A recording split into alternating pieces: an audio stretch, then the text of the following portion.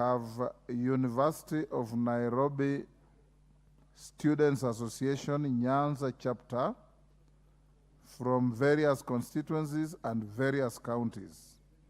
Again, on your behalf and my own behalf, we welcome them to the House of Parliament. Thank you. Next order. Order number 6, notices of motion. The member for Mandera South, Honorable Abdul Haro. Honorable Speaker, pursuant to Standing Order 33-1, I seek leave for the adjournment of the House for purposes of discussing a definite matter of urgent national importance regarding the current severe El Nino crisis and its devastating effects, particularly in Mandera County. Honorable Speaker, the adverse effects of the El Nino crisis are significantly impacting a lot of critical facets of our country. The rains are disrupting the ongoing national exams for students with potential long-term consequences on the education and future prospects of students. In Mandera County, numerous schools are also being utilized as refugee shelters, posing challenges to both the displaced individuals and the educational institutions involved. Some vital healthcare facilities, including hospitals, are submerged, rendering them inaccessible.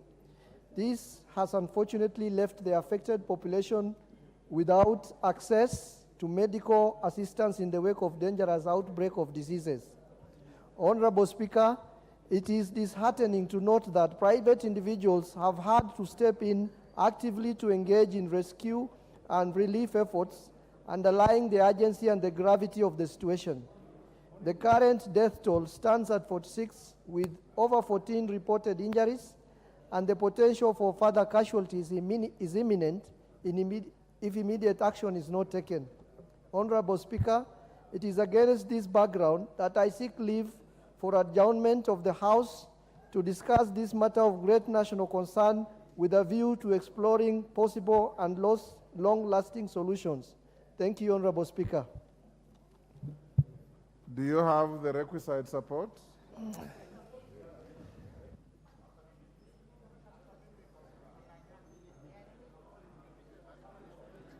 The support is overwhelming. Honorable members, you may take your seats. You may take your seats now. Honorable member for Mandera Central. Order, honorable members.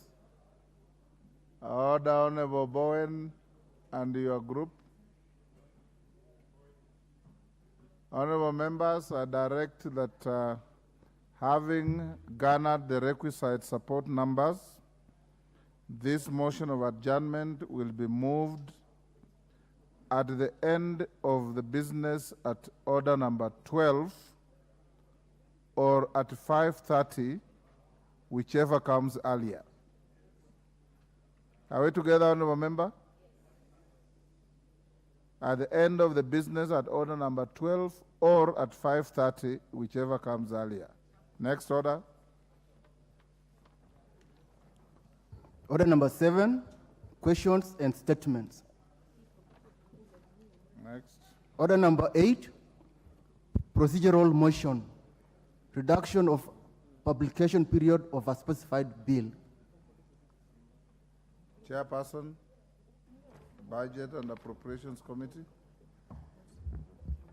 Thank you very much, Honorable Speaker.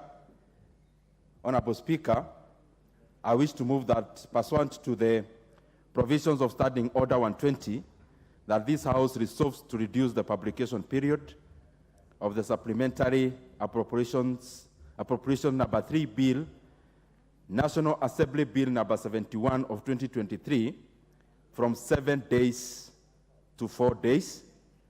And Honorable Speaker, the essence of this, as members are aware, there is nothing much happening in regards to government, and that is affecting actually this House just like any other agency of government, because when there is process like the one we are undertaking now for supplementary estimates, as members are aware, the system of government famously known as IFMIS, usually does not operate.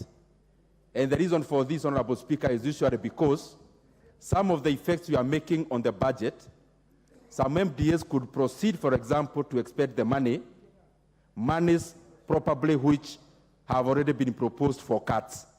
So the essence of actually locking, in quotes, the IFMIS is usually for tidiness of government financials, because the process we are undertaking now is to vary the budget. And we cannot now be expending the same monies that we are varying. So the essence of this motion is for us to be able to conclude the debate in regards to appropriations bill today, and henceforth then conclude the matter of supplementary estimate, so that then we can free up resources to go into our CDF, to go into our roads, to go into our water, for Parliament to operate, and any other government agency. And Honorable Speaker, I request the very eloquent member for Kirinyaga, Honorable Jerry, to second. Any eloquence here? Honorable Speaker, I rise to second, and I thank my very good friend and role model to many of the young politicians, Honorable Ndindi Nyoro, the member for Kiharu. Honorable Speaker, indeed, we need the country to be able to operate, and I am seeking that once this is done, Treasury releases the funds with immediate effect so that we can get back to work. Thank you, Honorable Speaker. Thank you, Njeri. Honorable members, I now propose the question that pursuant to the provision of Standing Order 120, this House resolves to reduce the publication period of the Supplementary Appropriation Number 3 Bill, National Assembly Bill Number 71 of 2023, from 7 days to 4 days. Is that the mood of the House? I'll now put the question, which is that pursuant to the provision of Standing Order 120, this House resolves to reduce the publication period of the Supplementary Appropriation Number 3 Bill, National Assembly Bill Number 71 of 2023, from 7 days to 4 days. As members of that opinion say aye. Aye. Will those of the contrary opinion say nay? The ayes have it. Order. Honorable Mwenje, before we declared you whip, you are fighting to sit on the front bench. Now that we have done so, you've shifted to the back bench. Okay, next order. Order number 9, the Supplementary Appropriation Number 3 Bill, National Assembly Bill Number 71 of 2023, first reading. An Act of Parliament, a bill for an Act of Parliament to authorize the issue of certain sums of money out of the Consolidated Fund and the application towards the service of the year ending on the 30th June 2024, and to appropriate those sums for certain public services and purposes.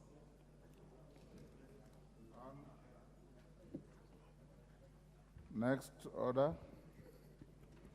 Order number 10, the Supplementary Appropriations Number 3 Bill, National Assembly Bill Number 71 of 2023, second reading. Chairman, Budget and Appropriations Committee, Honorable Ndindi Nyoro.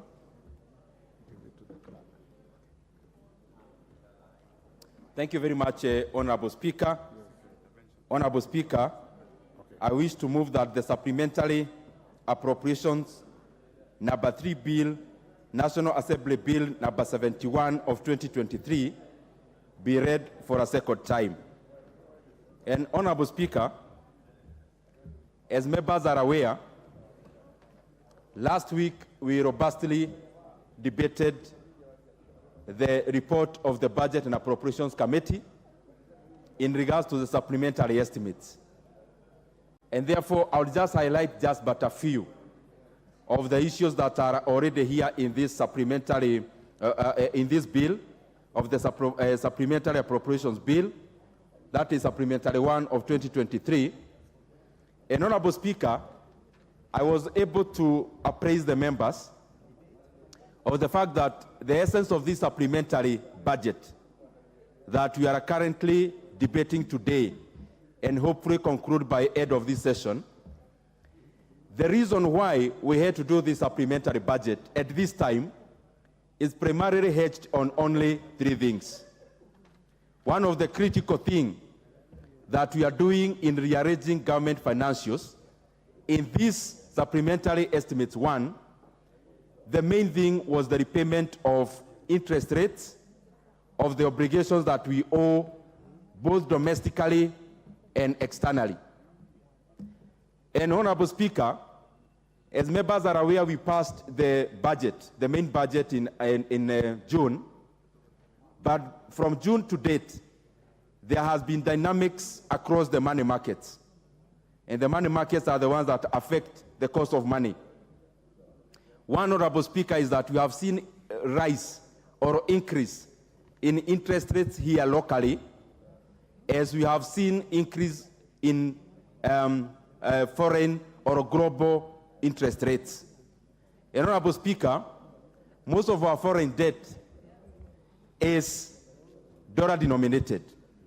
And even to start with the global figure about our debt, is that Kenya, give or take, has around 10 point something trillion Kenya shillings in debt. And out of which 50% of that debt is foreign. Most of the foreign debt is dollar denominated. Honorable Speaker, from January to date, our local currency, the cash, has lost over 21%. And therefore, in consequence, what that means is that around 4.3 trillion Kenya shillings that we owed by the beginning of this year has been able to escalate to around 5.3 trillion, majority of which is not money that we have borrowed, but just the variations in our local currency in regards to the dollar, which is a denomination that is used in most of our borrowing. And therefore, the essence of the monies that we are enhancing is basically to be able to provide for that. 145 billion Kenya shillings in this supplementary budget is going to just enhance the payment of our interest rates, both domestically and also in terms of foreign debt. Honorable Speaker, some members, and it's important that I clarify. Why do we have to keep up on raising our interest rates as a country? Why is T-bills now having much more yield than they were having in June?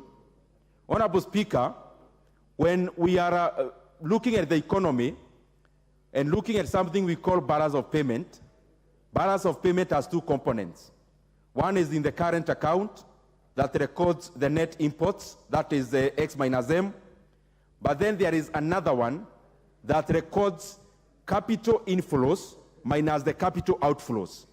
Now what happens is that when the other global interest rates are rising, if the current or the domestic interest rates does not go in tandem, then what happens, Honorable Speaker, is that we make other economies more attractive for investment. And that is why Kenya cannot be isolated. When the global interest rates are rising, Kenya also raises so that we can also attract capital inflows within the country.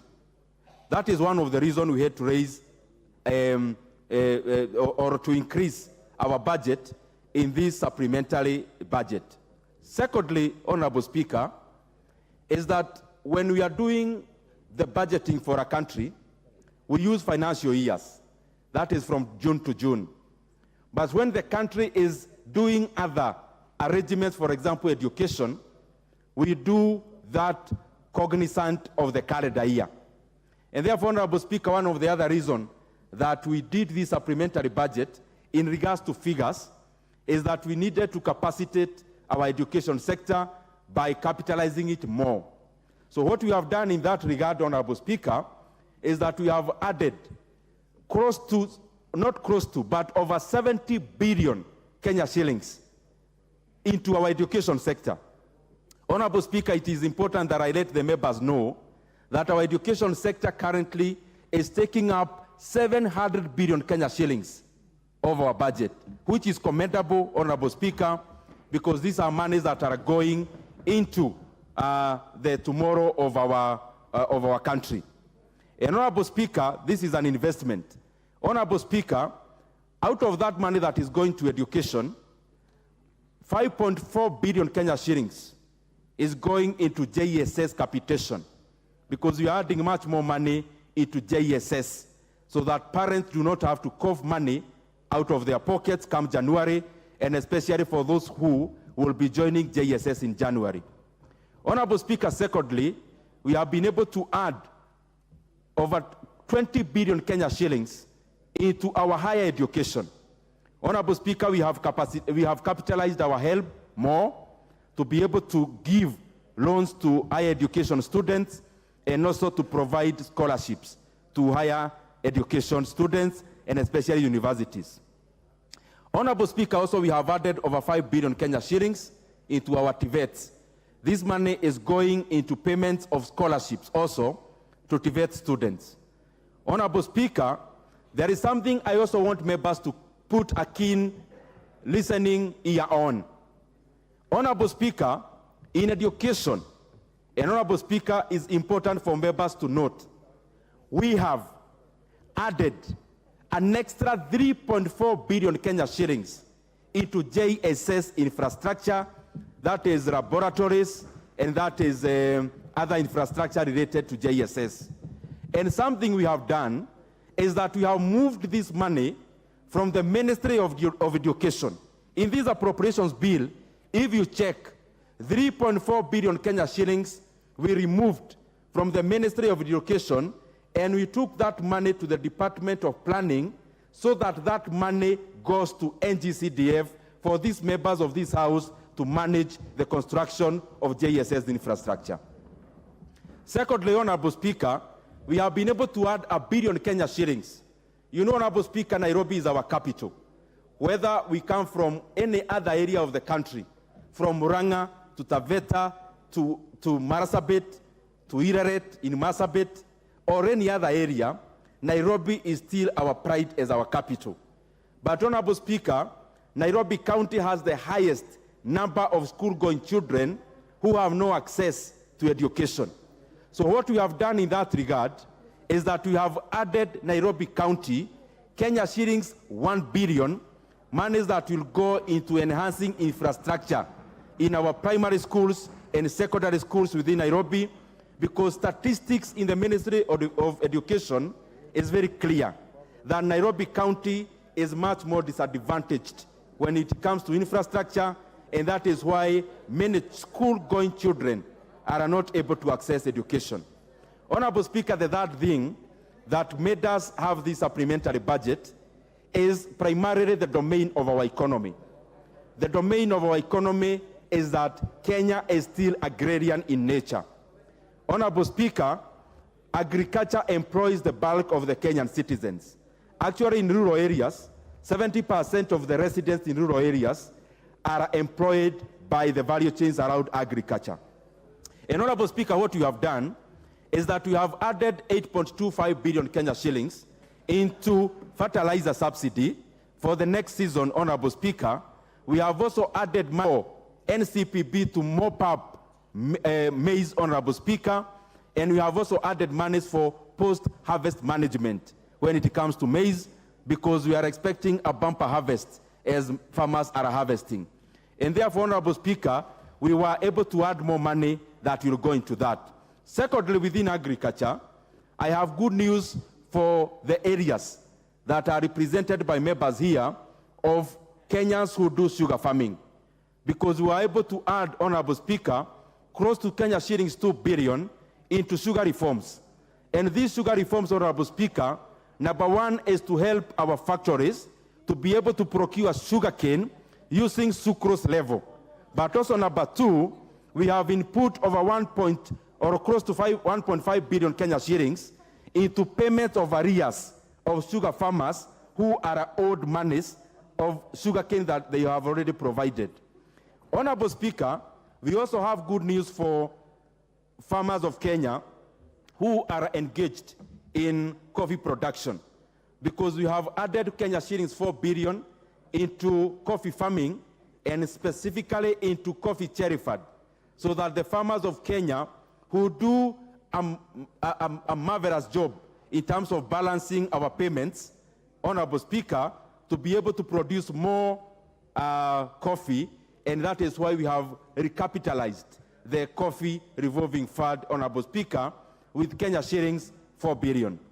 Honorable Speaker, there are much more that we have been able to do in these supplementary estimates, because we believe that a country that is run by people is dynamic. And therefore, the budget that we made in June, a lot has happened.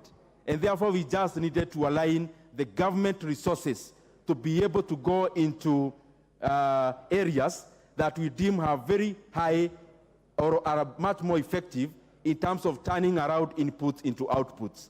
And Honorable Speaker, agriculture has been seen to be a part of that. As I come to the conclusion, it is important, because budget making process affects the entire economy, that I highlight one area that members have been asking. Members have been asking, why is our currency decimated? Why is our currency on the receiving end in regards to other global currencies? Honorable Speaker, for the last 11 times that the Federal Reserve has met, that is the Federal Reserve of the US, they have consistently been raising interest rates. In January of 2022, the Federal Reserve rate in the US was in the band of 0% to 0.25%. They have then raised interest rates for 11 consecutive times, up to now the band of 5.25% to 5.5%. How is that related to the Kenyan shilling? Honorable Speaker, what has happened when the US raises interest rates, there is capital flight from all the other emerging economies like Kenya and the rest. And therefore, we have seen a lot of capital outflows from emerging economies like Kenya. Of course, the investors going into the US, where they don't need to worry about currency devaluation. Honorable Speaker, the second thing is the regime of the central bank. Honorable Speaker, the central bank has 3 critical areas that it needs to do other than regulation of the financial institutions. And the critical role of the central bank is to set prices. And there are 3 categories of prices. One, there is prices of commodities, which we call inflation. Then there is the price of money, which we now use interest rates. But then there is the price of the domestic currency, which is forex or exchange rate, Honorable Speaker. And Honorable Speaker, the regime of the central bank affects how the domestic currency or the direction it takes.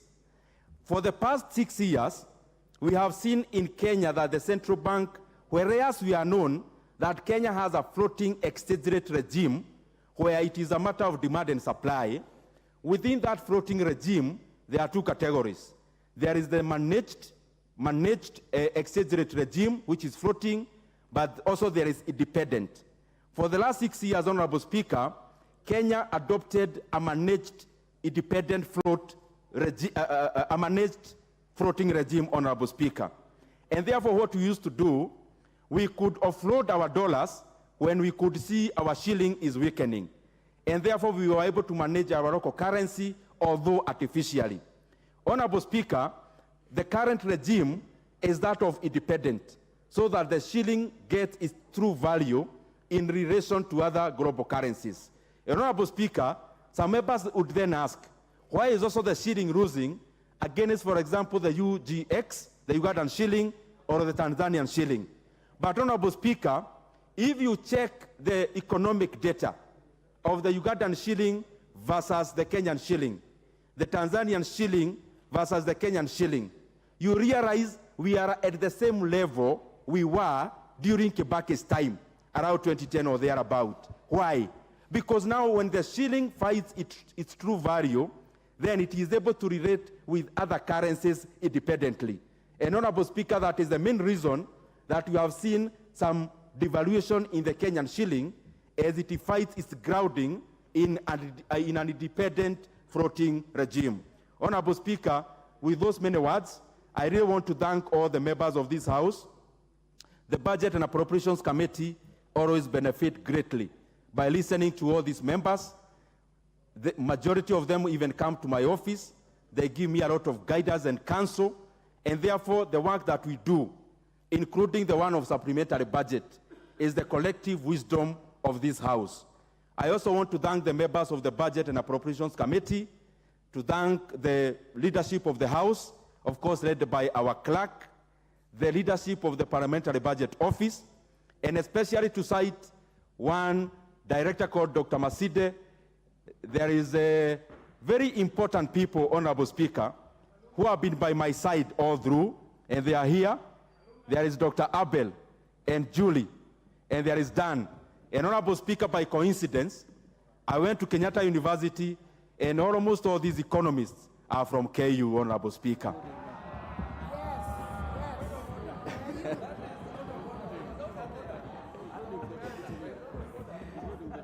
Including, Honorable Speaker, the Deputy Majority Leader of this House and the Chairman of ICT, and therefore, Honorable Speaker, and I'm sure those who never got an opportunity to go to KU, they can still do a postgraduate something around that institution. Honorable Speaker, with those many remarks, I want to call upon the member for Oljororok,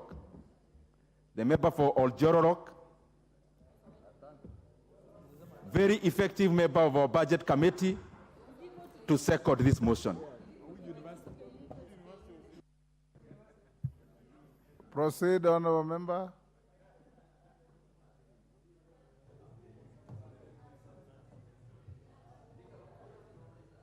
Give him a mic. Thank you, Mr. Speaker. Mr. Speaker, I second.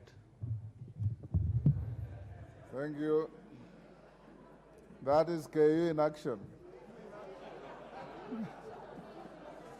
Order, honourable members. Honourable members, and order. Order, McClap. Honourable members, I now propose the question, which is that the Supplementary Appropriations Bill number 3, National Assembly Bill number 71 of 2023 be now read a second time. Honourable members, I want to give you some direction. This is literally a replica of the committee report. And I want us to agree how much time we want to spend on this. In my thinking, if the screen is full, contrary to my earlier advice, if we'll have some debates, it's now 3:15. I will allow short debate up to 3:45. Then we can, how much time do you want everybody to take?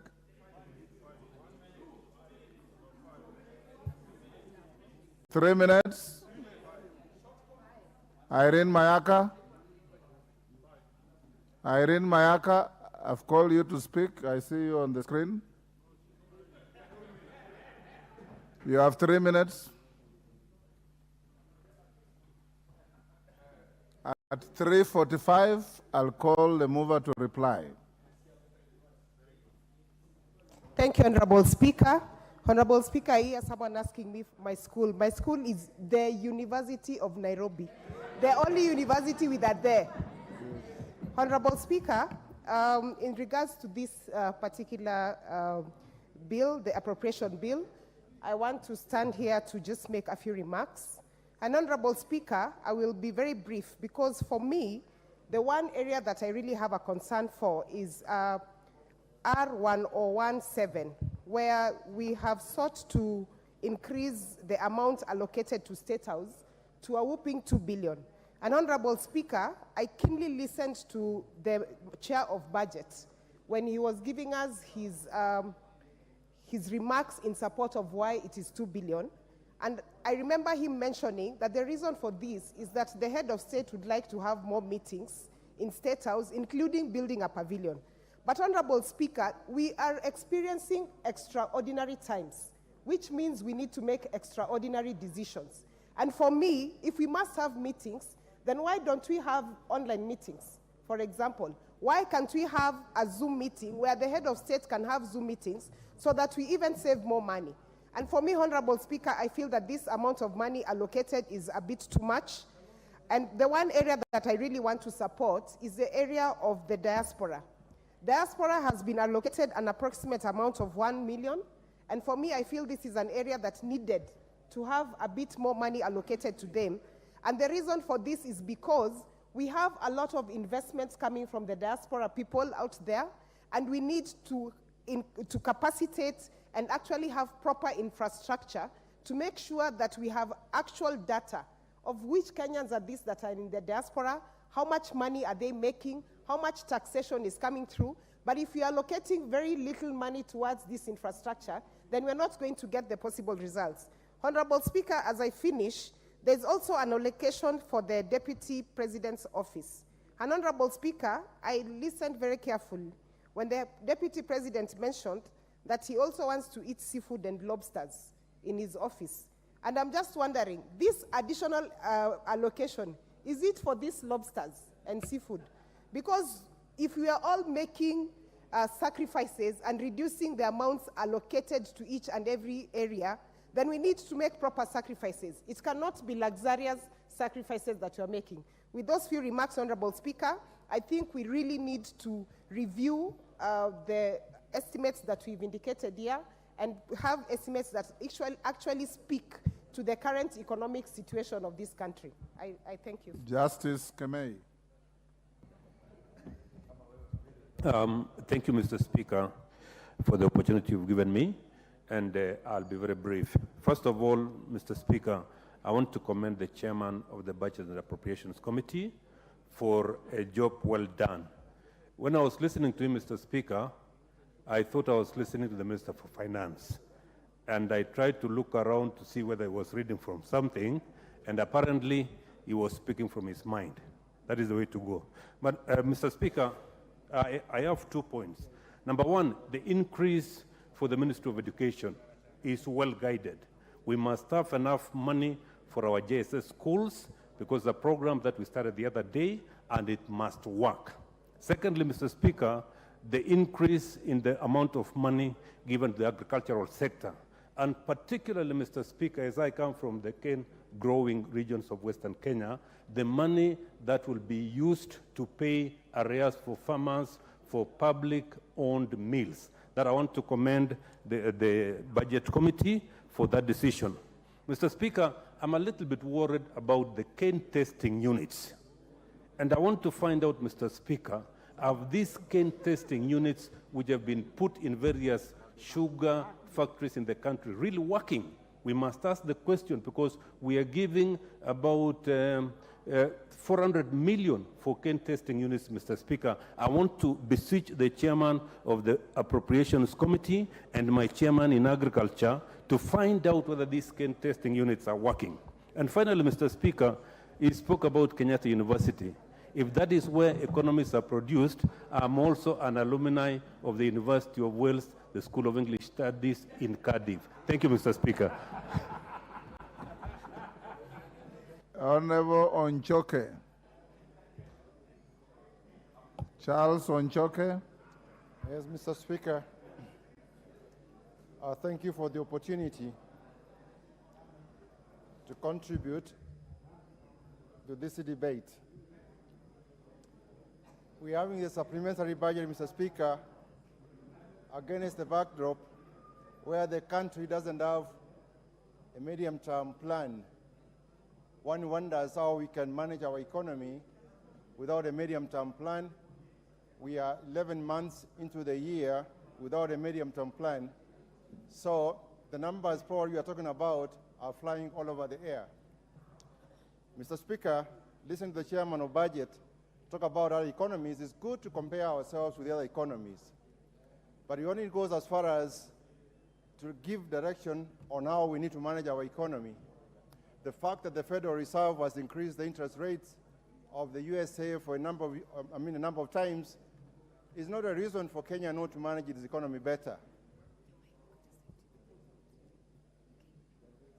Thank you. Yes. is no reason for Kenya not to manage its economy better. We are in a situation where the interest rates are high, and the reason why our shilling is depreciating against the international strong currencies is because our imports are falling short of, our exports are falling short of imports. In other words, we are consuming more imports than exports. Why are our exports falling short of imports? The reason is our main exports like agriculture, tea, coffee, horticulture are falling. Why are they falling? It's because the Kenyan... Your time is up. KJ. And you are not Nairobi, you are KJ, member for Dagoretti South.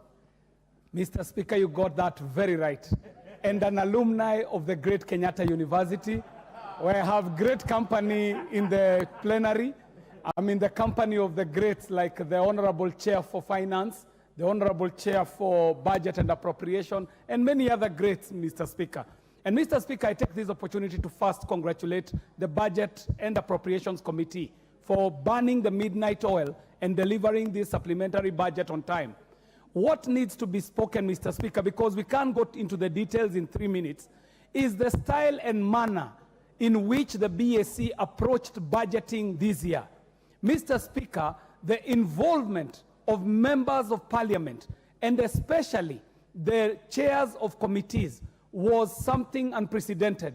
We have to commend the new style and approach that has been adopted by the Finance Committee that is very inclusive and very considerate of the issues that are coming out from the members. As a member of parliament representing a Nairobi constituency, Mr. Speaker, we do appreciate that in this budget, we have been able to put in 1 billion Kenya shillings, monies that is being transferred into the planning ministry so that it can be appropriated through the CDF so that we can expand our primary schools in this city. Mr. Speaker, the primary schools in Nairobi have come to a state where some of them have been condemned as unfit for human occupation. Some schools that last were attended to in the era of the Nairobi City Commission. Some were attended in the era of the Nairobi City Council. Some were attended in the eras of Mayor Margaret Kenyatta. This is the time, Mr. Speaker, that we get the opportunity to bring up some of these schools up to standard. Mr. Speaker, the investment in the digital space is also commendable, Mr. Speaker, that the digital economy and the ICT sector did get a small boost with an improvement of the monies that have been appropriated to this sector. So, Mr. Speaker, I do call upon members of parliament to take the opportunity and honor the pledges that they made at the Kamkunji that you convened so that we can have digital innovation hubs in each and every single ward of this country. These digital innovation hubs, Mr. Speaker, are impressive. The few that have already been put up are already converting learners into earners. Young people who are walking into our TVETs, getting the digital literacy skills, getting trained on how to be able to work on online jobs and earning in dollars. Mr. Speaker, I will want to end it here by associating myself with the words of the chair that KU does produce brilliant minds, Mr. Speaker. Dr. Masinde and the other lady who has been supporting this committee are well known to me as extremely brilliant minds. And Mr. Speaker, there is a case to be made for the generational conversation that the people who are running the economy of this country, Mr. Speaker, are of a certain average age. When you look at the chair of budget, look at the chair of finance, look at Daktari and the people who are working, this is a generation that needs to make its mark akin to the generation of the Mwai Kibakis, the Kenneth Matibas, the Martin Shikukus, who are able to bring up a Kenya that was so brilliant in the 60s and the 70s that it was recognized all over. We are seeing a situation where we are bringing up leaders of a new generation that will make this country the envy of the people around this region, in the East African region, the envy of Africa, and the envy of the world. Mr. Speaker, I do appreciate this opportunity to contribute to this motion. Thank you very much, Mr. Speaker. Thank you. Joseph Oyula.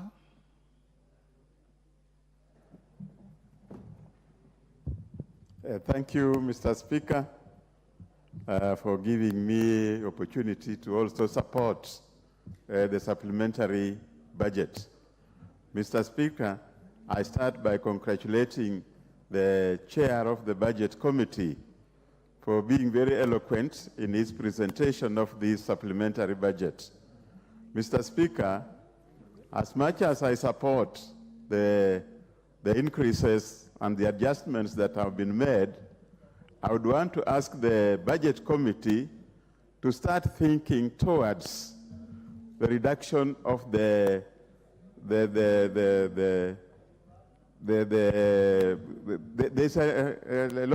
an increase in the deficit. We should start thinking about the reduction of the deficit. Let us now start looking at a balanced budget. I know it is not something that can be done easily, but let us put our minds of bringing the budget, the deficit down, so that Kenya is also seen to be doing its operations in a more considerate manner.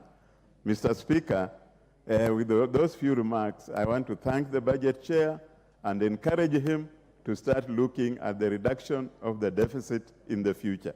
Thank you. Beatrice Kamei. You're on the screen. I see you exclaiming.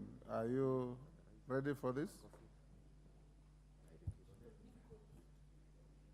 Thank you, Honorable Speaker. I want to first thank the chair of this budget and appropriation and his members for the work well done, and to also appreciate the fact that he went to Kenyatta University. Those are great brains. I also went to the same university. So I'm here to appreciate this budget. Now, when it comes to the side of agriculture, I was trying to look at the tea sector, and I was wondering how much has been added to it, but I am made aware that the side of fertilizers is where the tea farmers will benefit from. For the coffee, 4 billion is good money, and the reforms will support many of our coffee farmers. Kericho, we have coffee, and the farmers had left coffee because the payment was very low. With this increase, I am sure coffee farmers will smile all the way to the bank. But I feel more money should have been allocated, Honorable Speaker, to tea farming. Milk, Honorable Speaker, the new KCC, having been added 1.5p, is very, very important.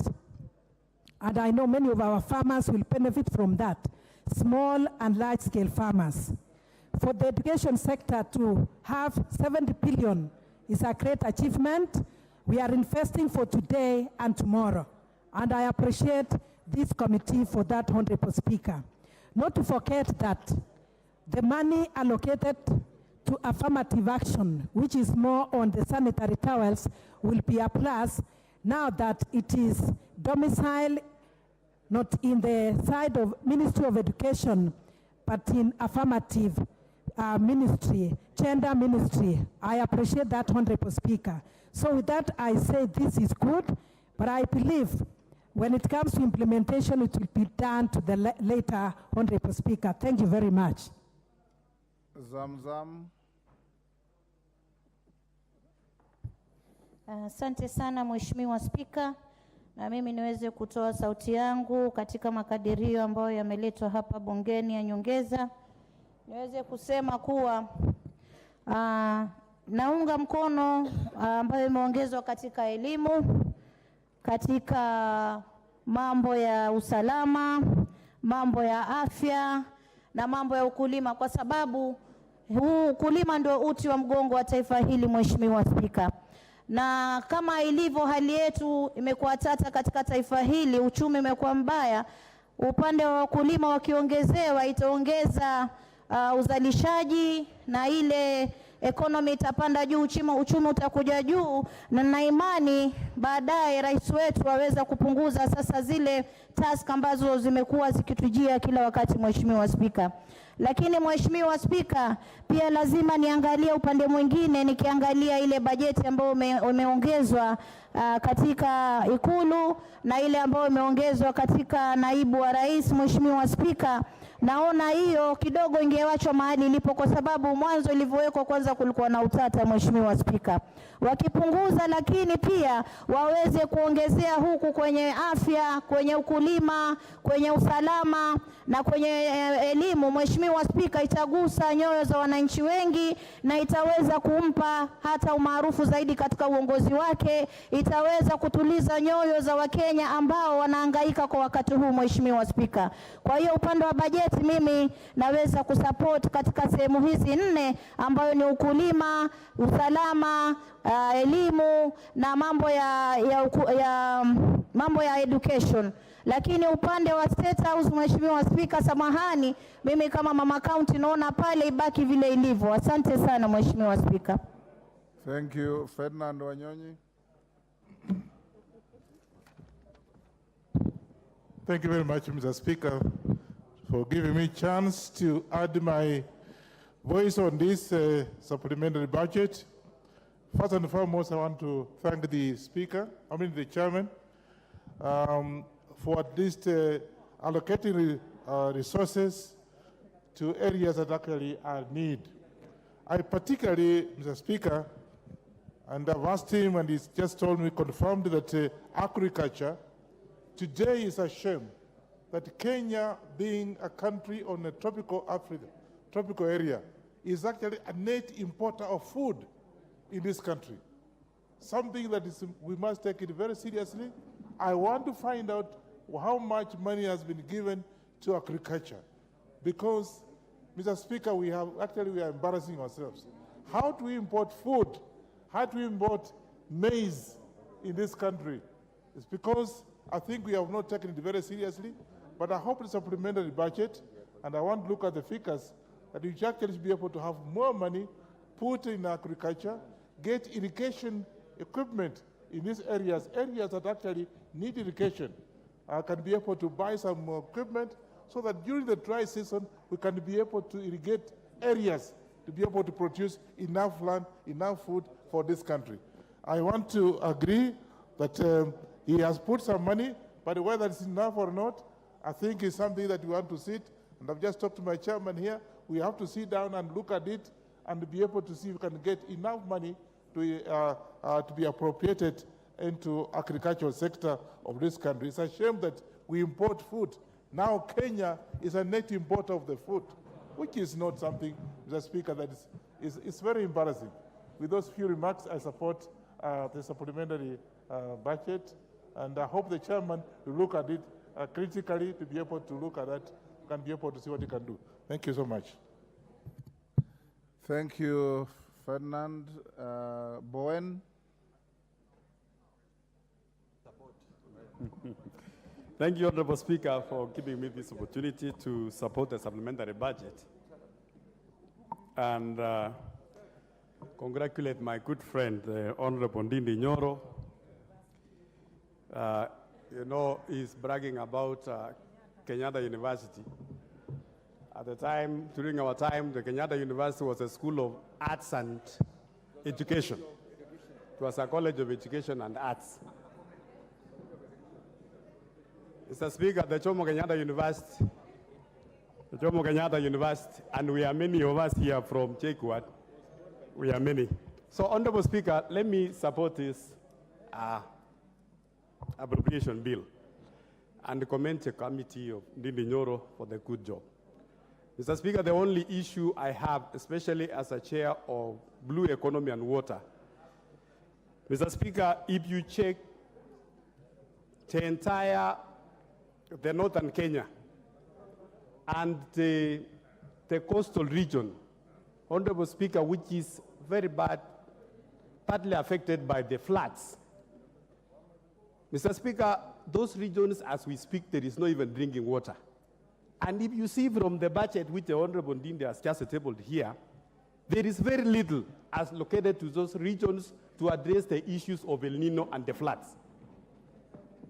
Mr. Speaker, I appeared before the committee to present the case of these regions, and I don't know how much the Honorable Chair has given, because, Mr. Speaker, these are people currently, they are not even asking, they are not talking about coffee, they are not talking about maize, they are not talking about fertilizers, they are talking about livelihood, drinking water for them and their livestock.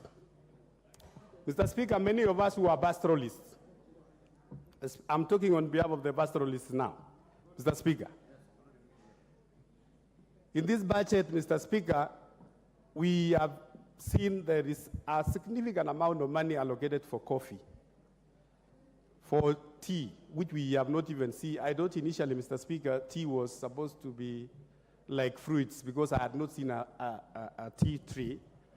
So, Mr. Speaker, I want when we do a budget, we do a balanced budget for the entire country to make sure that every Kenyan, Mr. Speaker, because all of us, we are taxpayers, we make sure that there is a balanced budget which touches across the economy of this country, including us, the pastoralists.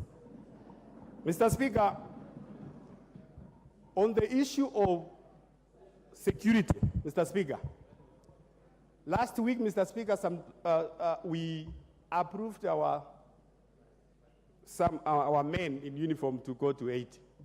And Mr. Speaker, if you come to regions like Kerio Valley, where I come from, the northern Kenya, the Turkana, that side, there is no security. So I was seeking that in this budget, the Honorable Ndindi Nyoro's committee and the also Treasury allocate enough money to address the issue of insecurity in northern part of the country and also the Rift Valley. Otherwise, Honorable Speaker, from the budget I've seen from the Honorable Chair, it's generally a good budget, and I support, but I'm only telling the Chair next time when we are going to supplementary 3 or supplementary 2, they reach the parts of Kenya which he has forgotten in his budget now, he makes sure that it is addressed properly.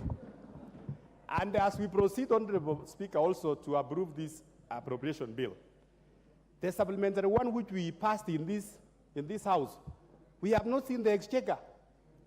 We have not seen. There are projects at that time when it was approved.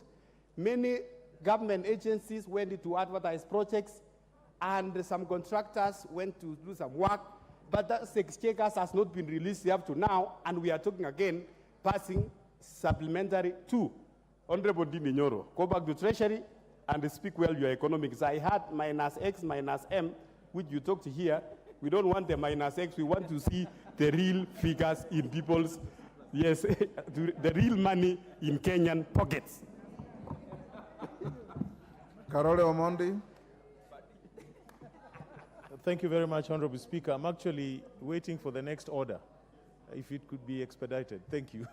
Now you are falling victim of my direction.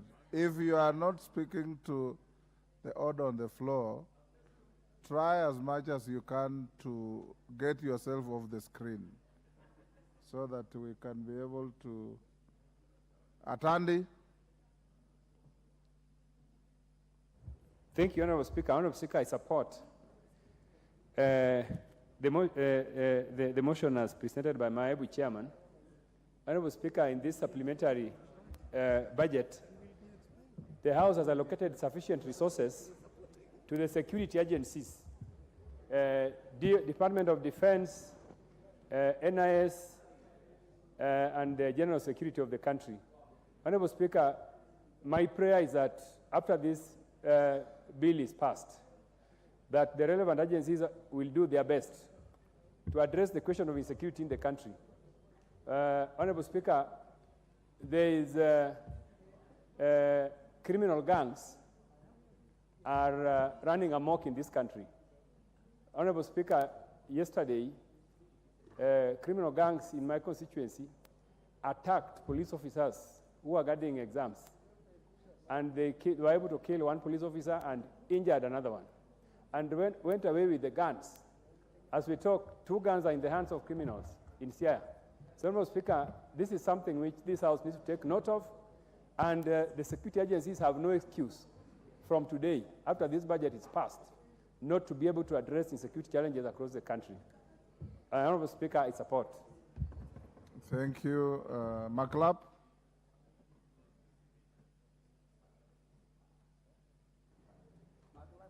Yes, Mr. Speaker, first of all, I rise to support the Honorable Chair for budget on this S1, supplementary 1. Mr. Speaker, I have listened carefully, and I've also gone through the budget, the supplementary 1, that 1.8 or thereafter billion was allocated for compensation of farmers or payment of farmers that were not able to, the state-owned sugar factories were not able to pay them. Mr. Speaker, I support the payment of farmers because they are suffering and they supply their gain. But the problem, Mr. Speaker, is we have actually sanitized corruption.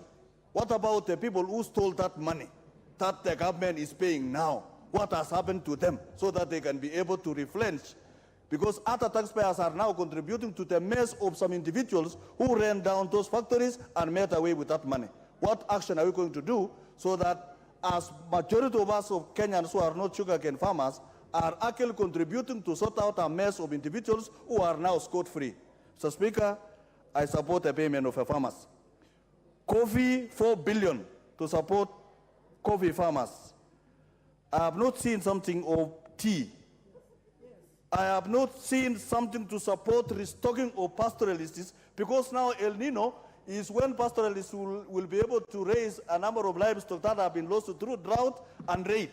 Mr. Speaker, where is something for us? Those of us who come from the pastoral economy, who want to do now restocking, because we lost the majority of our animals in drought and in banditry, Mr. Speaker. We need this country to be equal. We need fairness in Kenya. As we do coffee in those places that grow coffee, we sort out farmers in those places they grow sugar. We also need to sort out farmers who grow tea. We need to sort out farmers who actually raise livestock for survival, Mr. Speaker, in Kenya. Mr. Speaker, I also want to congratulate my chairman here for sorting out 6.3 billion for security, for modernization of security. But, Mr. Speaker, that modernization of security should not just be the police. That modernization must also go to the NBRs of Kenya, who are actually cutting community interests and their lives, Mr. Speaker. Modernization of NBR is required so that they have the right care and the right weapons to be able to combat with crime that has already exceeded police force, Mr. Speaker. And finally, Mr. Speaker, your time is up. Mr. Speaker, just one. Mr. Speaker, I agree that going forward in this country, we need a balanced budget. A balance. During Nyachai's time, I was not in Parliament. There was a time Nyachai brought in a balanced budget, revenue equal to expenditure. Mr. Speaker, during Kibaki's time, we financed our budget a deficit of only 5%. Going forward, so that we don't sort out a problem caused by Bretton Woods institutions like World Bank and IMF, we need to move forward and swallow the bill and do a balanced budget that will be able to sort Kenya, and we don't go to the crisis of debt repayment and even increasing supplementary because of things that we don't have control as a nation. So, Speaker, I rise to support. Mover. Thank you very much, Honorable Speaker, and I want to take very little time in replying. Honorable Speaker, I want to thank all the members who have said something about this supplementary budget, and it's important that I mention so that I also reply to their concerns. Number one, on Honorable Irene on State House. Honorable Speaker, I explained that in the second reading of the report, and the fact of the matter is that State House had not been given enough money in the main budget, and we did that consciously because there were more pressing needs.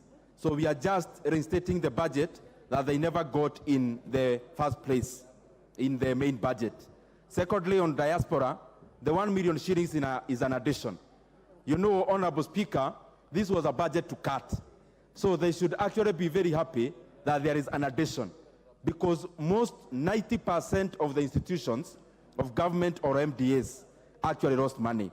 Honorable Speaker, on the issue of education raised by Honorable Justice, we have already added more money to education. It was actually the highest gainer after the payment of interest rates. On Honorable Nchoke, I agree on the issue of interest rates and forex, that they have a big effect on the amount of money we end up paying our interest rates. Honorable Speaker, on Nairobi schools, as was highlighted by the chair of ICT, Honorable KJ, there was a clear need, specifically because land in Nairobi is very expensive.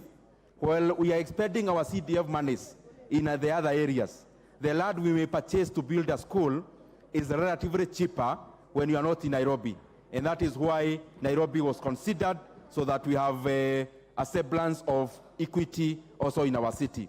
Many times you see the city of Nairobi, we see good roads, but there are very many informal areas and Kenyans who need our assistance.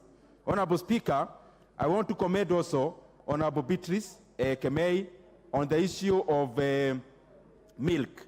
We have actually added more money to new KCC because we need them to mop out or to mop up much more milk, and especially as Kenyans know, when it rains, we have more production of milk. And what happens is that the prices fall. This money is to mitigate that drastic fall in milk prices and as far as the farmers are concerned. Honorable Speaker, there is an issue that has been raised by many members on whether there is actually money for flood mitigation. Honorable Speaker, in the Department of Asals, there is around 6 billion Kenya shillings we put for emergency. In fact, this money is donor-funded money. So what we do is that the government of Kenya allocates exchequer money or domestic monies, and then every shilling we spend, we get reimbursement from World Bank. So when it comes to flood mitigation and assisting Kenyans who are victims of floods, there is sufficient money, Honorable Speaker, that we have put in this supplementary budget. Honorable Zamzam, thank you very much. The money for security is there. Honorable Ferdinand Wanyonyi, and the chair for agriculture is here, he can confirm, Honorable Mutonga, that this supplementary budget, the third gainer is actually agriculture. Agriculture in all respects. In terms of inputs, Honorable Mutonga has been a very good chair of that committee. Yes, order. What is the point of order? Thank you, Mr. Speaker. Is the chair for budget in order to mislead the House by telling us that money has been allocated for El Nino and other disasters, when in the book we can see only money for capital expenditure, nothing for disaster. So where is he reading from? Whatever he's saying. We know that 22 counties are affected by disasters. So he should not speak to himself. He should speak to the House on what is table on the floor, Mr. Speaker. Thank you. Chairman, wind up.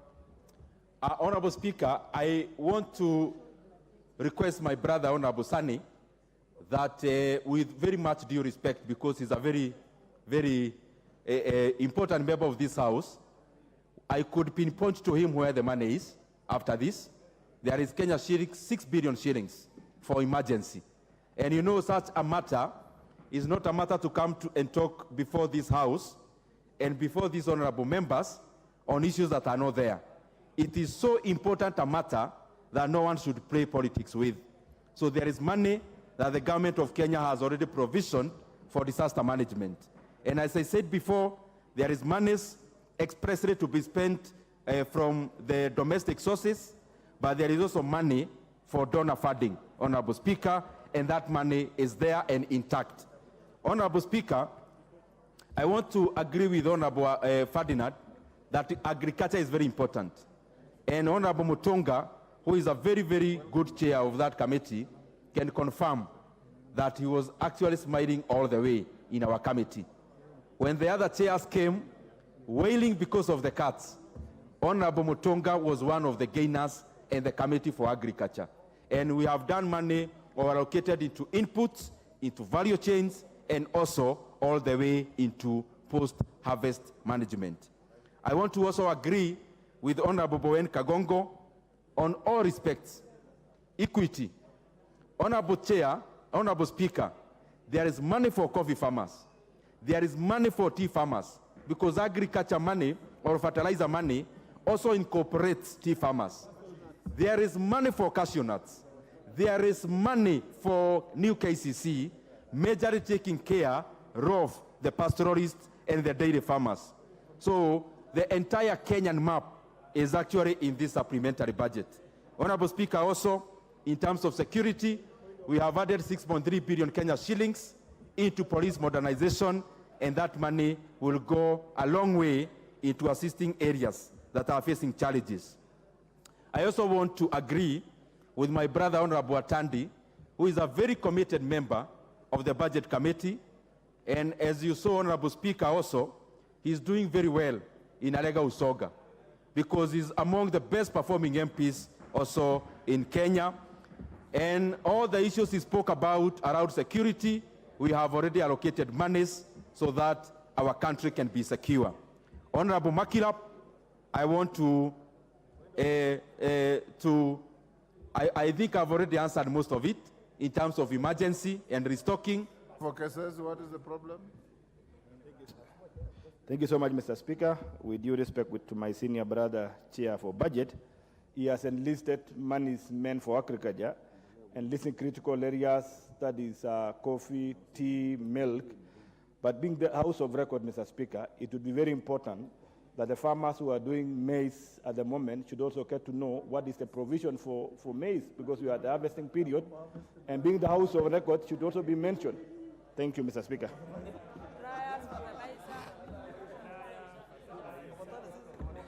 Honorable Speaker, I had already mentioned about maize farmers, but because the Honorable Member for Keses shares the same name with the President of Kenya, I will repeat that we have 8.25 billion Kenya shillings monies for fertilizer subsidy. Most of these monies is for maize farmers. Secondly, there is money for post-harvest management. In fact, part of the items that were already passed under Article 223 are monies that went into the purchase of dryers. Number 3, Honorable Speaker, we have put some money for arrears of farmers who never got paid by NCPB in previous years. And Honorable Speaker, and I hope now Honorable RUTO is now satisfied. We have also put money for NCPB to mop up money. He's cheering what you are saying. He's satisfied. Wind up. I am winding up, Honorable Chair. We have also put money into NCPB for them to buy excess maize from our farmers so that we can have a granary that is full as a nation. With those many remarks, Honorable Speaker, I wish to reply. Honorable members, I now propose the question, put the question rather, that the supplementary appropriation number 3 bill, National Assembly Bill number 71 of 2023, be now read a second time. As many as of that opinion say aye. Aye. Will those of the contrary opinion say nay? The ayes have it. A bill for an act of parliament to authorize the issue of certain sums of money out of the consolidated fund and the application towards the service for the year ending on 30th June 2024, and to appropriate those sums for certain public services and purposes. Order number 11, Committee of the Whole House. Order, honorable members, may you be upstanding.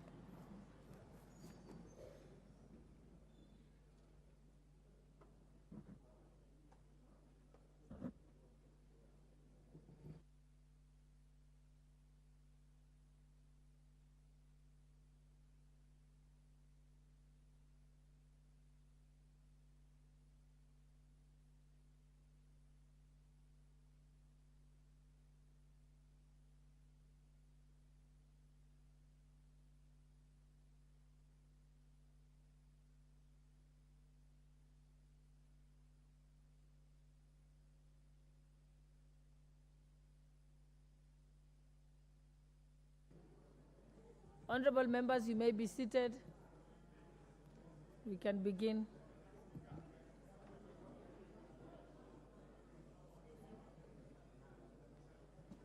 Honorable Kangogo, what is your point of order? Even before we begin.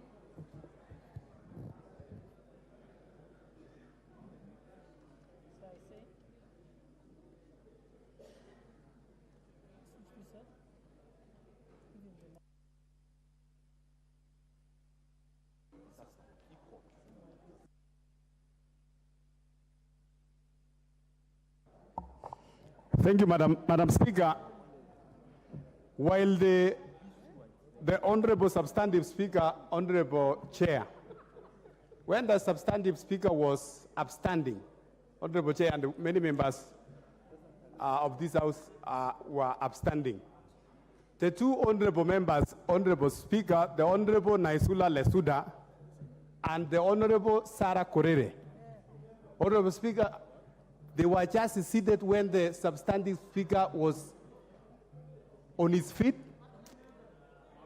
And Madam Speaker, I want to ask if the two honorable members are in order, that they were seated when all of us together with the Substantive Speaker were on our feet. Honorable Naisuda.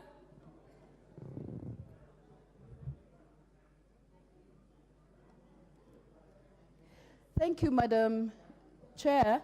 We actually stood, and I think it's about time Honorable Kangogo checked the prescription of his glasses, because maybe, honestly, we stood, Madam Chair. Yeah, he needs to go and get his glasses checked. Honorable Kemei. Chair, Honorable Chair, I must confess that Honorable Kangogo was just appreciating the way Honorable Member was just stood is looking very beautiful and very smart, and he just wanted to have that attention. Thank you, Honorable Speaker. I see that was said in jest. Let us proceed.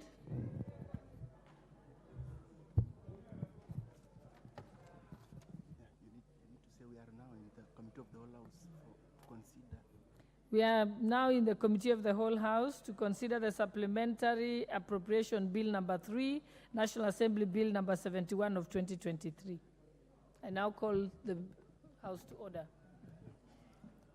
Clause 3, 4, 5, and 6.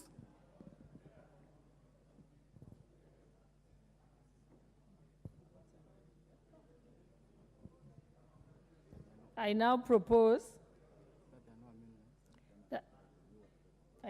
the question because there are no amendments. I propose the question that clause 3, 4, 5, and 6 be part of the bill. I now put the question that clause 3, 4, and 5, and 6 be part of the bill. Will as many as of that opinion say aye? Will as many as of the contrary opinion say nay? The ayes have it. First schedule.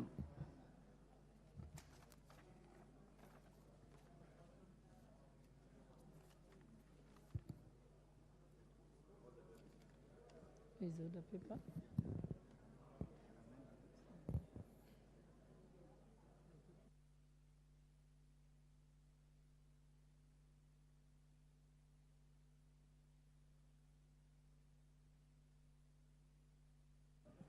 I propose the question that the schedule be the schedule of the bill.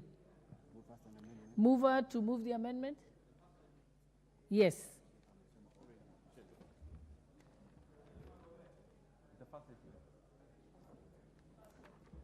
Thank you very much, Honorable Chair. I wish to move that the first schedule be amended by inserting the following new votes and their corresponding details after vote R2031. I'll just read the votes and members can interact with the content in the circulated amendment sheets. That is R2041, an additional 6 billion, R20, 6 million only, sorry, Honorable Chair, let me repeat. R 2041, 6 million shillings.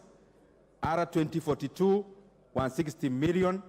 R 2043, 60 million. And R 2044, 44 million, Honorable Chair.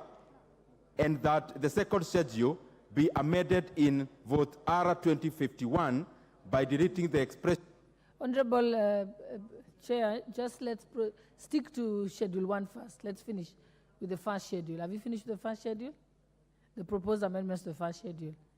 Then once we've dispensed to that, then you can move to the second schedule. Have you completed the first schedule? Not yet. There are two types. Yeah. Honorable Chair, I'm actually on it. There are 2 sheets of amendments for first schedule. That is the reason. Okay. There is 1 pager and there is a 2 pager. Okay. So I was reading the 1 pager. Okay. Yes, Proceed. then I go to the second pager. Thank you for that. Thank you. So in continuation, yes, first schedule, yes, I agree.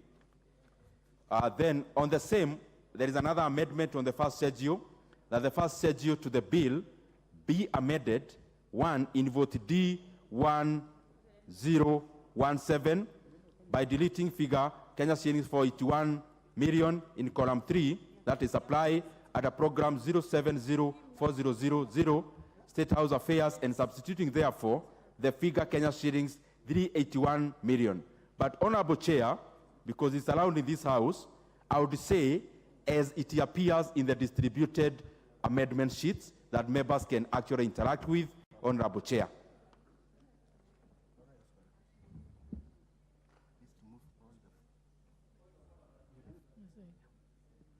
Okay, I'll let you answer, but you can move all of them.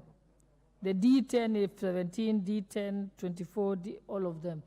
And then, because they are all similar.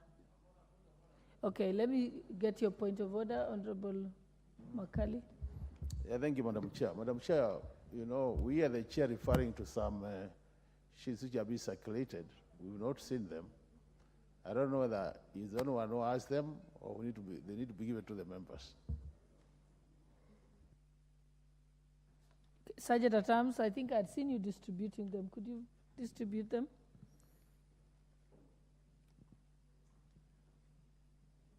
Yes, you can proceed. It's coming to you, Honorable Makali. Thank you, Member. Sorry, I actually thought they are already distributed, but they'll be coming. But just to say, majority of these amendments are actually cleanups, but let me continue to read. That the first schedule to the bill be amended in vote D 1017, 2 in vote D 1024, 3 in vote D 1026, 4 in vote D 1066, 5 in vote D 1072, 6 in vote D 1134, and 7 by effecting the consequential amendments thereof. And just to explain to members, Honorable Chair, what we are trying to do here, there were some amendments under the security docket, which they are rearranging money within their own areas. That is the first part, that is 1, 2, and 3. On the other areas, Honorable Chair, it is the monies meant for Nairobi infrastructure, which were not well captured during the second during the report time, Honorable Chair. And then what we are actually doing is clean up so that we can have this money instituted under the Department of Planning, which now holds NGCDF. On the last part, it was just pure cleanup, Honorable Chair.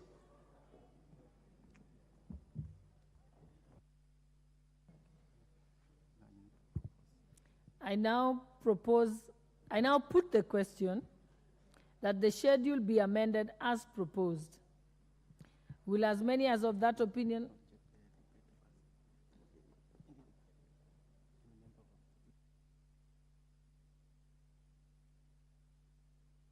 So we just put the question.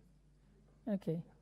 Let me repeat that. I now put the question that the schedule be amended as proposed. Will as many as of that opinion say aye? Will as many as of the contrary opinion say nay? The ayes have it. I now put the question that the schedule as amended be the schedule of the in respect of the votes D 1017, D 1024, D 1026, D 1056, D 1066, D 1072, D 1134, D 2041, D 2042, D 2043, and D 2044. Will as many as of that opinion say aye? Will as many as of the contrary opinion say nay? The ayes have it. Second schedule. I now propose the question that the schedule be the schedule of the bill. Mover to move the amendment? On the second same, schedule. Yes, on the same honorable chair, it is on the two kinds of papers. So I'll start with the first one, that the second schedule be amended in vote R2051 by deleting the expression 150 million appearing in the third column at the program 0619000 General Administration, Planning and Support Services. Honorable Chair, on the other one, that the second schedule to the bill be amended, A, in vote R1032, B, in vote R1071, C, in vote R1193, D, in vote D1071, by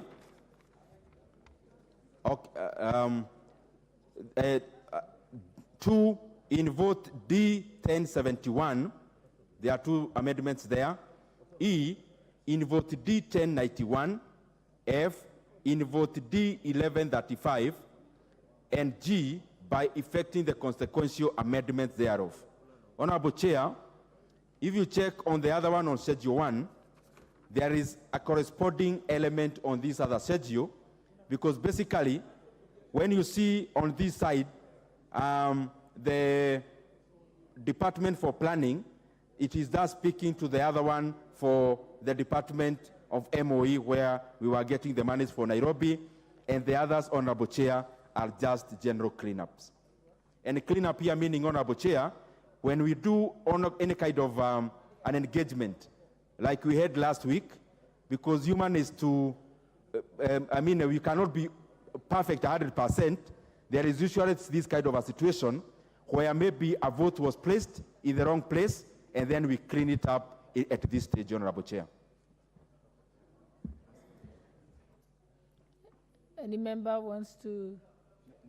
Yes? Okay, let me propose and I'll give you a chance. Yeah.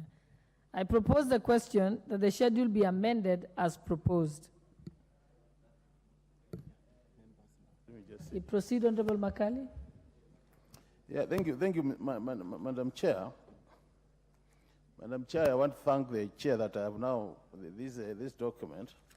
And I just want to go on record that, Madam Chair, despite the fact that we are moving figures, I think some of these figures seem to be too huge to be just allowed to be amended at this level. For example, if you look at the C, Madam Chair, we are deleting a figure of 4 billion and substituting with a figure of 29 billion. Just a figure of 4 billion, and you're substituting by a figure of 29 billion. Madam Chair, I think with what happened with the control of budget, Madam Chair, and this is a matter I wanted to raise when we were debating the act, because I thought it was important. I didn't get a chance. Madam Chair, you know, as a house, we have to be very careful. I'm a budget expert. And I'm telling you, Madam Chair, the reason why we have been taken for granted and being found to be not prepared for oversight is because of the thing called program budgeting. I'm sure we have doctors there, but this house is not being given the chance to go to the itemized budget because of that shift, and things are getting us not prepared You saw the other day the control budget saying, Madam Chair, that we have budgeted our own salary 3 times. And as a house, we approved. I think, Madam Chair, even though we want to support, I'm a member of the budget committee. But I think time has come when we must, some of these figures, to me, they look too huge just to be led to go at this level. Because I thought personally they should have come to the committee for debate and possibly a bit of detailed debate, Madam Chair. Otherwise, we will still be caught again unawares as a house, where these issues will go out to the public there, and members of public will start asking us, what are we doing as a budget-making house? Because I think, for me, I have no problem, but I think this figure is too huge for that change, Madam Chair. Thank you. Honorable Member for Tinderet, Honorable Meli, then I'll come to you, Honorable CPA RUTO. Chair, thank you. I want to commend the Budget and Appropriation Committee Chair for actually trying to do a proper cleanup. And I want to bring the attention of the members, and I think the members are quite keen on this particular budget-making process on the Committee of Supply, especially on the issue of taking money to the NGCDF, especially on Nairobi County, the schools, the various matching funds to schools. But I also want to urge the chair that let this money be released on time. As we proceed for recess, that the money be released on time so that members can now go to the ground and actually patronize, especially the construction of schools, so that we are ready for the new year and the students in grade 8 and so forth. But as Honorable Member has put it, the cleanup is normal. I think it is also good so that every other document that goes to the public is quite balanced and the figures are adding up. I thank you. Hello, Member for Butere, Honorable Tindi Mwale. Thank you, Madam Speaker. If you're interested in contributing. Yes. Oh, sorry, it was Honorable, let CPA go first. Honorable Tindi, you'll come after him. I forgot that I'd told him he'll have an opportunity. You're after him. Okay, proceed. Thank you so much, Chair. I would also want to comment on the good work done by Chair, Budget and Appropriation, but also to note on these matters of cleanup exercise being left out after budget to be corrected. I think, Madam Chair, there is something need to be done, especially Treasury, who are the main guiders on the budget-making process. And being aware most of the systems we are using are automated, we either have ensured that we have officers who are well-trained to manage the aspect of budget. Because this cleanup, Madam Speaker, might facilitate other hidden agenda, where people end up using budget, misusing the budget, and then awaiting the moment of supplementary budget to come and do the cleanup. This one is something that we have to ensure we have proper guidance and be strict measures on the officers who are doing this, because budget it's a process. It's a process from the start up to conclusion. By the time the main budget was concluded, all the programs were distinct, codes are there, they're existing, only for that to be undertaken later and cleanup process. Madam Speaker, you will believe with me, some sinister could also come with it. So I think we have to be very stern on this one. Thank you, Madam Speaker. Honorable Mwale, you may proceed. Asante, Madam Speaker. Madam Speaker, pia mimi nasimama kupongeza mwenyekiti kwa kuleta hiyo marekebisho, na vile ameshaeleza na alikuwa ameeleza mara ya kwanza akianzisha hii mjadala, amesisitiza na ametueleza umuhimu wa kufanya haya marekebisho. Lakini ile nataka niunge yeye mkono na nimuulize na niunge mwenzangu wa Tinderet ni ya kwamba hakikishe hii pesa imekuja kwa haraka mno, ili wabunge na Wakenya na serikali kwa ujumla ianze kuzingatia vile Wakenya wataishi maisha mema, kwa sababu Madam Speaker, vile unajua serikali ya Mheshimiwa William RUTO iliomba kura ikiongea maneno ya mama mboga na vijana wa bodaboda. Hii bajeti mwenyekiti ambaye ni tuna jina moja na yeye Honorable Ndindi hajafafanua vizuri ni mbinu gani serikali inaenda kuimarisha maisha ya mama mboga na bodaboda. Kwa hivyo ndugu yangu mwenyekiti, bajeti ambayo itakuja huko mbele, ningeomba wewe uzingatie mama mboga na bodaboda ili serikali ifanye kazi vile ilieleza wananchi. Asanteni sana. The Honorable Member for Nyeri County, Honorable Rehab Mokami.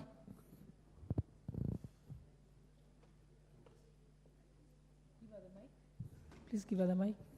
Thank you, Honorable Chair. Honorable Chair, I rise to support the share budget. I'm a member of Budget Committee, and I really appreciate the good work the committee has done, my colleagues. And Honorable Chair, considering the work we had, I really feel honored that we have only a few things to do cleanup, considering the work we had. So I support the share, and I support the cleanup which was done in Kasha and Heritage, because we really need to build our Kasha. Thank you, Honorable Chair. The Honorable Member for Garissa Township, Honorable Deko Balo.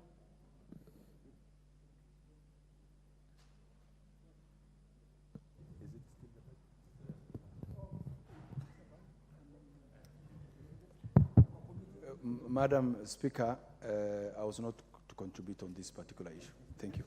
Yes, you had pressed the intervention button. The Honorable Member for Mombasa County, Honorable Zamzam Chimba.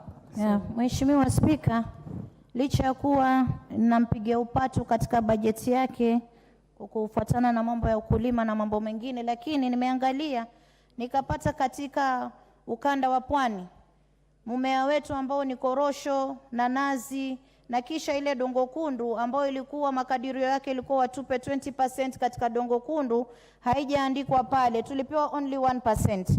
Na kisha katika korosho na nazi ambao ndio mmea ambao unahitajika sehemu nyingi, na miwa, hata miwa nimeona juzi Amerika wanatamani sana kuweza kuchukua miwa kutoka pwani na kule Western, hajaweka. Kwa hiyo namuomba chairman wa budget ambao umesoma Kenyatta University, kwa hisani yako, pwani mulikuja mkaomba kura, tunawapenda sana, najua mtakuja tena, lakini tuwekeeni na sisi pia ukulima wetu katika bajeti yako. Asante sana Mheshimiwa Chair.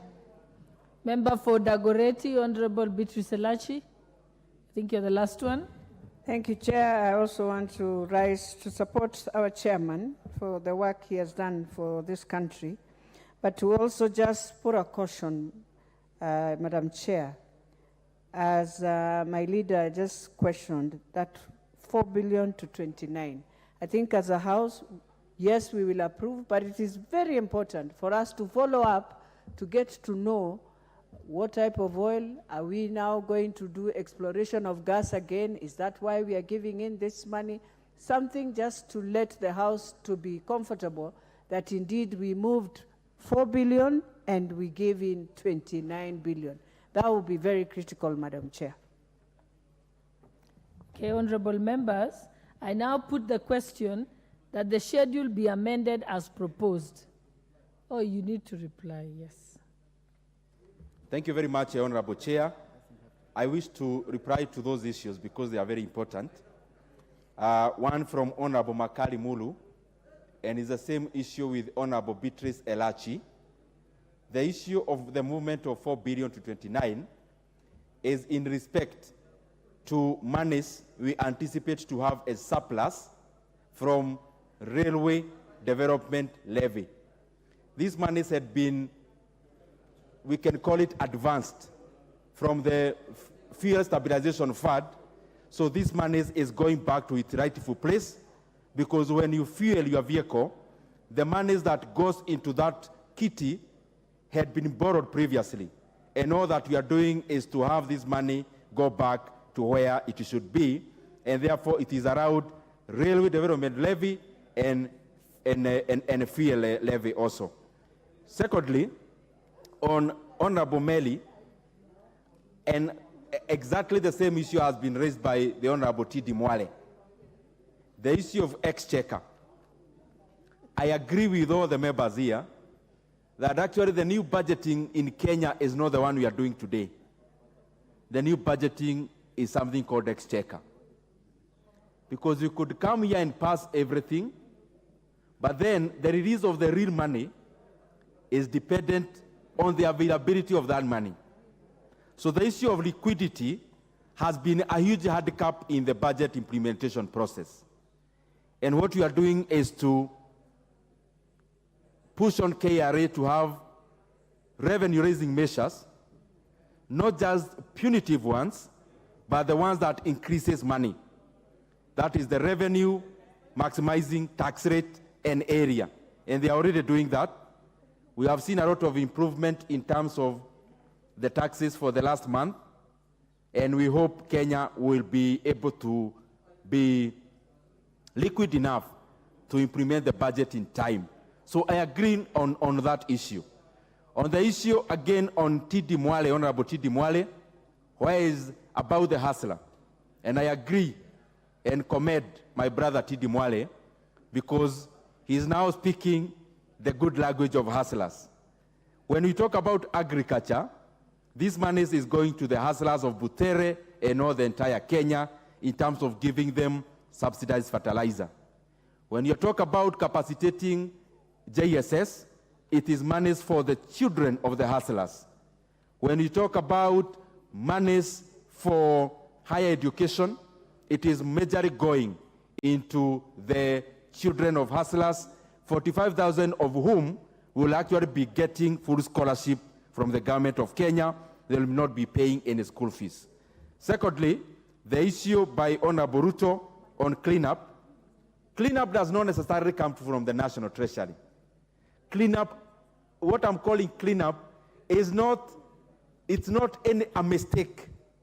Cleanup means an MDA, a ministry or a department or an agency or a saga being given monies by the government may realize that probably the monies for recurrent can be substituted with the money for development. So what am I trying to say? Within the same MDA, they may realize after the budget cuts or increment, they may need to rearrange the resources within their vote. So cleanup does not mean there is a mistake that has been made. There has never been a mistake made for the entire budget cycles that we have had. For example, this was a request on the MDA immigration. They are moving money within themselves. On the lastly, on Abu Zamzam, if actually you check the main budget, you realize that the entire coast, all the 6 counties, they have actually been taken care of massively in the budget. However, what we read here being the supplementary are only the variations. So actually when you don't see your county here, you should celebrate because it means monies were not deducted from the programs within your county. So this book, the reason why it is very small, it only shows variations from the main budget. However, the main budget is still in force.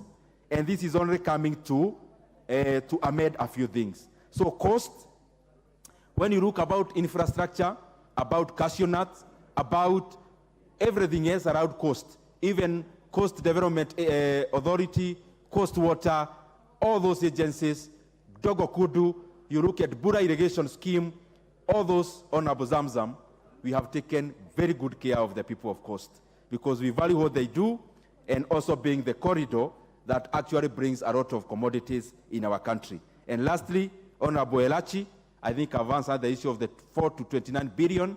It was majorly around RDL and also stabilization. Thank you very much, Honorable Chair. Okay, honorable members, I now put the question that the schedule be amended as proposed. Will as many as of that opinion say aye? Will as many as of the contrary opinion say nay? The ayes have it. And now, honorable members, I now put the question that the schedule as amended be the schedule of the bill in respect of the following votes. Vote R 1032, vote R 2071, vote 1193, R 1193, vote D 1071, vote D 1091, vote D 1135, and vote R 2051. Will as many as of that opinion say aye? Will as many as of the contrary opinion say nay? The ayes have it. Clause 2.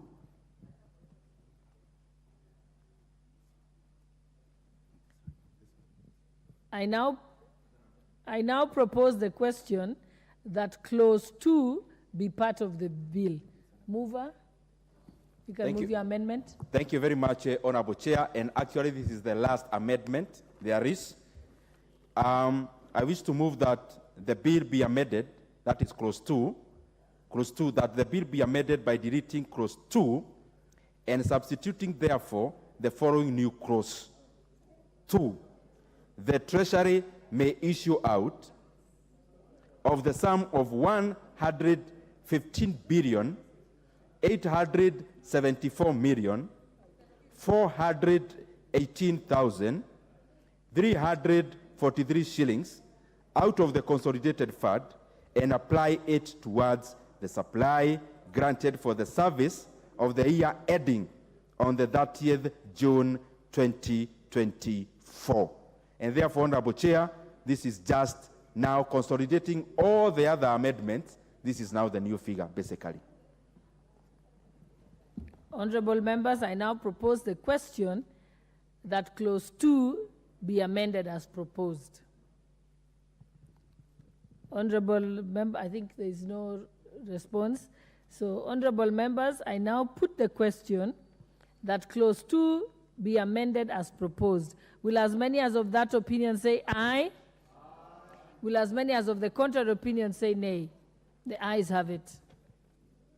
Okay, honorable members, I now put the question that clause 2 as amended be part of the bill.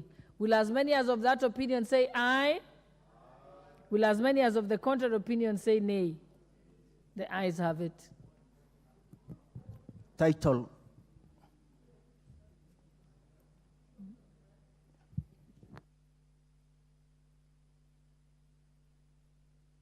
Okay. Honorable members, I now propose the question that the title be part of the bill. Okay. Honorable members, I now put the question that the title be part of the bill. Will as many as of that opinion say aye? Will as many as of the contrary opinion say nay? The ayes have it. Clause 1. I now propose the question that clause 1 be part of the bill. I now put the question that clause 1 be part of the bill. Will as many as of that opinion say aye? Will as many as of the contrary opinion say nay? The ayes have it.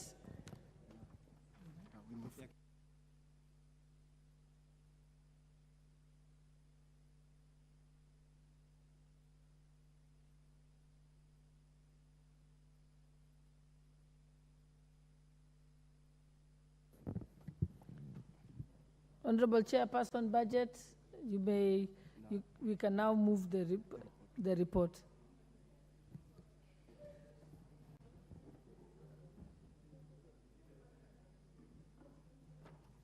Honorable Chairperson, I beg to move that the committee do report to the House its consideration of the Supplementary Appropriation Bill number 3, National Assembly Bill number 71 of 2023, and its approval thereof with amendments.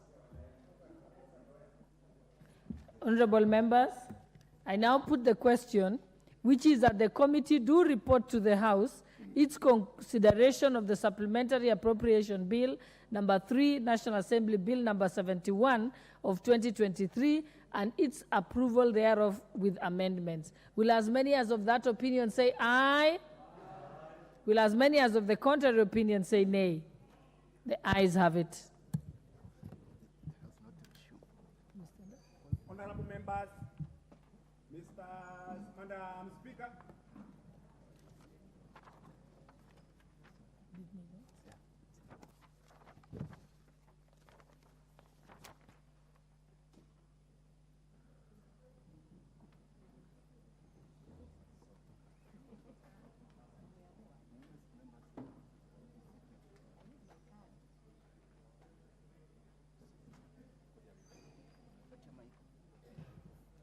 Take your seats, honorable members.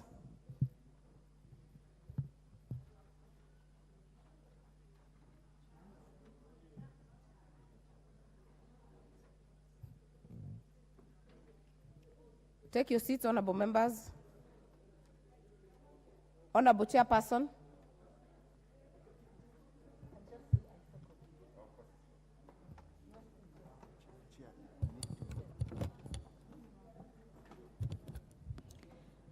Honorable Speaker, I beg to report that the Committee of the Whole House has considered the Supplementary Appropriations Bill number 3, National Assembly Bill number 71 of 2023, and approved the same with amendments.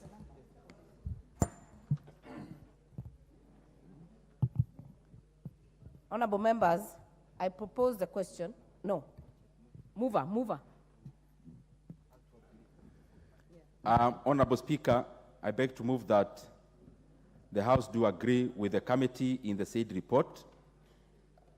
I also request the Chairman for Agriculture, Honorable Dr. Mutonga Kanyuithia, to second the motion for agreement with the report of the Committee of the Whole House. Honorable Speaker, I rise to second the motion in view of the fact that, Honorable Speaker, we have realized finally that Kenya is moving in the right direction. We are focusing on agriculture, which is our mainstay and where the greater population is anchored. Honorable Speaker, the more we put money in agriculture, the more we support the common man and the greater percentage of Kenyans in this country. Honorable Speaker, I second.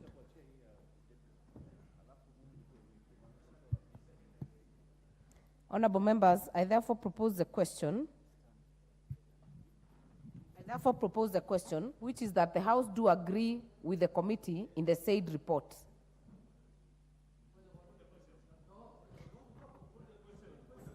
I therefore put the question, which is that the House do agree with the committee in the said report. As many as are of that opinion say aye. As many as are of a contrary opinion say nay. The ayes have it. Mover. Mover to move third reading. Mover to move third reading. Thank you very much. Honorable Speaker, I beg to move that the Supplementary Appropriation Bill, number 3, National Assembly Bill, number 71 of 2023, be read at that time. And before I request the seconder, Honorable Chair, Honorable Speaker, I want to thank all members who have taken part in the debate in regards to this appropriations bill, and also again thank the Budget and Appropriations Committee and our technical team led by the Parliamentary Budget Office, Honorable Chair, most of whom are actually seated here. Thank you very much, Jury, Dr. Abel, Dan, and also Dr. Maside, and also our clerk, Mr. Joroge, and the Speaker of this National Assembly for making it sure that we have the right facilities to be able to discharge our duties. I also want to thank very much the chairs of all departmental committees. Honorable Chair, one thing we do as the Budget Committee, and the chairs can attest, whatever they discuss in the departmental committee, we actually pass it almost entirely, because we ride on the wisdom of all the members of this House. And therefore, as Budget Committee, we cannot be the ones who know most around issues of defense, more than Honorable Major Bashir, for example. We cannot be the people who know more about agriculture than Dr. Mutonga, who is actually a professional and a PhD within that domain, and all the other members. We cannot know, Honorable Speaker, for example, issues around education, more than the committee led by the Honorable Member for Tideret, Honorable Meli. And therefore, I want to thank all the departmental chairs. You have been very, very helpful to us as the Budget Committee, and I wish to request that the same collaboration that we have, that continues, so that we can continue to discharge our roles in a manner that is collaborative. And Honorable Chair, I wish now to request the member, I also want to thank all the members of this House in entirety, because we always benefit from their wisdom, as I said before. And Honorable Chair, I now wish to request the member for Ronyenjes, actually my schoolmate the same year and time in university. He was the treasurer of our student union and the current chair for Labour, one of the best youthful leaders in this country, Honorable Eric Musagi Karemba to second. Before Honorable Eric, the chair, you must be very careful when you use the article there. You can only use that on one university. Honorable Eric. Thank you, Honorable Speaker. And I wish to thank and commend the work done by the committee, the Budget and Appropriations Committee, led by the chairman and the alumnus of Kenyatta University, the Honorable Dede Nyoro. And I wish to attest to the fact that, Honorable Speaker, that the committee gave us some very good time as the chairs of committees, where we went to discuss the budget. And I wish to thank them for a job well done. This supplementary appropriations bill will ensure that we get money available to execute on the various projects. And we see that they have tried and done a good job to ensure that they have covered all the interest across the country. So that was a very well done job, and I second. Honorable members, I propose the question, which is that the Supplementary Appropriation Bill number 3, National Assembly Bill number 71 of 2023, be now read a third time.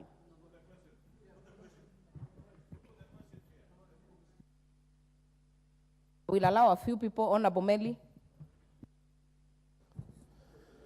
Chair, I rise to support this report by the Budget and Appropriation Committee. More specifically, the committee has respected the decisions of the various departments. Previously, I remember, Chair, that the Budget and Appropriation Committee has actually arrogated itself the position of knowing each and every department and allocating resources in a very bad manner. And I remember in the last parliament, we did a budget, we did a supplementary budget in education and allocated resources knowing very well that as committee members, we know what the sector wanted. But when it reached the Budget and Appropriation Committee of the last parliament, it was all disregarded, and the Committee of Budget then decided to turn itself into a budget of every departmental committee in the House. And actually, it was good that this House had disbanded them. And I want to allow the chair and the current committee members that you've done a good job.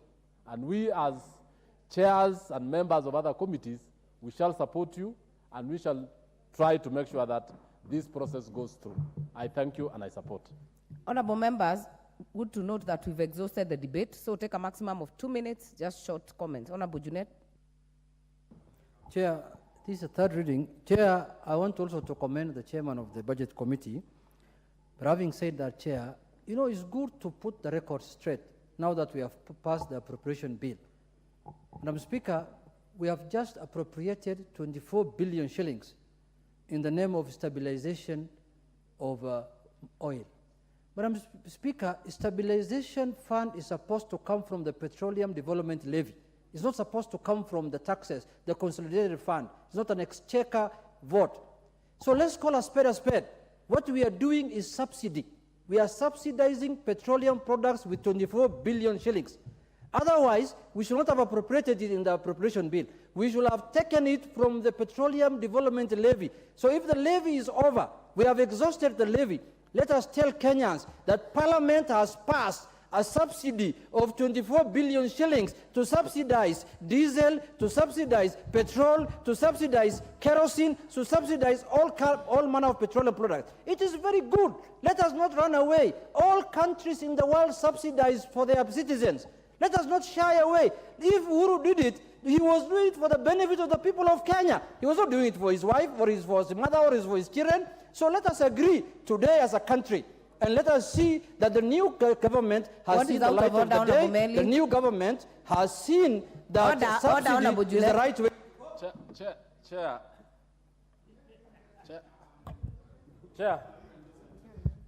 Chair, I think it's not in order for Honorable Junet to misinform the House about a subsidy that there is no line, and the Chair of Budget is here. Why is he insinuating that there is subsidy when it's not there? Can you read the statement where the subsidy is instead of misinforming the House?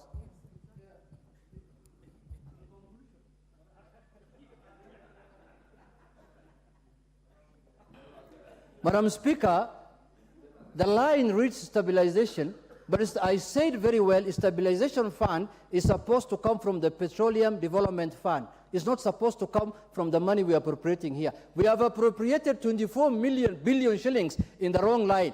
We have stabilized, we have subsidized fuel with 24 billion shillings. It's good. Don't shy. Don't run away from it. It is going to help the people. It's going to make the cost of living come down.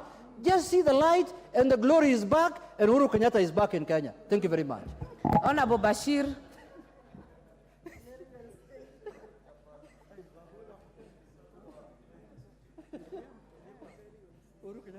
Thank you very much, Honorable Speaker.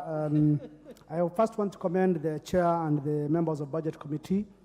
I'm aware and fully aware that the Chair and his team really respect the views and concerns of the budget committees. And this budget is supposed to help the Kenyans. I know this is number one. Number two it will be coming shortly. But most importantly is that I want to ask the Chair and his team going forward to ensure that they respect the chairs and members of the other committees that bring the concerns of their departmental and MDS. And I want to commend the Chair. That is very good. On the aspect of the monies that have been appropriated, you know, and I'm sure there will be a debate on the issue of El Nino that is coming up. What is the amount? I don't see a line specific that talks about the response to El Nino. Chair, budget, the rains are causing havoc. I don't see any specific line or statement that talks about the response of the Kenya government on this matter of El Nino and the flooding. And this is a matter of life and death for most of Kenyans. So I really want you to address this matter. Thank you. Honorable members, remember we have an adjournment motion. Also remember we have discussed these issues in second reading. This is third reading. Honorable Naisula. Thank you, Madam Speaker. I also rise to thank the Chair of Budget Committee, a very youthful, dedicated young man, Honorable Ndidi, for how he led the committee, which I also sit in during when we were looking at the supplementary budget.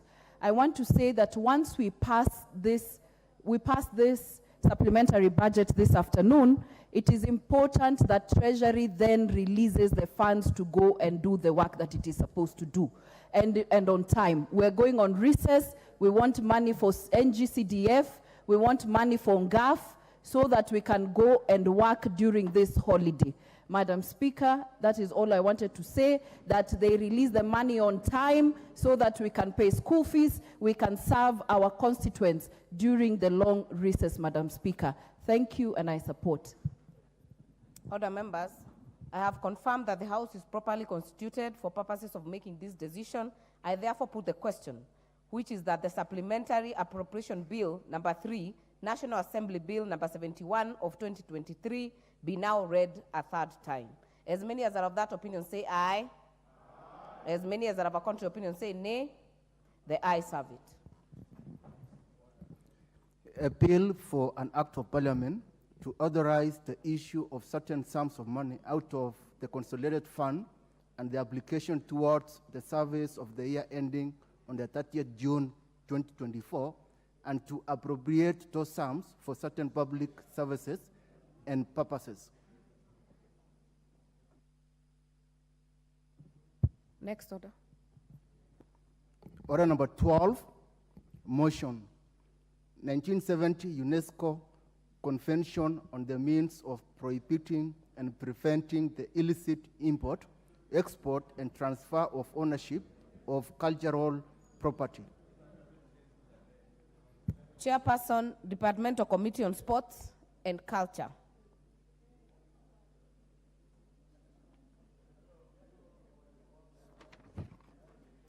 Give the mic to Honorable Wanyama.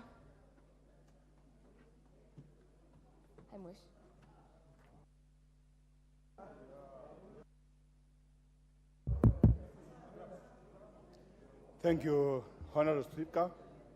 I beg to move that this House adopts the report of the Departmental Committee on Sports and Culture on its consideration of the 1970 UNESCO Convention on the means of prohibiting and preventing the illicit import, export, and transfer of ownership of cultural property laid on the table of the House on Thursday, 12 October 2023, and pursuant to the provisions of Section 8(4) of the Treaty Making and Ratification Act 2012, approves the ratification of the 1970 UNESCO Convention in the means of prohibiting and preventing the illicit import, export, and transfer of ownership of cultural property.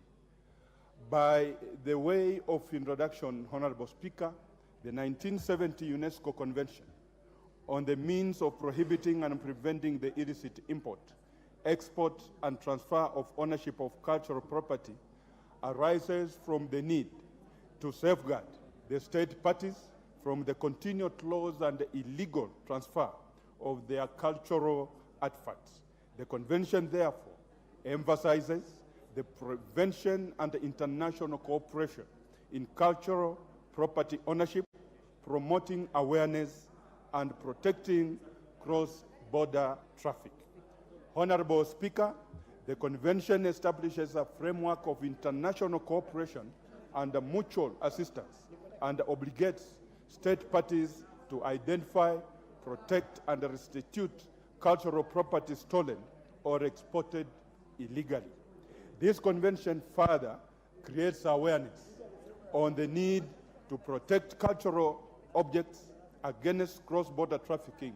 Indeed, the repatriation of illegally acquired cultural property will address historical injustices and restore the dignity of the country after having suffered under colonial rule. At present, 144 states have acceded to and are a party to the convention. Therefore, Kenya would be 145th state. Honorable Speaker, the connection recommends the enforcement of the protection of cultural property in three main pillars, namely preventive measures by providing that states signatory to the convention shall enforce the security and safety of cultural property, such as taking inventory, exportation, certifications, monitoring of trade, and the imposition of penal sanctions. 2, restitution provisions, whereby the state parties are obligated to assist each other in the retrieval of stolen cultural property. And lastly, international cooperation, by which the convention seeks to strengthen international ties between signatories and provide assistance and cooperation with one another. Honorable Speaker, the Departmental Committee on Sports and Culture facilitated the considerations of ratification of the convention by Parliament. In its consideration, the committee conducted public participation, where it received submissions from various stakeholders, all of who were in support of Kenya's accessions to the convention. Honorable Speaker, the committee extensively engaged various key stakeholders in the considerations of the convention.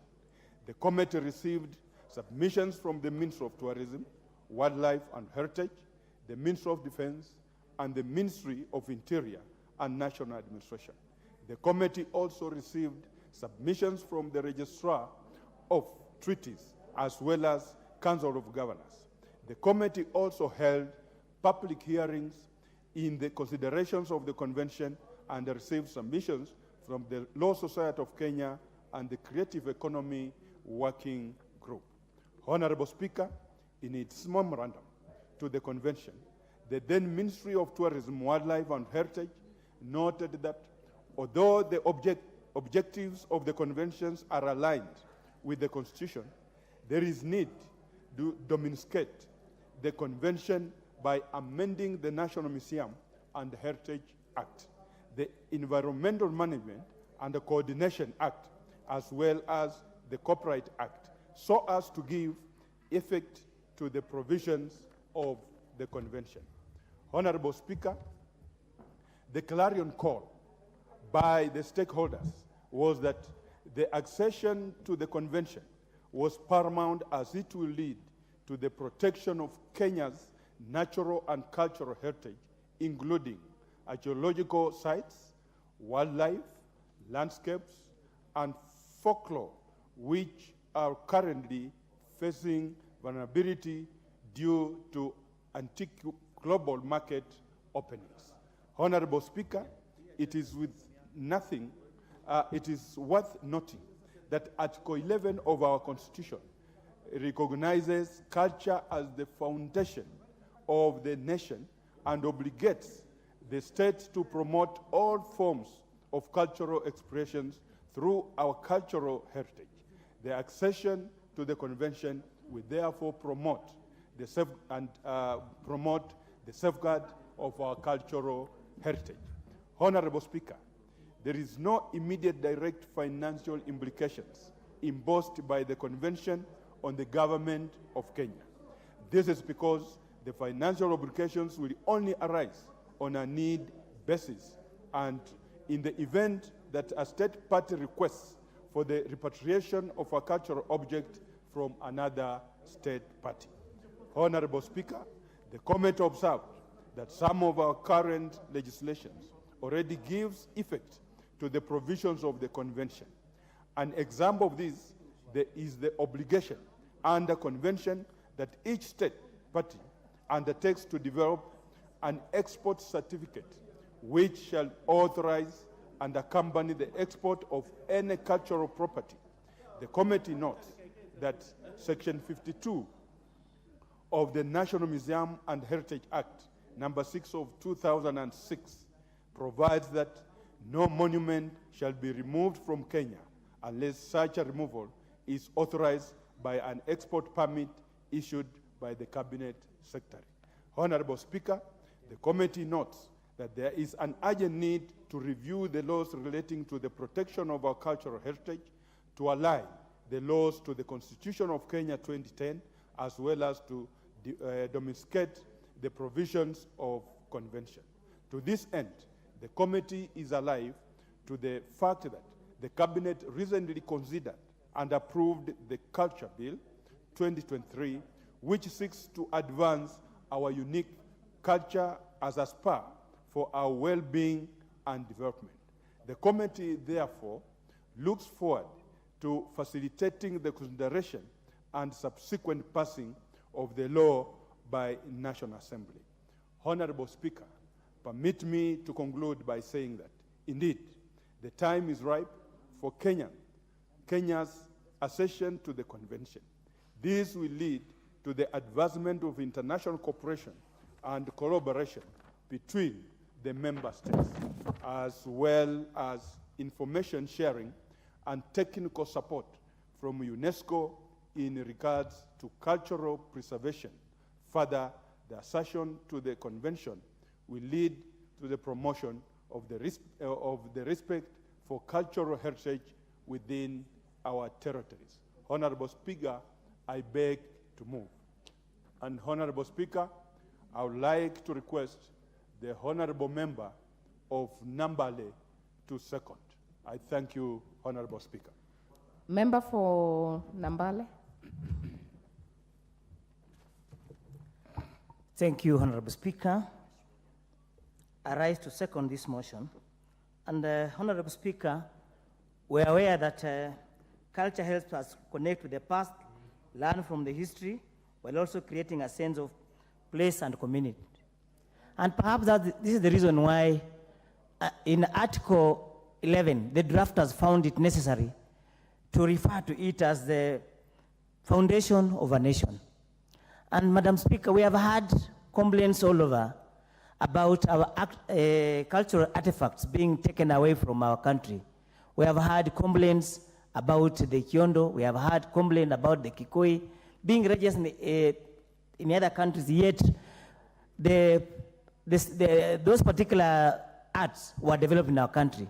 But we have no arena through which on international forum we can go and claim this particular artifact. And Madam Speaker, this particular UNESCO convention is clearly in tandem with Article 2, Sub-Article 6 of our Constitution, which provides that any treaty or convention ratified by Kenya shall form part of our laws.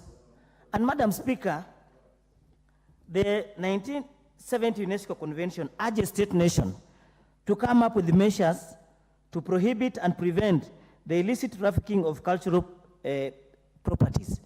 Unless we ratify this convention, there's no way we'll move on to claim our lost cultural artifacts. So I'm very happy that the committee, under the leadership of the Honorable Dan Wanyama, found it necessary to come up with a very good report which I've gone through that is going to help safeguard our cultural artifacts in this country. So I therefore move to second this particular report. Thank you, Madam Speaker. Honorable members, I therefore propose that this House adopts the report of the Departmental Committee on Sports and Culture on its consideration of the 1970 UNESCO Convention on the means of prohibiting and preventing the illicit import, export, and transfer of ownership of cultural property laid on the table of the House on Thursday, 12th October 2023, and pursuant to the provisions of Section 8.4 of the Treaty Making and Ratification Act 2012, approves the ratification of the 1970 UNESCO Convention on the means of prohibiting and preventing the illicit import, export, and transfer of ownership of cultural property. Honorable Member for Samburu East, Honorable Jackson Lekumontare. Thank you, Honorable Speaker. That is a very easy name, Lekumontare. Madam Speaker, I rise to support this idea. It is a very important idea, Madam Speaker. Madam Speaker, when things from Kenya are being taken away, the ideas of Kenyans will be taken away, Madam Speaker. And Madam Speaker, if this one will be adopted, it will help the country so that there is no those cultural artifacts which will be taken away without even awareness of the owner or the country. So this is a very important idea, Madam Speaker. And Madam Speaker, there are so many things which has been taken away. If you look at the history of Kenya, so many things have been taken away. And this treaty and agreement, Madam Speaker, will help to cure that problem, so that the things which has been even taken away, even if it is so many years ago, Madam Speaker, the country should have a right to claim back some of those things. And Madam Speaker, there are so many which we really need, because that is our heritage, Madam Speaker. So it is a very good idea, Madam Speaker, that I support. we have to work hard and prevent this illicit transport, taking things away from the country, and that is very important, Madam Speaker. I support. Thank you. Thank you. Member for Kilgoris, Honorable Julius Olesunkuli. Madam Speaker, I'm happy to speak after my friend from Samburu. Actually, his name means he has a lot of goats. So that's why he says it's a very easy name. Madam Speaker, I wish to support the motion, which is the ratification of the UNESCO 1970 convention. Madam Speaker, the subject matter of this are the artifacts belonging to each country in the world, and in our context belonging to Kenya. After the British Empire collapsed, or should I say, during the days of the British Empire, a lot of things that are valuable to countries were taken to Britain and to other capitals of the world that were colonizing Africa. And I think the country that suffered most was Egypt, because there was some Egyptomania where everybody was taking something from Egypt and putting them in their museums, so that that gave them some bragging spaces. Then they went and they were sold to wealthy collectors from those countries, and they kept them in their museums, and they made money from them because they held very valuable items. Madam Speaker, this has continued. Whether you are talking about the kingdoms of Benin and their bronze, or you are talking about the things from Eswatini, or you are talking about the archaeological artifacts of Kenya. And therefore, the UNESCO decided that it is better to have a convention which will protect these artifacts from being stolen. You know, Madam Speaker, that a lot of artifacts have actually even been returned to Kenya by mutual negotiation.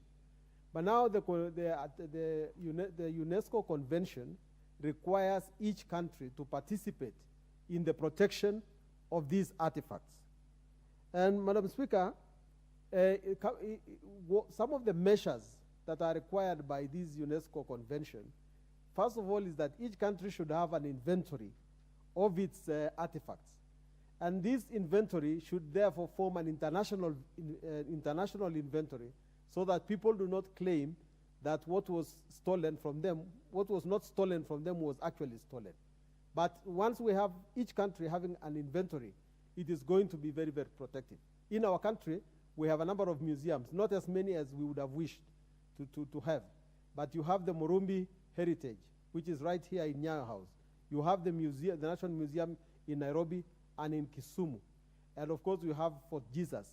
But, Madam Speaker, we need to have an inventory of the country to know what we actually own, so that we can be able to protect those artifacts.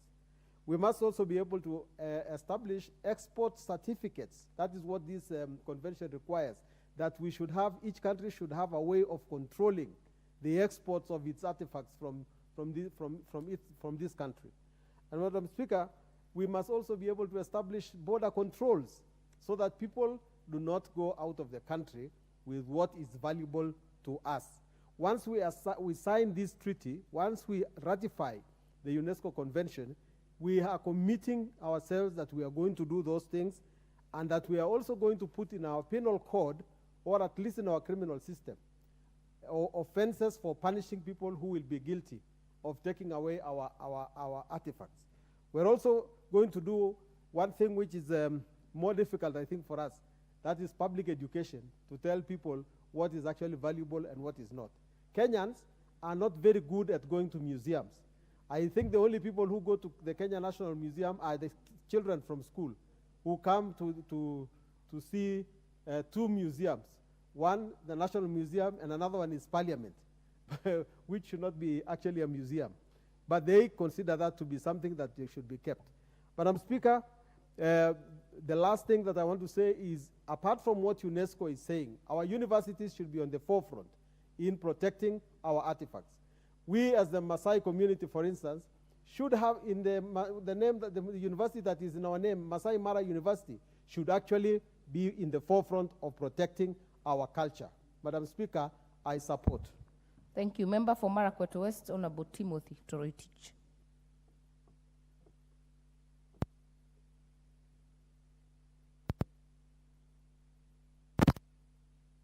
I can't. Thank you, Honorable Speaker, for giving me this opportunity to contribute on this very important motion.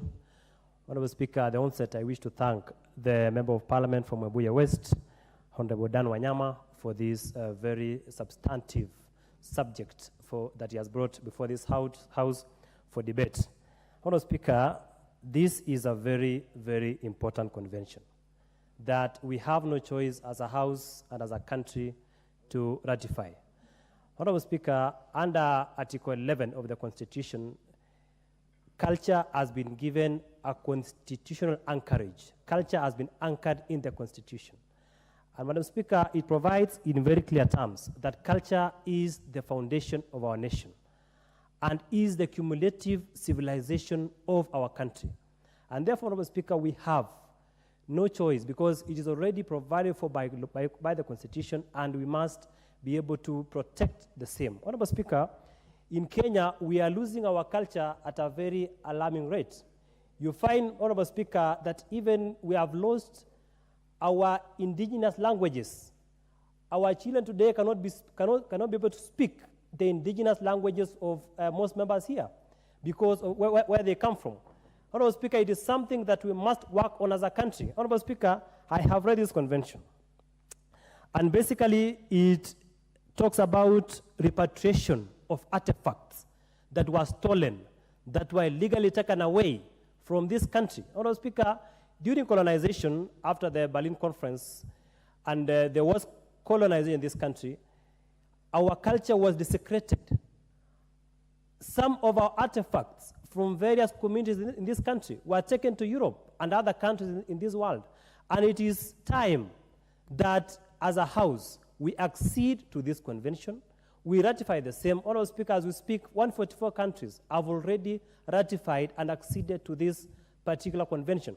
As a country, as a Commonwealth country, as a country that believes in international law, it is our time that we ratify and give effect to Article 2.6 of the Constitution of this country, which provides very clearly that any treaty that has been ratified or any international law that is ratified becomes part of the law of Kenya, so that artifacts that were taken away during the colonial regime is returned back to this country, and we have our sanctity as a country and our integrity as a country returned back to where it was before colonialism. Honorable Speaker, we must also be aware that even as we ratify this, we still have our indigenous laws. We have the National Museums and Culture Act, which is provided for. Then it means that once we pass this convention, we must again align our laws in this country. We must align our law in this country to align with the international law that we are going to adopt. So, Honorable Speaker, we have no choice as a House. We have to ratify this convention.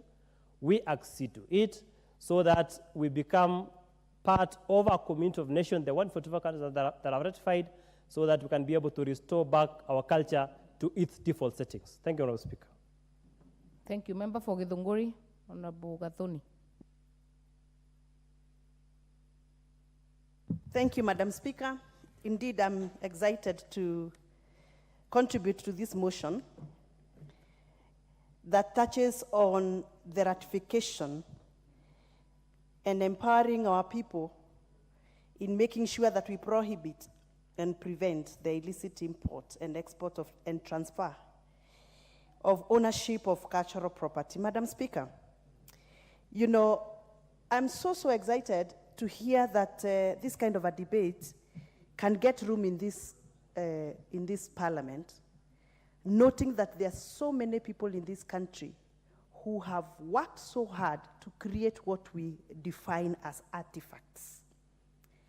and fossils in this country, but they lose out on the revenues therein in terms of ownership, usage, and exploitation therein because of issues of who owns what and who copyrighted what.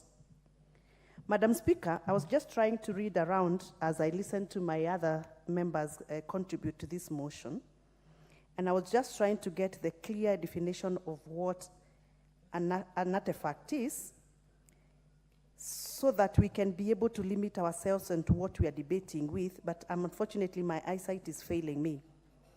With your permission, Madam Speaker, you allow me to quote a definition that a cultural artifacts are tangible objects, tools, or items that hold significance with a particular culture or society, representing its values, beliefs, and historical experiences. They range from ancient relics, artworks, manuscripts of modern day items such as photographs, clothing, technological devices, and others. Madam Speaker, allow me to concentrate myself to what I have read on photographs. You know, whenever we talk about artifacts, most of the time we think about those very traditional signs and symbols and items that depict certain imagery. For example, Madam Speaker, if you look at the walls of this parliament, including where you are seated, Madam Speaker, there are images that are engraved on the wall of where you are seated. If you look around even on the exit of this parliament chamber, you will see some image. According to the definition that I have read, all these images that we have here and many others that are within our backgrounds are part of what we are supposed to be debating. But unfortunately, if you go to a shop in London and you want to procure an image photo like what is depicting of a traditional house just across the wall there, you will not be allowed to buy that because of certain rights that people hold because the photo rests in their country. But the photo and the image is actually a definition of a certain community somewhere in Kenya or somewhere in Ethiopia. Madam Speaker, if only we could be able to concentrate on what we are debating today and make it a law or make it a policy. We are struggling right now with so many young people in this country who are super talented, who can be able to revive the spirit of artifacts and the spirit of culture and even earn a lot of revenue out of what our young people can do. Madam Speaker, every time I am in the village, I get young boys telling me, I am an artist. I can draw this. I can craft this. The other day, a small boy presented to me an image of an elephant. I mean, he's made an image of an elephant that is talking, you know, that is animated to talk and talk like Wamushomba, the MP. How I wish that we can be able to, you know, empower ourselves using such opportunities like what we are debating today, so that we can be able to allow our young people to invest in what they have, preserve what we have, socialize them into what we have believed in socialization in our culture, so that we can create a lot of opportunities for them. So I rise to support this motion. This is the right time for us to start thinking of what is ours and what we should harvest as ours and exploit. Thank you, Madam Speaker. Thank you. Member for Tigania West. Thank you, Honourable Speaker, for the opportunity to also contribute to the adoption of the report by the committee. Honourable Speaker, it has taken us more than 50 years to consider adopting this report and to consider adopting the United Nations Convention report on culture. Culture, Honourable Speaker, cuts across every community. In other words, every community has got its own culture. And culture used to communicate in a variety of ways. And through that communication, people grew, people were more nurtured than they are today, people were more organized than they are today, and people were more obedient to the norms than they are today. Having been introduced to a mixture of what we call the global world, which has a multiplicity of issues that you have to deal with, that you have to interact with, and you have to sort out in order to find your space. What we call a global world is total confusion. Honourable Speaker, adoption of this report is important so that Kenya can join the global world in stamping our authority and taking our place in the adoption of culture and heritage as a country. Honourable Speaker, today, if you travel anywhere in the world and you say you are from Kenya, they ask you whether you are a Maasai. And the reason is the Maasai culture, in terms of dressing and in terms of their way of life, has been expounded and it has been known across the globe. As I said at the beginning, every community has got its own culture. The question you should be posing today is, what are we doing as a people? What are we doing as a development agency within our own means to promote and revive the culture? Honourable Speaker, when we lost the culture, we lost everything. Today, the world is confused. Young people have indulged in almost anything. In the cultural setup, there were duties, there were stages, there were formations that defined. The mode of dressing defined occasions. We did not need to communicate a lot. What was necessary is to know what is happening today because of the mode of dressing, because of the way people will appear in public. We have lost all that. What we have today as a global world, a multicultural or intercultural community, is a community that has lost most of what human being probably was supposed to gain. It's a community of young people who are indulging in issues that they could wait and still do at the right time, and therefore losing out their lives. It's a community where we have even lost the basic meaning of life. Honourable Speaker, today we talk of LGBTQ, and I pause to wonder, where did it come from? Which culture is that? There is no culture like that. It is lack of adherence to cultural norms and heritage issues that has led us to such confusion. So it is important for us to enjoy the global world in order to protect our culture, in order to protect the development of what we used to be. I wonder what we do as a people. Also, I want to give an example of my own constituency. In our strategic plan, we have a strategic aim which basically does on culture and heritage.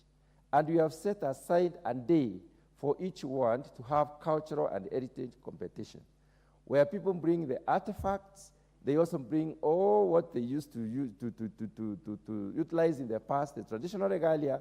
They wear different, they present songs and dances, and they do competition. That competition finally ends up at the constituency level, where we have the best performing in terms of the cultural presentations that they do. The artifacts are also defined. What we intend to do, Honourable Speaker, is to set up a museum that will have our cultural heritage and that people will be coming to see the kind of things that used to happen based on the definitions and the descriptions that have been made. In other words, we are saying that it can also help us create employment for a country that needs so much of jobs as Kenya. It can help us open the horizons of job creation. It can also help us in many other ways. So as we talk about this issue today, let us think about documentation. How much of documentation do we have?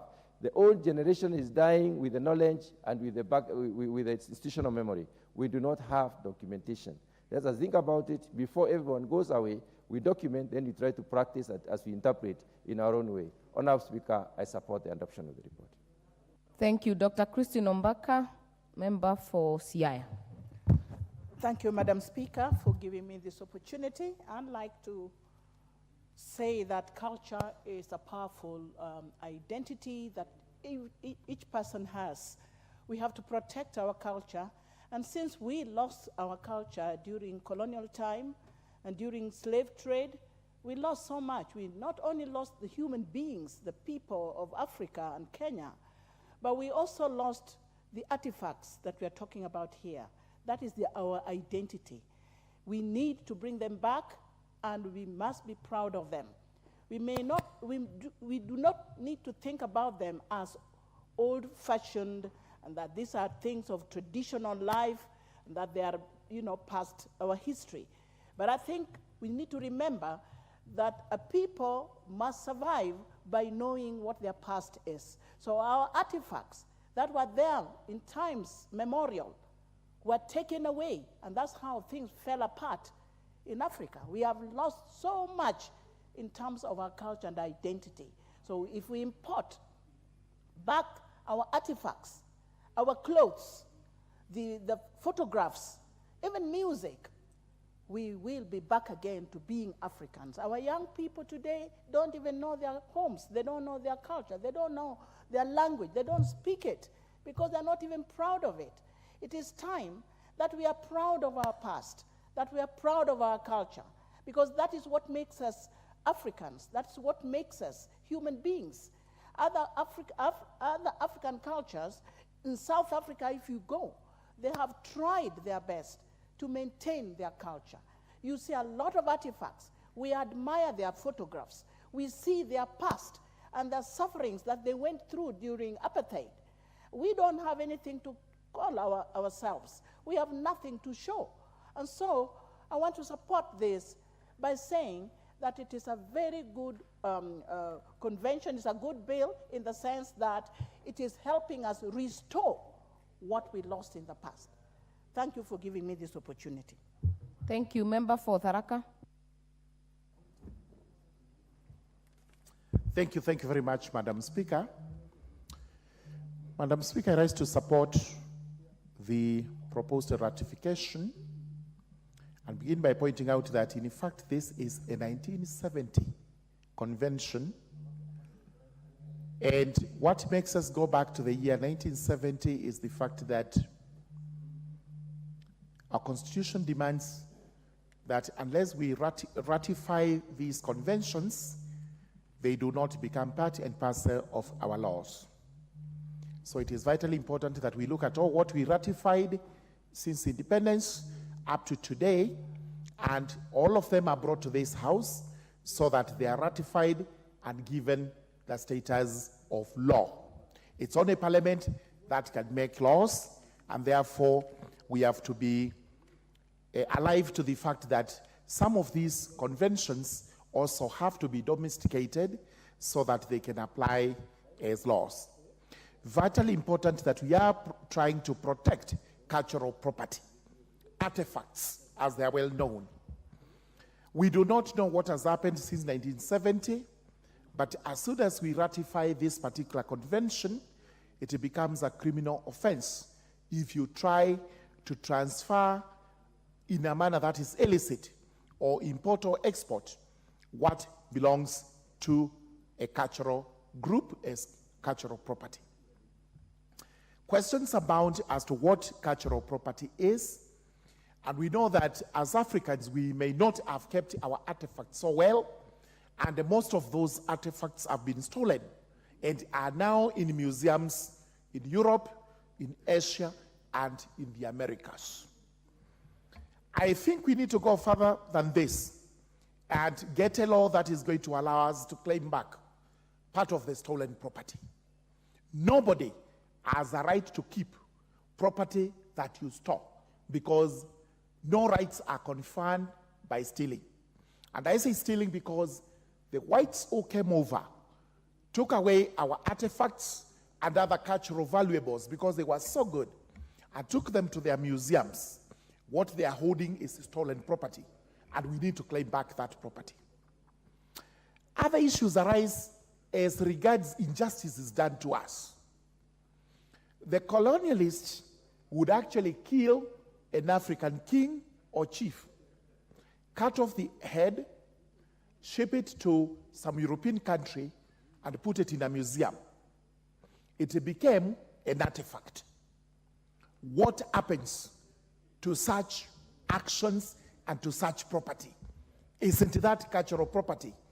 Because even to date, we do not know where the bodies of our late chiefs, like Koitalel Arap Samoei, like Waiyaki Wahinga, Chief Lenana, we do not know. Maybe their heads are lying somewhere in certain museums in England.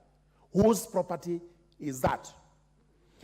Maybe we go by the case of the South African government through the late Nelson Mandela.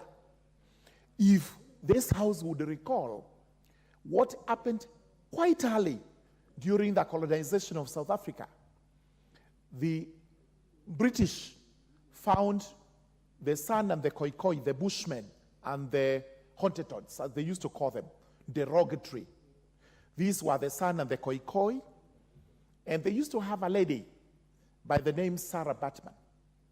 She was adored in various aspects. So they took her away as a human animation out in Europe. Eventually, she died, and they preserved her body or parts of her body to be exhibited in certain museums. Nelson Mandela was able to persuade the British to return those parts and the body of that lady to South Africa, and she was given a decent burial. Was that an artifact? Was that property? What was it? To me, in fact, these are the claims we should be making, and especially for the Republic of Kenya, on the government of the Great Britain, the UK, so that whatever they stole from this country should be returned to us with appropriate compensation. I propose the ratification of this particular convention. Thank you. Member for Tetu.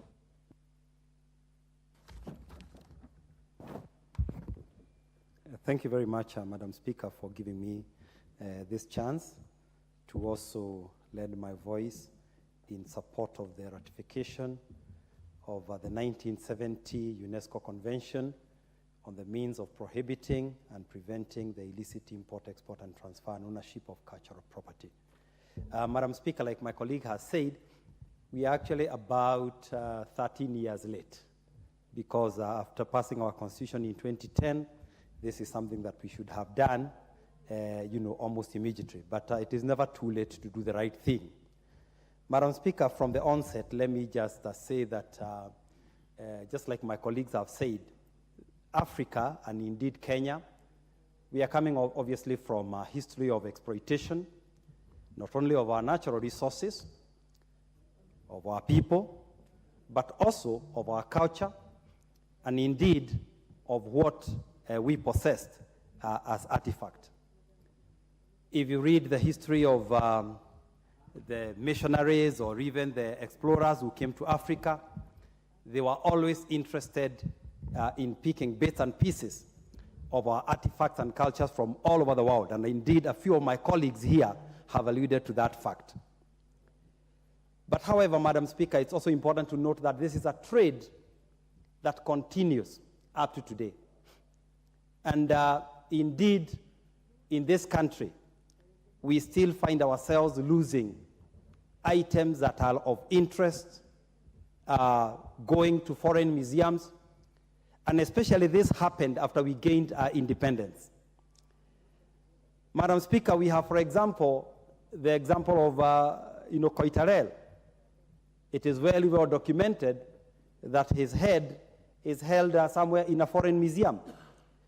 And it is important, Madam Speaker, for me to say that this convention, under article number 7 of this convention, it provides for what we call restitution, where it says, and I quote with your permission, Madam Speaker, for objects inventoried and stolen from a museum, public or a religious monument, or a similar institution, Article 7 provides the state parties should undertake appropriate measures to seize and return any cultural property stolen or imported.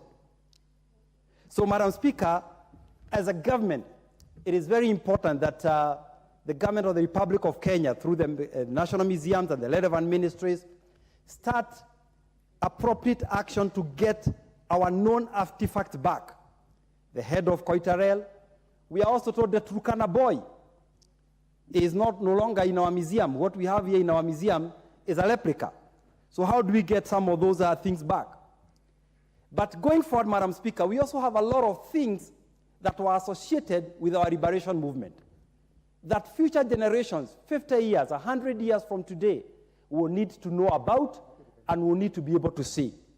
And so I propose that the National Museums of Kenya, which I believe should be at the forefront of the enforcement, after we ratify this treaty, they should be at the forefront of enforcement, should consider especially the artifacts that are associated with the Mau Mau movement. And Madam Speaker, the Mau Mau movement is very, very close to my heart, because Teto, my constituency, was really the epicenter. And this is the home of Dedan Kimathi. And we have the guns, we have the knives, we have the skins, we have the things that they used in the liberation struggle. And a lot of these things, indeed even the letters that they used to exchange, there was something called that there was a post office that they had in the forest, which had something that needs to be preserved.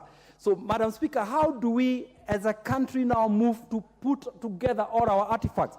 And I am requesting that the National Museums of Kenya, after this, considers putting together the Dedan Kimathi Museum, which we have been asking for at a place called Karonaine in Teto, which can become the collection of all the Mau Mau artifacts and items so that we can preserve them for future generations. I thank you, Madam Speaker, and I support this ratification. Thank you. Thank you. Honorable members, we are 3 minutes from the appointed time by the Speaker for the adjournment motion by Honorable Abdul Haro. And for the convenience of the House, you'll be guided by Standing Order number 33. The mover will have 10 minutes, and every other member shall have a maximum of 5 minutes. So we will begin, and this debate will continue in the next sitting. Honorable Member for Mandera South, you can move your motion. Thank you, Honorable Speaker.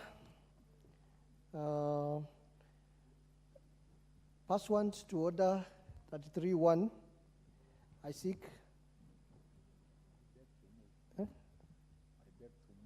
Continue, Honorable Member.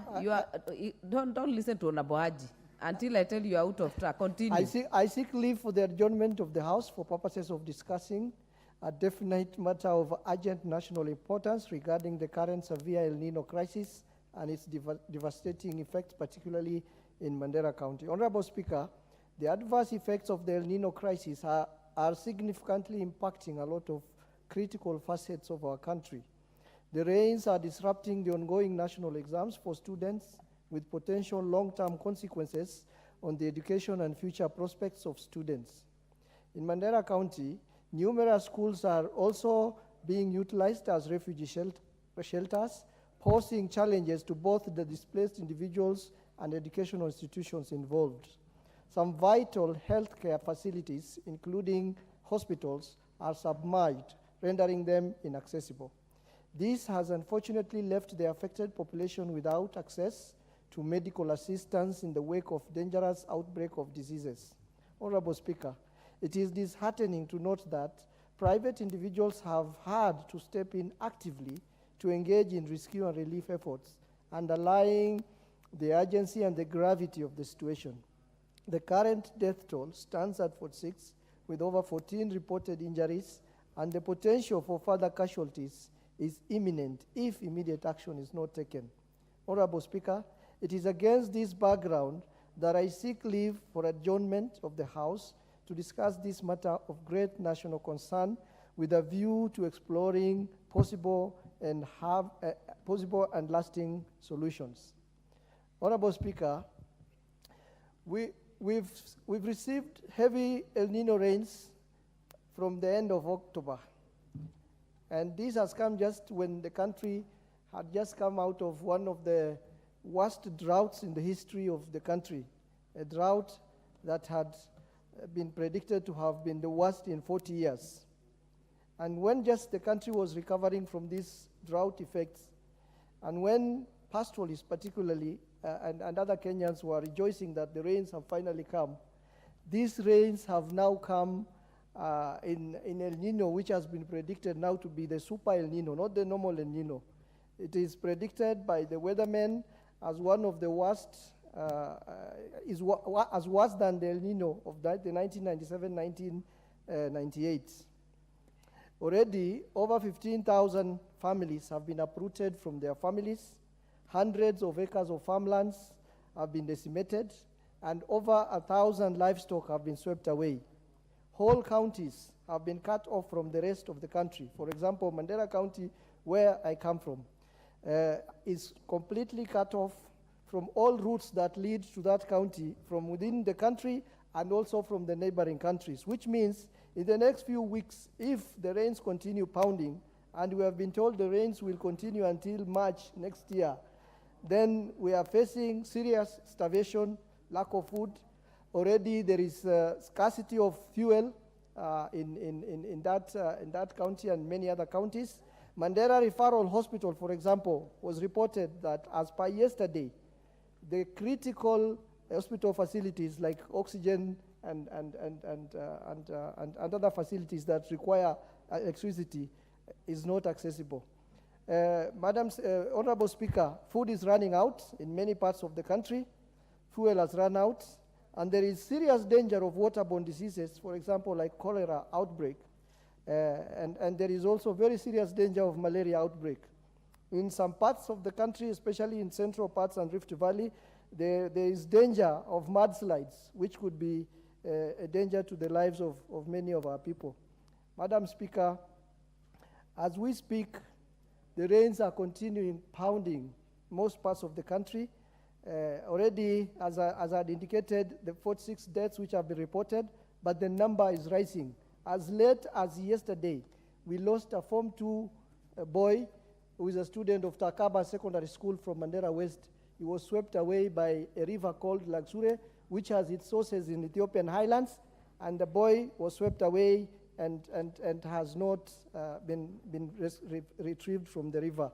My heart goes to all those Kenyans who have lost their lives, and my heart goes to all those Kenyans who are still missing, and I pass my condolences to the families. My point is, we should urge as a nation to declare this flood, which is now turning to be a super El Nino, as a national disaster. It is only by declaring it as a national disaster and by making sure that we mobilize all the resources that we have as a country and all the resources that we can garner for our friends and well-wishers is when we can concentrate our efforts on this disaster which is threatening to wreak havoc. Thank you, Honorable Speaker, and I beg to move the motion. Thank you, Member for Mandera South. I'll ask the members whose intent is not to speak on this, you can withdraw your cards. Otherwise, I'll consider all the ones logged in to be intending to speak to this. Member for Mandera North. Thank you very much, Madam Speaker. And I want to thank the Honorable Kore for this adjournment motion. It's timely. Honorable Speaker, what we know now is not a normal El Nino. It is actually a super El Nino. Remember, we're just back from severe drought that has been so severe. Actually, it has not been witnessed for the last 40 years. Now, after this severe drought, then here we are with super El Nino. And so the communities are at pains. It's actually so critical that the population is gasping for life and things that mitigate their life. Food is one of them. The road infrastructure has been cut off to the extent that no vehicle can pass through. Now, we are looking at a situation whereby vehicles leaving Nairobi to supply parts of Wajir, parts of Mandera, parts of Isiolo, and many others. They can't reach their destinations. Now, what happens? There's extreme food insecurity in those places. And then there's what you call now the hiking of these prices, of the little commodities that are now in the shops. In places like Mandera County, we are bordering both Ethiopia and Somalia. Remember, the borders are closed. The food from Nairobi cannot reach them. Those commodities that can be bought from across cannot reach because we have a situation whereby the borders are officially closed. Now, what are we supposed to do? We watch in the eyes of these communities just starve like that? It's very critical. What we're asking now is for the government actually to declare this as a national disaster. whereby, I mean, donor countries or donor agencies can come in. And this will be a whole government approach. We have a situation whereby power stations have been submerged and some of the towns now don't have power. Those that do have will go off very soon because there's no fuel. Now, if you don't have a whole government approach to attend to this matter, then we as leaders, we as government, will be looking like we are looking at the eye, watching them from Nairobi. They are helpless and we can't support. Ministry of Energy, Kenya Power, what plans do they have to ensure that there's power in those stations? Ministry of Health, what plans do they have to ensure that essential drugs reach those populations? It's very critical. Now, what we are looking at now is that relief food or food of whatever kind is the most essential commodity that we need now. We can't even know who is more deserving or not deserving. Every person in those areas is deserving now because there's nowhere to buy. So I'm asking the government to move with speed. I'm asking the donors to move with speed to save this population from this super El Nino. Remember some of the infrastructure that have been swept away by the floods. Look at the road from Garissa to Madagascar. It was constructed in 2019 at whopping several billions of shillings. Part of it was swept away. Why? Because it was not done properly. And I think it's high time people are supposed to pay for this kind of crimes. The engineers who were supposed to monitor these things, the contractor was doing it. The Director General of Kenya at that particular time, they need to answer some of these things. The poor infrastructure in parts of Northeastern, for example, have contributed to the situation now we're in. If we had roads, and I'm sure we could mitigate some of these effects of El Nino. But now we don't have roads, no infrastructure. The population is dying. So what we want is an entire world government approach to salvage the situation in northern part of Kenya, and especially in Northeastern. The population is actually writhing in pain. We are looking from Nairobi and asking, what can we do? So as I conclude, I want to ask the Kenya government, and especially the President of the Republic of Kenya, to declare the El Nino situation as a national disaster so that help can reach every part and every corner of this country. It's so dire, people are going to starve. And I'm telling you, El Nino will continue until March. What are we going to do? We sympathize with those who have been submerged, those who lost their lives, but most of Your time is up. Member for Ganze, Honorable Charo.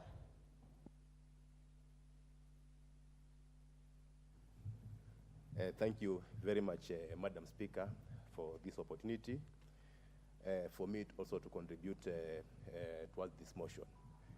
First of all, I want to thank the Member of Parliament for Mandera for bringing this motion to this House. And again, I want to pass my condolences to the people of Ganze because I understand we did lost 2 people due to the El Nino floods. As a government or as a country, I think we have failed once again because we have been caught flat-footed by this El Nino. The fact that warnings were given in time, but I think the respective government departments did not take the necessary precaution to make sure that such kind of calamities are averted. As we speak right now, there are so many people in Ganze who have been surrounded by water. Those who live near riverbanks, those who live in swampy areas. As we speak right now, they cannot get out of their places because of the water surrounding them. As we speak right now, we have not had any help from any government institution, be it the national government, be it the county government. Over 1,000 people right now in Ganze are living in dire conditions. They need to be evacuated from where they live. and there has been no support forthcoming so far. We have also had a lot of problems with those who are administering exams right now. A case in point yesterday, there's a school in Mitangani location in Ganze that started the exam, an exam that was supposed to start at 8 a.m. in the morning. It started at 8 p.m. at night because they could not be able, the roads are impassable, the bridges have been swept away, so there was no way that the exam could get there on time. And again, help did not come in time because we had been told that there will be contingency plans to make sure that if the roads are cut, then we'll have helicopters hired by NEC to take exams to these schools. But that did not happen. So imagine a student waiting for exam that was supposed to start at 8. In the morning, it starts at 8. The teachers were telling me that they were running these exams to the containers at 1 a.m. At night. So this is very sad. And as a country, I think we never learned from past experiences. Because I remember the last El Nino, I think, in 1997, when I was a student myself, I was doing my Form 4 exams at Godoma Secondary School. It was during El Nino. That time, we used to start our exams at 4 p.m. And you see, almost 27 years later, still as a country, we are still facing the same problem. I think we need to wake up as a country. We need to take disaster preparedness seriously. Because I can imagine right now, we have been suffering like for the last 3 weeks because of the heavy rains. There has been no help forthcoming whatsoever. I support this statement by the MPs here that this government should now declare El Nino a disaster. It is a natural disaster. And the outlook for this week, the forecast for this week, it still says that there's still much more rain coming. So if right now people are suffering like this, what will happen if these rains continue for the next 2, 3, 4 days? I think I want to urge all the concerned government departments, please wake up from your slumber, kindly get to the ground and help the people. Thank you, Madam Speaker, for this opportunity. Thank you. Member for Lamu East, Honorable Rueda. Asante Bispika kunipatia na nafasi nami nichangie. Bispika, hakika mafuriko yametuathiri sana, na Bispika, inasikitisha kila wakati tunapatikana ghafla. Kuna umuhimu sasa wa kujitayarisha ili mafuriko haya yakija yasitupate vile yanatupata. Imekuwa nenda rudi, mambo ni hayo hayo. Pia ningeomba Bispika, kwa ruhusa yako, chochote kinachotukuliwa hapa isiwe ni kungojea kila memba aende akaulize swali kibinafsi. Lamu, sijui Tana River, sijui Garissa. Naomba iwe ni hapa moja Kenya nzima. Manake maswali yatakuja mengi. Kwa hivyo tupate msaada kwa pamoja wote walioathirika na mafuriko. Bispika, kwetu Lamu Mashariki kunasikitisha sana. Lamu Mashariki eneo lililoathirika ni Basuba Ward. Basuba Ward ninavyokuambia, Mangai shule iko upande wa pili wa mto. Sahihi wanafunzi hawawezi kwenda Mangai Primary. Mto umefurika. Watu wa Mararani wamefungika kabisa. Hawawezi kwenda Kiunga kwa mambo ya usalama, na huko wanapokuja karibu Mangai pia nao hawawezi, barabara yao ni hiyo. Wamefungika kabisa, hawana pa kwenda. Bispika, Basuba tu Milimani njia haipitiki. Hata pikipiki hazipitiki. Ndio usafiri peke yake ni pikipiki huko. Kwa sababu ya mambo ya zile IDs kwa barabara. Sahihi alhamdulillah tunashukuru hakuna hiyo mambo ya kwa hizo vilepuzi kwa barabara. Tunashukuru kwa sababu ya mvua hazifanyiki. Lakini sasa hakuna njia ya kupita. Usafiri wa kule ilikuwa ni pikipiki. Sahihi hakuna usafiri wa aina yoyote kutoka Basuba na Milimani. Upande wa Kiangwi kwenda Basuba pia barabara imekatika. Njia ni bahari peke yake kupitia hiyo Basuba Ward yote wafike Kiangwi. Watu wanaweza fikiwa ni Kiangwi peke yake. Hizo sehemu zingine zote paka jeshi ziende zisaidie. Tunaomba KDF wasichoke, waende wakasaidia wale maskini. Kitu cha kusikitisha zaidi ni kwamba hata kwenye orodha ukipigia NDMA wanakuambia Lamu West tu mafuriko.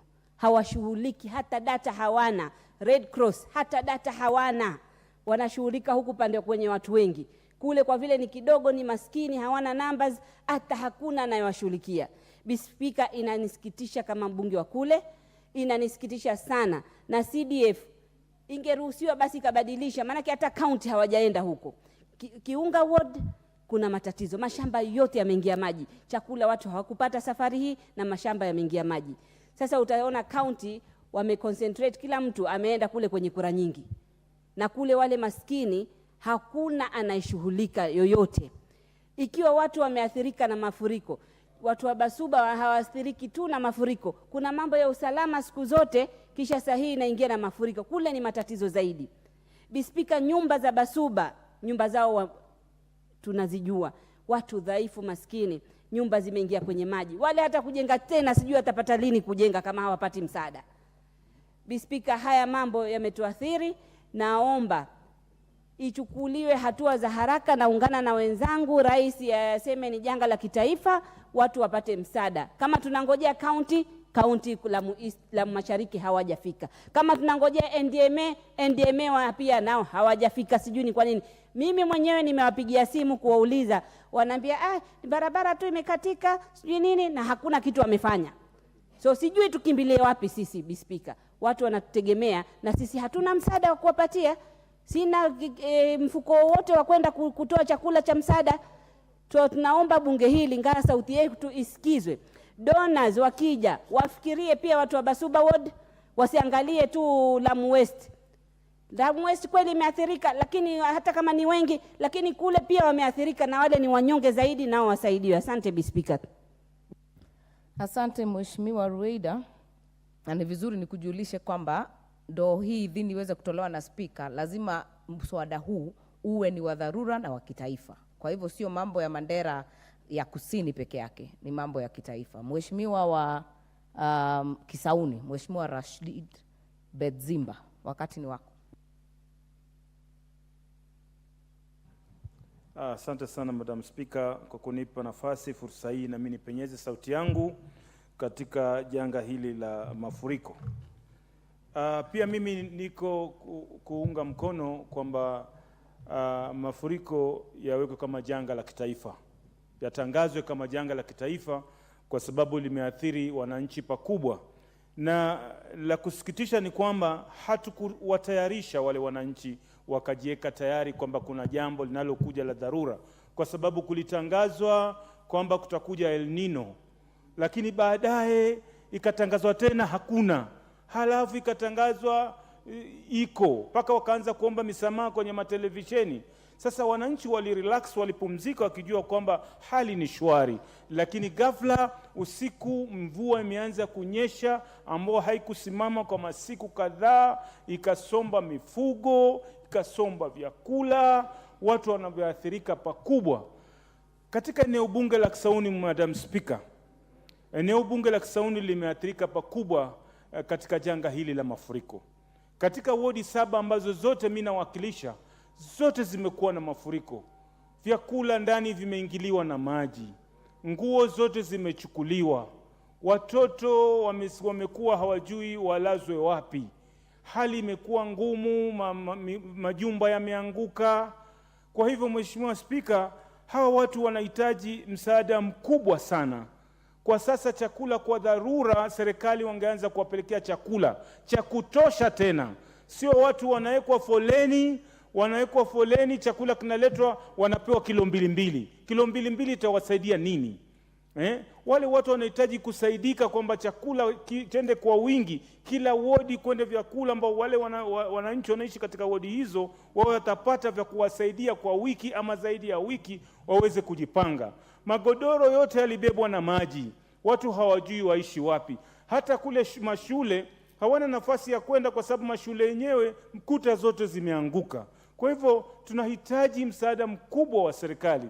Wasikae tu wakaona kwamba ni vizuri kuwaita watu kusema unawapa chakula na unawapatia kilo 2. ndio unampatia mtu mmoja na unasema pa family ipate kilo 2. Itawasaidia nini? Kwa kweli ni masikitiko sana. Saa hizi wananchi wanahitaji serikali ingie, lakini serikali imekaa kando na kuwacheza shere. Ukiangalia kaunti kama ya Mombasa, governor anasema hajapewa hata ndururu ya El Nino, hajapewa hata shilingi moja.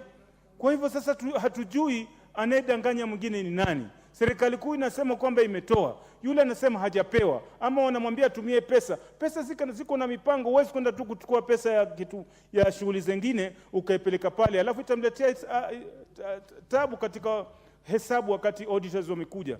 Kwa hivyo sisi tunaomba serikali walichukulia jambo hili kwa umuhimu sana, walitilie maanani kwamba watu wanateseka, hasa eneo bunge la Kisauni. Tunahitaji msaada wa serikali. Tunahitaji kwamba watu wasaidike, wanahangaika, majumba maji yako paka magotini, na sisi kule ni maskini sana. Vyoo vingi vyetu tunatumia ndani ya nyumba. Kwa hivyo yale maji hata yameingia kwa choo, yamejaa, imetoka nje. Wale watu ni hatari sana, kuna mkurupuko wa maradhi pia yako njiani.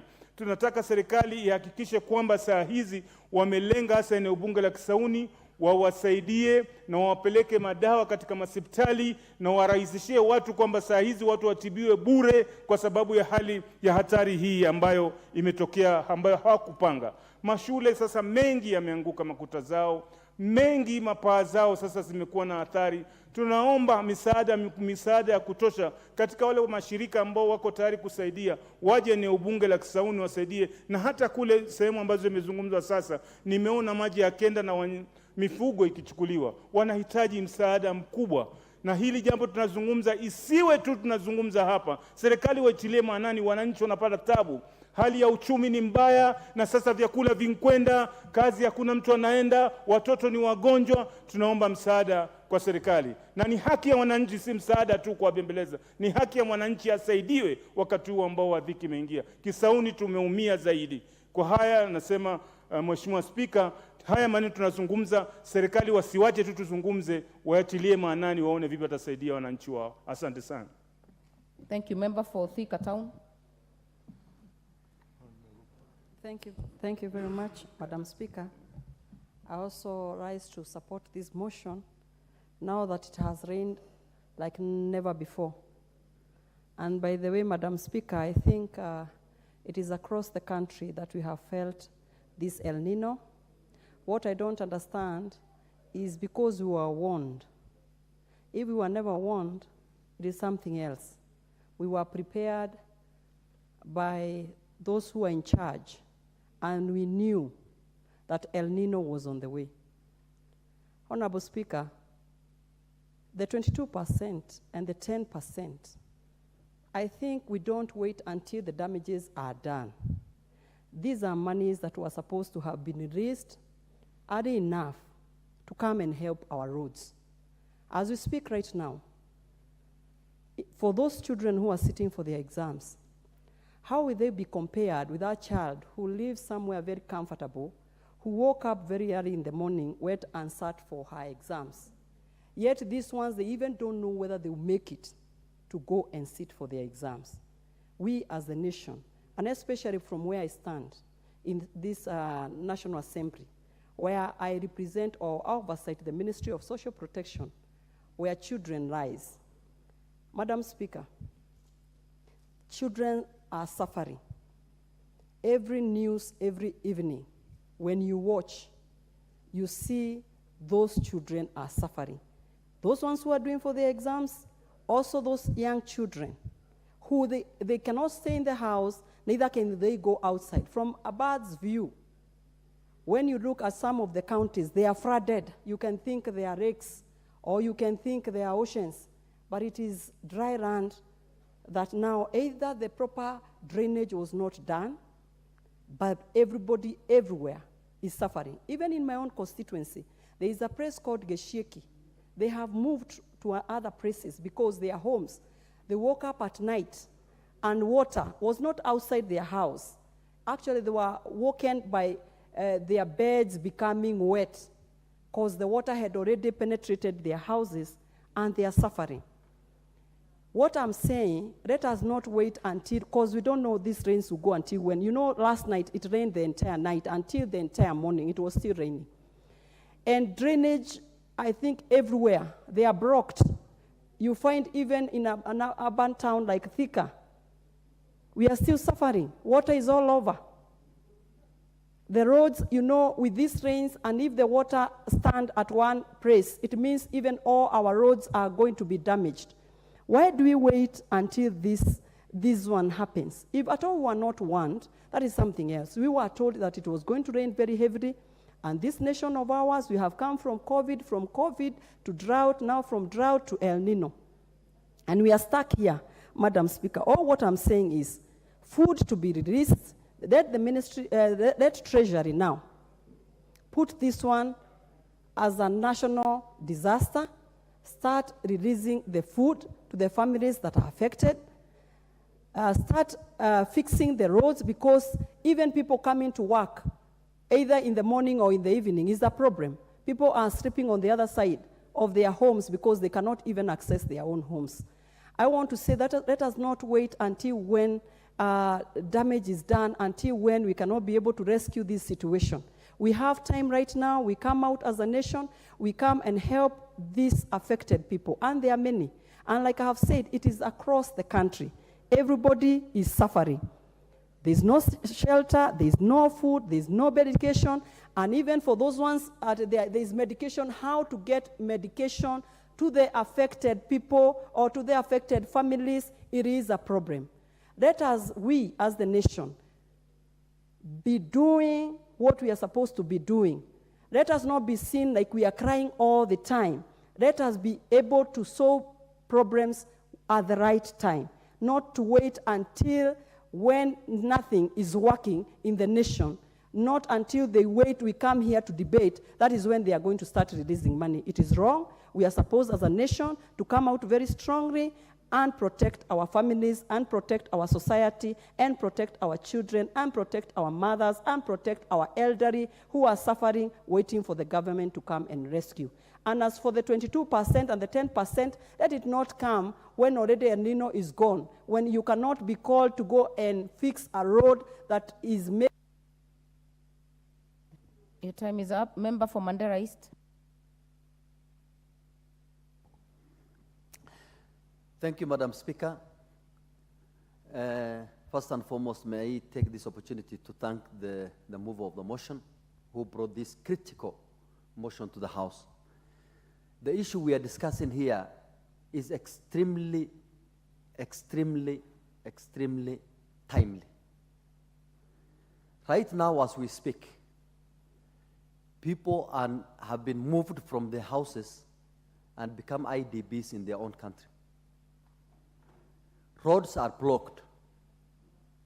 In the 21st century, right now, vehicles from Nairobi cannot reach Mandera, cannot reach Wajir, cannot reach Dadaab and Ijara. It's extremely very unfortunate. And you know, that's why we have been saying that this region is marginalized for some time. And we thought we will be out of this problem once maybe leaders like His Excellency William Samoei Arap Ruto now takes the leadership. We expected this to start immediately after a pastoralist takes over power. It's unfortunate that now our people might starve to death. Vehicles are stuck. As I speak right now, a bag of sugar today is going at 10,000 shillings in Mandera town. The few that have the stock. Most of them don't have stock. In fact, shops are closing. Those few that were coming from the other side of Ethiopia and Somalia, all of them are also suffering the same thing. There are no roads. Now, students doing examination is a problem. We are calling upon the government to call this, you know, and declare this as a national disaster so that we can get help. Even planes cannot land in Mandera right now because of, you know, the magnitude of the rain that is there. I think for almost 5 days, no plane landed in Mandera. The situation is dire. We don't want the government to move and bury when deaths occur. It is the high time now for the leadership of this country to move very fast, get planes that can carry tons and tons of food. Those who drop food, I think those there are planes in UN and other well-wishers that can have those kind of cargo planes that can drop food all over.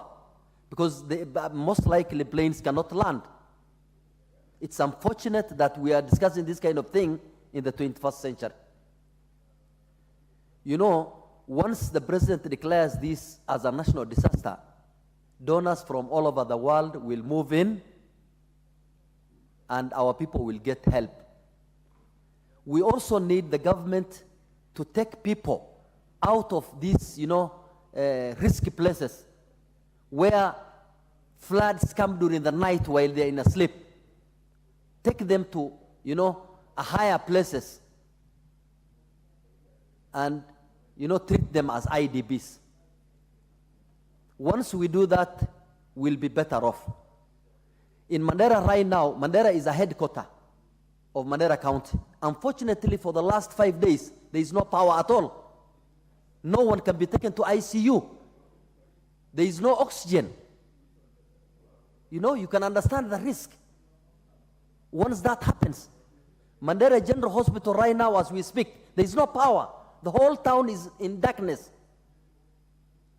The problem is not the way maybe our leadership are taking.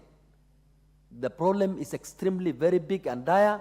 We need our leadership to move very fast and the president to come out clearly, declare this as a national disaster before it is too late. Thank you very much. Thank you. Member for Garissa Township.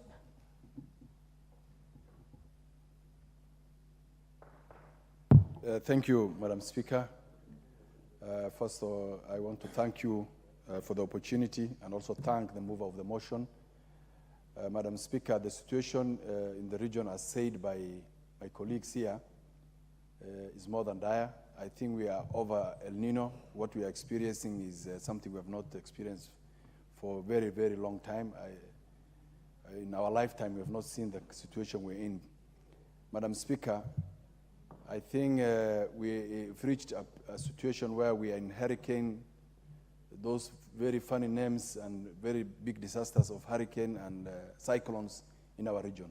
The whole region is completely submerged. So I don't know whether the government was forewarned. We knew all these things were coming, but they took it for granted. The situation we are in, we've been talking about it in press conferences, at public rallies, urging the government to declare this issue a national disaster. But there seems to be some laxity or some fear, or they may be tending to think that it would be shameful to declare it as a national disaster. Whichever name they use, they must know that we have a problem and we need an urgent government interventions. County governments are not able to intervene on this kind of issue. So we need the national government to come in. It looks like the government is every morning waking up and telling us, you are not yet suffering. You are not yet there. You are not yet there. You need to suffer more so that they come in. We need the government intervention. I am speaking on the floor of the House directly to the president of the country, wherever he is. When he comes back out of the country, we need him to go and land in Wajir International Airport and establish a command center to coordinate the disasters that is there. We are no longer trusting any other government official or to tell us anything. We have met them, many government ministers, many government PSS on the same issue. They cannot move even one truck of food from here or one airlift of food from here to the affected areas. People are suffering. Homes are flooded. There is no one who is living in his house today in the whole region. I have a 30-kilometer river line along my constituency. All those farms are destroyed. All that land is destroyed. All those farms are destroyed. People are watching the destruction of their lifetime investment, but there is no government that is talking about. We have displaced people living in all the schools in the county. Students are unable to do exam because the schools are occupied by displaced people. There's nothing coming out of the government or from the national government and or the county government to help these people. We are appealing. We have said many things on the floor of the House, and in fact, it's unfortunate the leaders of this House are not taking this issue seriously. They were there before this debate came, this motion came on the floor of the House, they left us. Their only intention is always to whip us to come and support government bills and issues. But now when we have a problem in our regions, when we need them most to talk on our behalf also, they have disappeared from the House. There is nobody here. You are not a leader of this House. We are talking about the majority leader, the deputy majority leader, the whips and everything, and the other side. Those are the people we are talking about, not members like myself. So don't please intervene on this issue. You have nothing to offer us.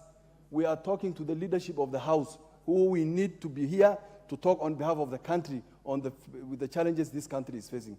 Madam Speaker, we need a serious intervention from the national government. We have talked about this issue. We have a problem. There's nothing forthcoming. All the roads are destroyed.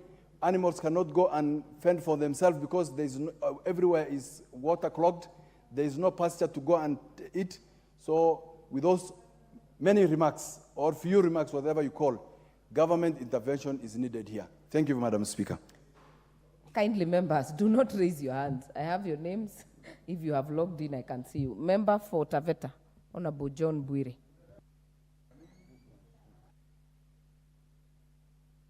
Honorable Anjala, you have no locus standi to even show. You've just come in. So please, there are members who have been waiting. Member for Taveta. Thank you, Madam Speaker. Madam Speaker, when I was in Sunday school, my Sunday school teacher used to remind me of the scripture in the book of Matthew 19:24. The Bible says, I'll say it again, it is easier for a camel to go through the eye of a needle than a rich person to enter the kingdom of heaven. Madam Speaker, if I had a second to amend the Bible, I will recommend to amend Matthew 19:24. And I would say, it is easier for a camel to enter through a needle, the eye of an needle, than government officers and politicians in Kenya to enter the kingdom of heaven. And why do I say so, Madam Speaker? I say so, Madam Speaker, because the many times I've been in Parliament here, we've always had discussions of how we came from very humble background to the positions where we are today. But the one thing that surprises me, Madam Speaker, is that the moment we get here, we forget about the many poor people who are languishing in the villages. Madam Speaker, I had the privilege of going to Kimorigo village in Taveta constituency. I had the privilege of going to Njukini, Saramson, Irrigation, Marodo, Nga. Those people are really suffering, Madam Speaker. And I want you to take a moment, Madam Speaker, and close your eyes. Imagine your children, 2 children, 3 children, in your house, where your house is completely flooded, you only have mkeka and you cannot sleep, and you are a mother of those children. It is painful, it is heartening, and I think I want to agree with the speaker who had just spoken before me, that I think sometimes we are forgotten the moment we get to these positions. Why do I say so, Madam Speaker? When we were passing the finance bill and increasing the VAT from 8% to 16%, we were assured we'll have a lot of dams everywhere in the country. When we were passing the housing levy, we were assured of houses, Madam Speaker. But, Madam Speaker, when we were increasing NHIF and NSSF and other things, Madam Speaker, even the cost of an ID, we were told that things are going to change. Madam Speaker, when the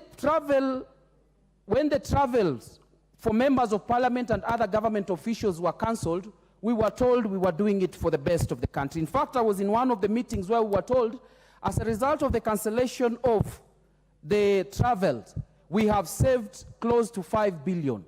What we are asking, Madam Speaker, where is this money? Where is this money, Madam Speaker? And we are not asking for so many things, Madam Speaker. What we are saying is, repair the roads so that they can be motorable. For instance, Madam Speaker, in my constituency, the Taveta-Elasity Road has been the connection between farmers, so that they can take their produce to the market. Madam Speaker, we have women who have sacrificed all their savings to cultivate tomato. They cannot take that tomato to the market because the roads are not passable, Madam Speaker. Madam Speaker, we have bigger problems. I remember, Madam Speaker, this house is a house of record. On 26th of July, 2023, the Cabinet Secretary, Water, Honorable Alice Wahome was here, and I asked her a question. I told her, Honorable Alice Wahome, Kimorigo has the problem of having perennial floods. What are you doing? And she told us so many good things. But people in Kimorigo right now are suffering. People in Ga right now are suffering. What we are saying, Madam Speaker, much as my colleagues are saying we declare floods as a national disaster, El Nino as a national disaster, I would also request, Madam Speaker, we saw a committee led by the Deputy President on this emergency. We have a Cabinet Secretary for Water. We want them to come here next week to explain to us the immediate intervention measures that they have taken to protect our people. Thank you so much, Madam Speaker. Well said, Honorable Ivo Bara.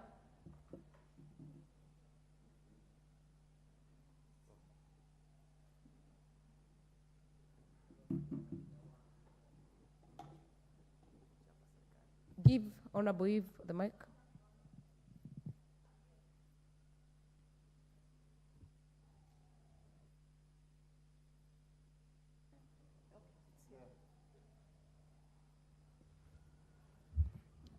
Thank you very much, Madam Speaker, for giving me this opportunity to also contribute to this very, very important motion.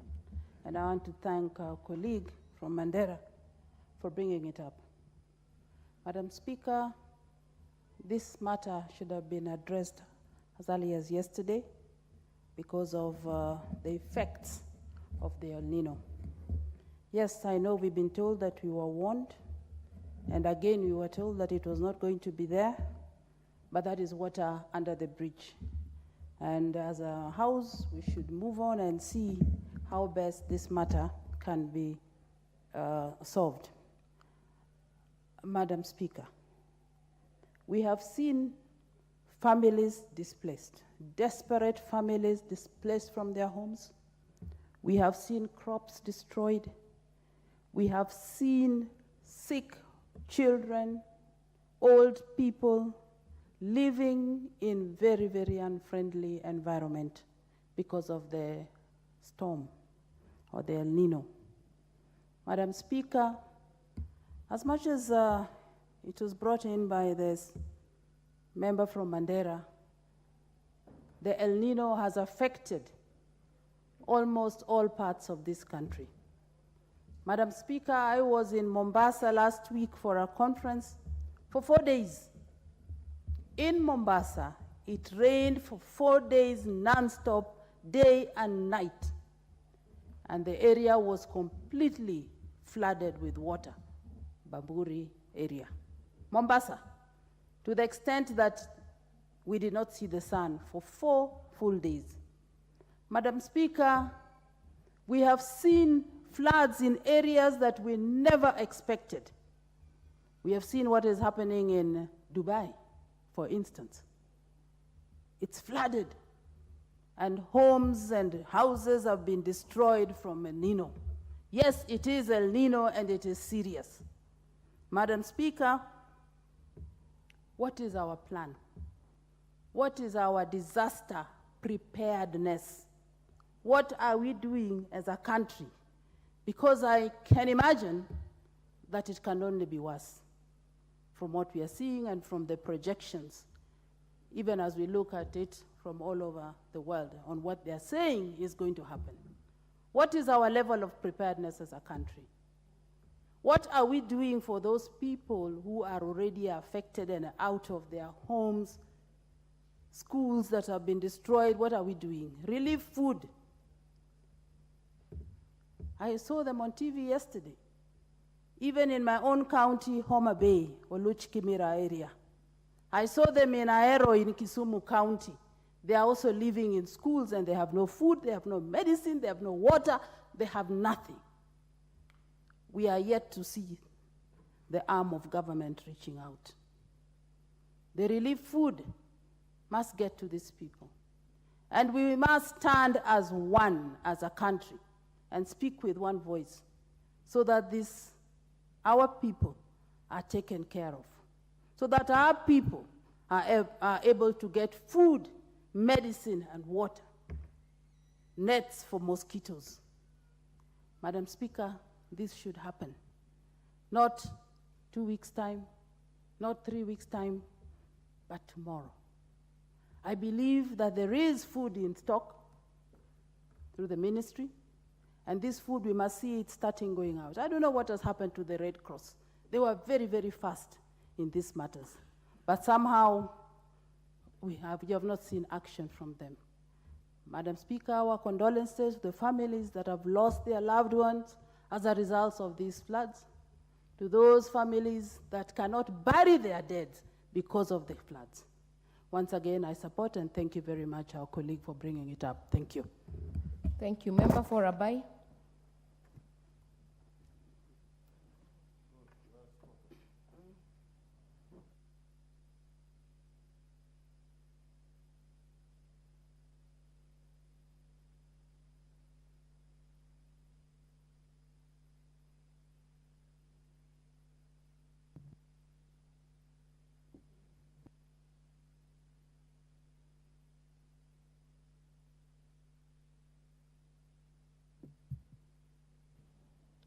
Check the next one. Asante sana Madam Speaker. Mimi nikiwa mbunge wa Rabai nimesimama kuunga mkono hoja hii ambayo imeweza kuletwa na mheshimiwa kutoka pale Mandera. Nataka nimpongeze kwa sababu ameleta hoja ambayo kwa wakati huu, wakati mwafaka. Mheshimiwa Spika, nataka niseme kwamba hii mvua ya El Nino, kipindi hichi wakazi wote, niseme wakazi wa pwani, wakazi wa Kenya, wamehangaishwa sana na mvua hii, Mheshimiwa Spika. Ndio maana nasimama hapa nikiwa mbunge wa Rabai kuunga mkono na kusema kwamba mvua hii ya El Nino serikali itangaze rasmi kuwa ni janga la kitaifa. Mheshimiwa Spika, nikiwa mbunge wa Rabai, wakazi wengi wa Rabai nyumba zao zimeweza kuanguka kwa sababu ya mvua nyingi. Mvua imenyesha zaidi ya siku 4 mfululizo. Na niseme kwamba hata kile chakula ambacho juzi waliweza kuvuna mashambani kiliweza kutekwa chote na mvua na maji, na hivi navyosema wakazi wa Rabai hawana chakula. Ndio maana nataka kuuliza serikali ije na mbinu ambayo itaweza kuhakikisha wale wote ambao wameweza kuathirika waweze kupewa ufadhili wa kutosha ili kipindi hichi waweze kusaidika. Mheshimiwa Spika, nataka niseme kwamba nikiwa mbunge wa Rabai, eneo bunge la Rabai kuna wodi 4. Tuko na Mwawesa, Ruruma, Kamberibe na Kisurutini. Na barabara zile zote ambazo hivi juzi tuliweza kuzirekebisha kupitia kera, barabara zote zimeoshwa, Mheshimiwa Spika. Na mimi niseme kwamba kuna madaraja, Mheshimiwa Spika, daraja la Jimba, daraja la Chitwa cha Mkamba, daraja la Ngwenzeni, zote zimeweza kufagiliwa na mvua hii ya El Nino, kiasi cha kwamba wananchi sahihi kutoka Rabai wanapata shida kubwa. Hawawezi kuweza kutembea yale maeneo mengine kwa sababu daraja hizi zote zimeweza kusafishwa na mvua El Nino. Mheshimiwa Spika, niseme kwamba kupitia Rabai tuko na mto pale mkubwa unaitwa River Kombeni, na mto huu, Mheshimiwa Spika, una maji mengi sana ambayo maji haya kufikia wakati huu yanaenda bahari India. Na Mheshimiwa Spika, nikisimama hapa mimi nikiwa mbunge wa Rabai, nataka niseme kwamba kwa zaidi ya miaka 10 eneo bunge la Rabai limekuwa na shida ya maji. Na ndio maana ninauliza serikali ije na mikakati. sehemu kama hizi ambazo maji mengi yanapatikana, mfumo huu yanaenda baharini, nimeuliza serikali na nanyenyekea, mto wa River Kombeni, serikali ije na mikakati ya kuweza kujenga damu ili maji yale ambayo yanaenda River Kombeni yaweze kutumika kwa wakazi wa Rabai ili shida ya maji iweze kuisha. Nikimalizia, Mheshimiwa Spika, nimshukuru pia naibu wa rais, aliweza kuita viongozi wote na kuzungumzia swala hili la janga la mafuriko, na hivi nataka niseme kwamba nina imani kwamba serikali itatoa mwongozo ili Wakenya wote ambao wameweza kupata shida hii ya mvua El Nino wakaweze kupata suluhu. Asante sana Madam Speaker, nasimama kuunga mkono. Asante. Asante sana. Nafasi hii muendee mbunge wa Lungalunga, Mheshimiwa Mangale Chiforomodo.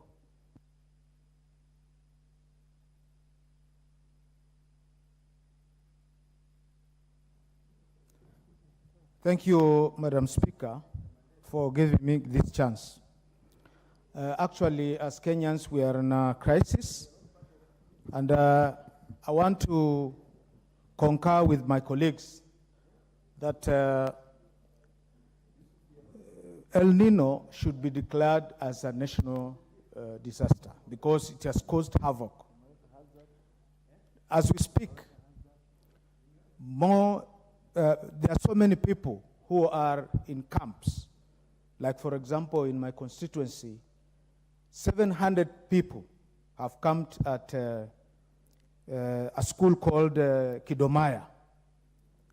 Another 200 people have been camping at another school called Mwamose, and many other places.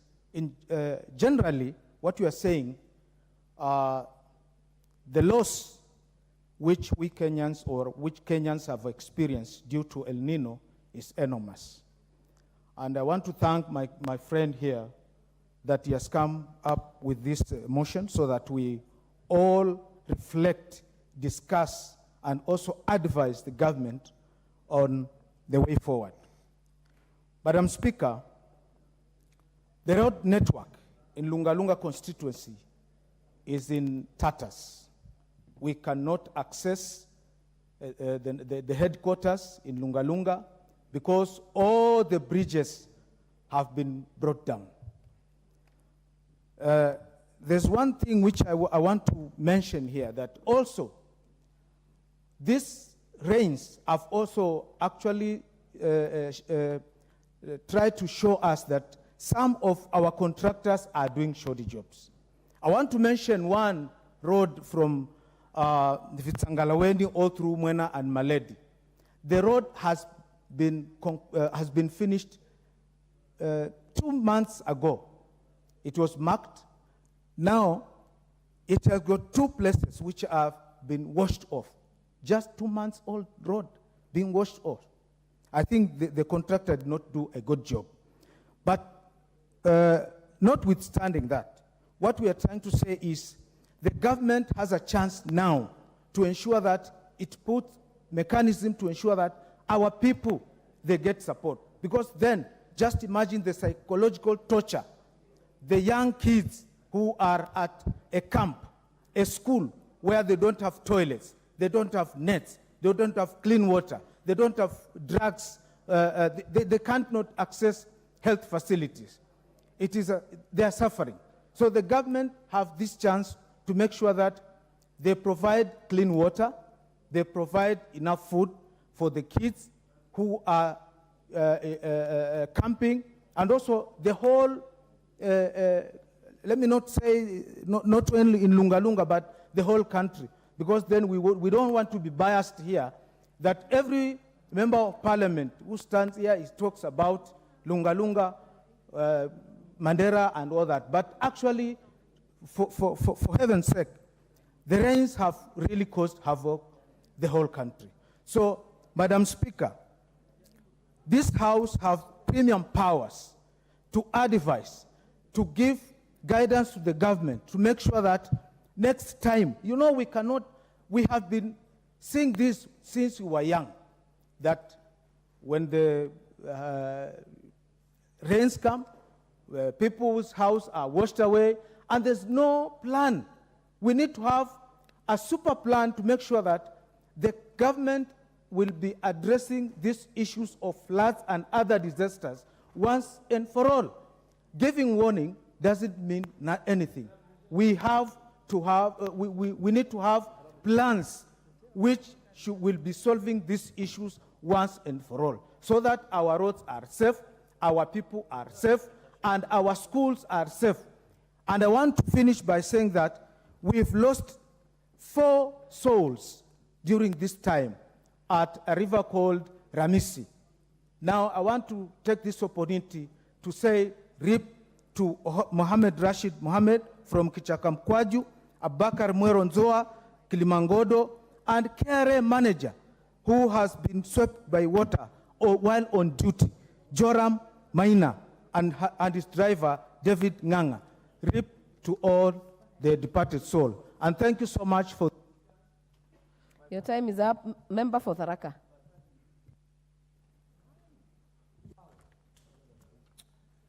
Thank you very much, Madam Speaker. Madam Speaker, this is a timely motion of adjournment so that we can discuss this very important issue of the El Nino rains which are with us. Any argument to the contrary is water under the bridge, and we should actually be asking ourselves, what next? There was a prolonged drought, a drought, possibly La Nina, that we experienced for many, many years in this country. And by the time the warning came that we would be experiencing El Nino, many people did not believe. And this is the reason why the warning was not taken seriously, and due to the fact that it was also coupled by dilatory messages from all quarters that the rains may not be El Nino, but would be adequate rainfall. Now we are told we got super El Nino, which means that this is the worst of the El Ninos experienced in the country since the 60s, the 70s, and now the 2000s. So, what preparations did we put in place for El Nino? Almost zero. We never did anything. We just waited with a bated breath and hoped that the rains would be sufficient. We would prepare our shambas, we would actually plant, and eventually harvest in a bumper manner. The pastoralists were happy that they would get grazing fields, lots of grass for their animals, and life would continue as usual. That is not what we have now. We got a disaster in the making, and this is the reason why we are calling upon the government to declare this El Nino phenomenon a national disaster, so that we are able to tackle the phenomenon in the most appropriate manner that befits the country. And if we require assistance from any other quarter, then we got the platform to do so. So apart from battling El Nino now, we also need to put into place measures post El Nino. What is going to happen to the country when these rains subside? No doubt whatsoever, we will be left in a calamity. The roads have been washed away, our bridges have come down, and even people are now living in IDP camps. We have seen people in Nyanza, the whole vast northern region of the country, it's totally flooded. Schools have been affected, whether now exams are going on, and even after we resume in January. These are areas we should be flagging, we should be earmarking, and possibly setting aside sufficient funds to deal with the post-El Nino effects. For my constituency, Tharaka, it is also raining cats and dogs, as they say. Tharaka does not flood because its topography is that it drains into the Tana River. But we got numerous seasonal rivers that are dangerous to lives. These rivers, when it rains upwards, they experience flash floods. And this is what is most dangerous to all citizens, because people underestimate the amount of water in these rivers, and as we speak, many, many lives have been lost through these floods. Mine will be to encourage the people to ensure they take care. There is due diligence before we move around, not to attempt to cross rivers that are swollen or even drive vehicles across rivers that do not have proper bridges or proper culverts. But for the country, it is vitally important that we put into place measures to ensure that now we tackle El Nino, and after El Nino, we are able to tackle the aftermath. Thank you, Madam Speaker. Thank you. Member for Fafi, Honorable Farah Yakub. Thank you, Madam Speaker. I want to add my voice to the motion moved by my colleague from Mandera. I want to thank him for that. The main reason we are pushing for this motion, or we are supporting, is because, not necessarily because of the El Nino, but the neglect we are feeling as a region.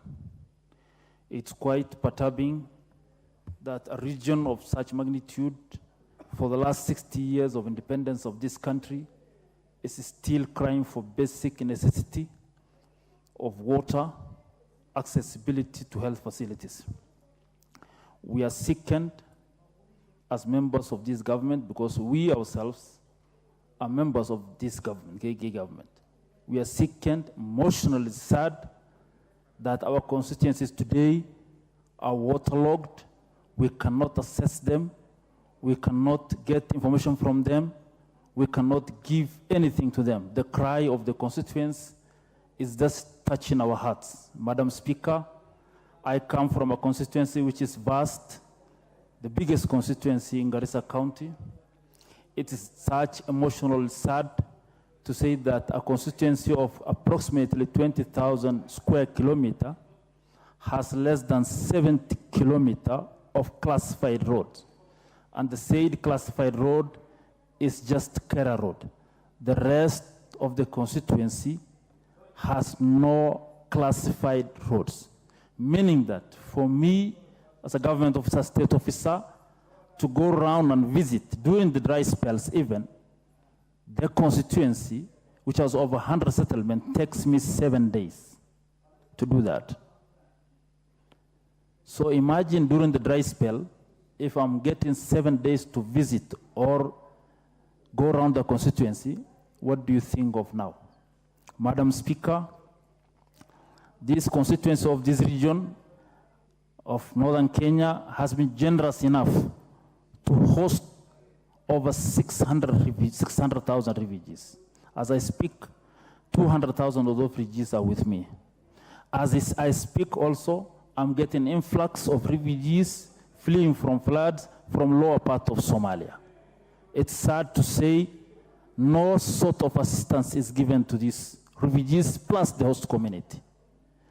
We are sick enough, adding my voice to my former colleague of Garissa North, saying that as members of this government, we expected much from this government. We thought that the stories of neglects of roads, water, provision of water, health facilities will be bygone. We thought that this government now going for the second budgetary appropriations will have substantial amount of money catered for those regions. I'm sick to say, as I speak now, that the budgets being passed itself had zero components other than the normal care allocation of 62 million for my constituency. And it's the same for others. That is why when we speak today, we speak with tears in our eyes, saying that we thought things would be different. I raise and support and give my hand and thumb to my friend and my colleague from Garissa Town who said we need a substantive and a strong message from His Excellency the President. We want the President, we request the President to set up a command center so that the people of Wajir South who are completely submerged can be helped. We are wondering As we speak and the exams are ongoing, the number of choppers hovering in the skies of northern region, carrying exam papers, are more than the number of choppers trying to save lives in Wajir County. Were it not for the few choppers, 3 or 4 from Kenya Military Service, Kenya Military Defense Forces, then people of Wajir South could not have been reached.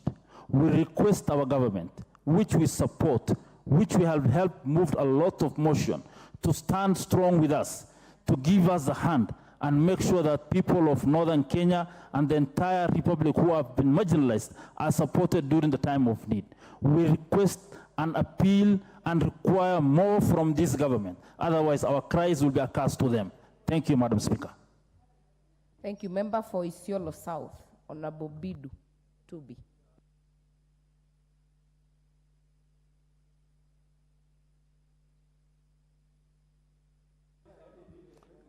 Thank you, Madam.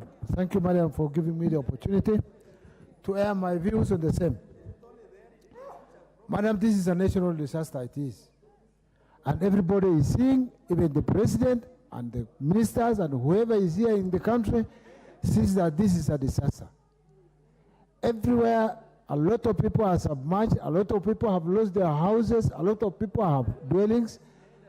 Schools, people are living in schools, people have been removed from these areas, from their areas of residence. And this is what is happening in Kenya generally. It's not only one area, but it's the whole area. I think it is the high time the government has to take some of this matter very serious. And I agree with my colleague from Garissa Central, who said that the government side or even the leadership of this country are not very serious. Looking at what is happening in the House itself, that we are not seeing the leaders, both of the minority and majority, when discussing this matter which came up this morning. And it was slated for 5:30. And I think if they were serious with us, they would be here at least to contribute and see and hear the cries from those of us who are here. In my constituency, a lot of it is bordering Wajir South. And Isiolo starts towards the north. And it is more or less submerged.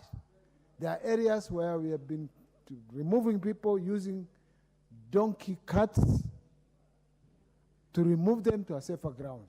Up to this morning, older people are being removed from stranded in an area using carts to remove them to a safer ground. Wherever we take them to the safer grounds, there is no food for them. And there is no accessibility because all the roads leading towards that end is off, has been washed off. Even the big road, which is being under construction, to the highway towards Mandera, Somalia, is impassable. The one going to Modogash. There are vehicles right now stranded, stuck in the mud, and we have even requested the Chinese doing the construction of the roads to help at least those vehicles to be removed. Madam Chair, Madam Speaker, the problem is that we seem to be not coordinative enough. Red Cross were trying to do a lot in my area. They had meetings here and there, trying to galvanize, trying to call people together so that it can be seen what can be done. At least they are the only people who are trying to, the voice of reason we are hearing in those areas. Otherwise, look at the situation. Isiolo, Isiolo South and Isiolo North. Isiolo North towards the Marti, Wajir border, on the Isiolo South, Wajir and Garissa border, those are all areas which are being submerged. And there is no help from the government. There is no way accessibility. The only accessibility could be by air. And there is, we have not seen the air, the planes, the choppers, which are being used every other time, are not there. So, Madam Speaker, we would request, I would also request the same government, our government, at least to be sensitive to what is happening in the country and declare this flood a national disaster so that we can be able to rush here and there to get donors from outside and everywhere else. In those areas, like in my county, there is no reason why we should, although everywhere else has floods, but there are areas which are badly affected. Isiolo town, for example, is a little bit better because the roads are, you can go to Meru, you can go to the nearest, Nanyuki and all these areas. Deep inside, there's nowhere where we can be able to get. So dropping food at Isiolo town alone does not solve the problem of those ones who are suffering in the interior. Madam, I support my colleague who brought this motion, and we say that it should be declared a national disaster by the president himself. Thank you, Madam. Member for Samburu East.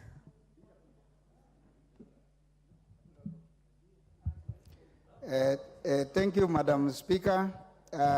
Madam Speaker, I want to support this motion. Madam Speaker, it is true the country is affected by rains and floods. And Madam Speaker, very many places which maybe do not used to have floods, and there are now floods.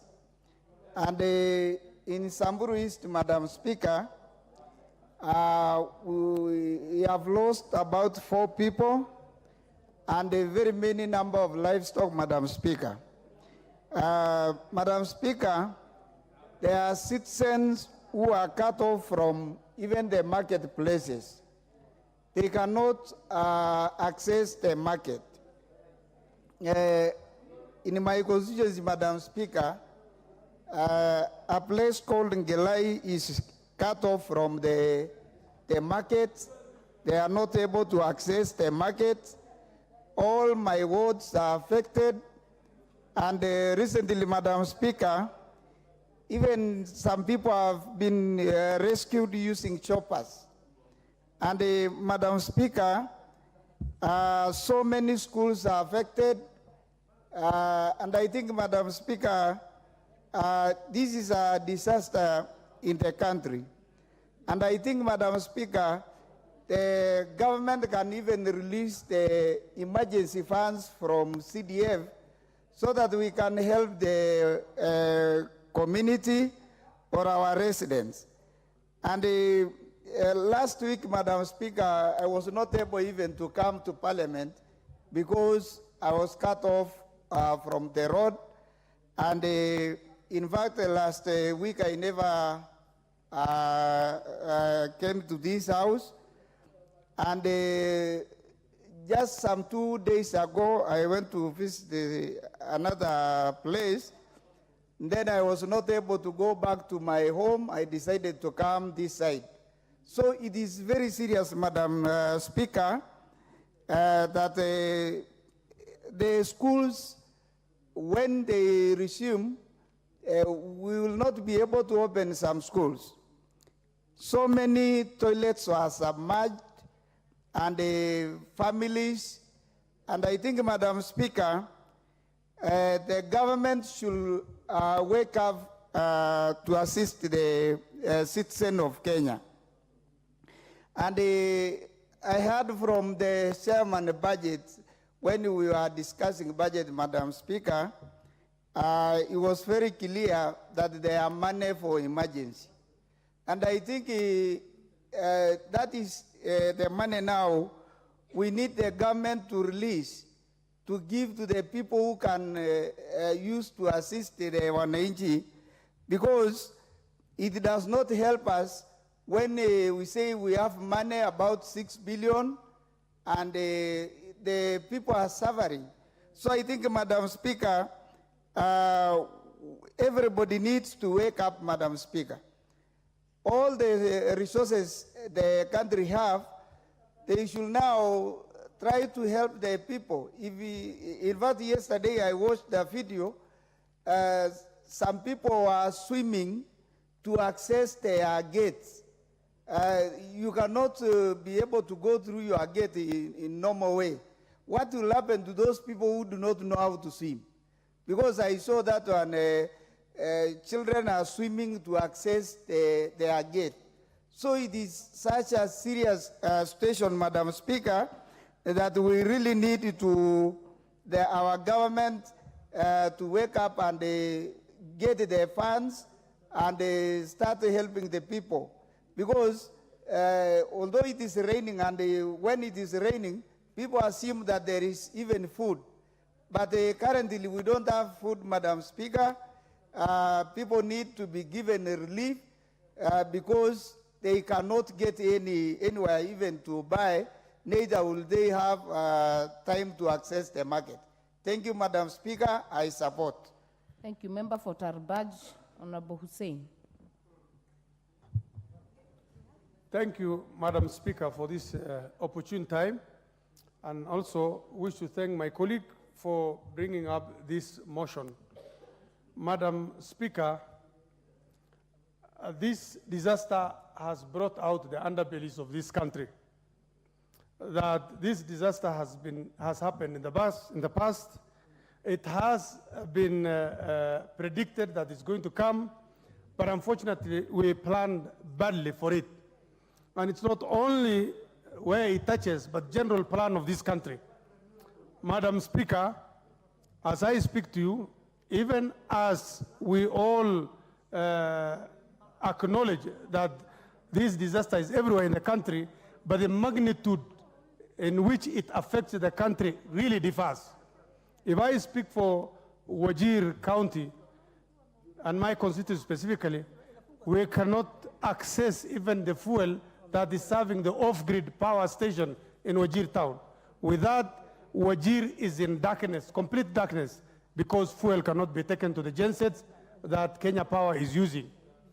The hospitals cannot use their theaters because there's no power, completely no power, because they're all using diesel.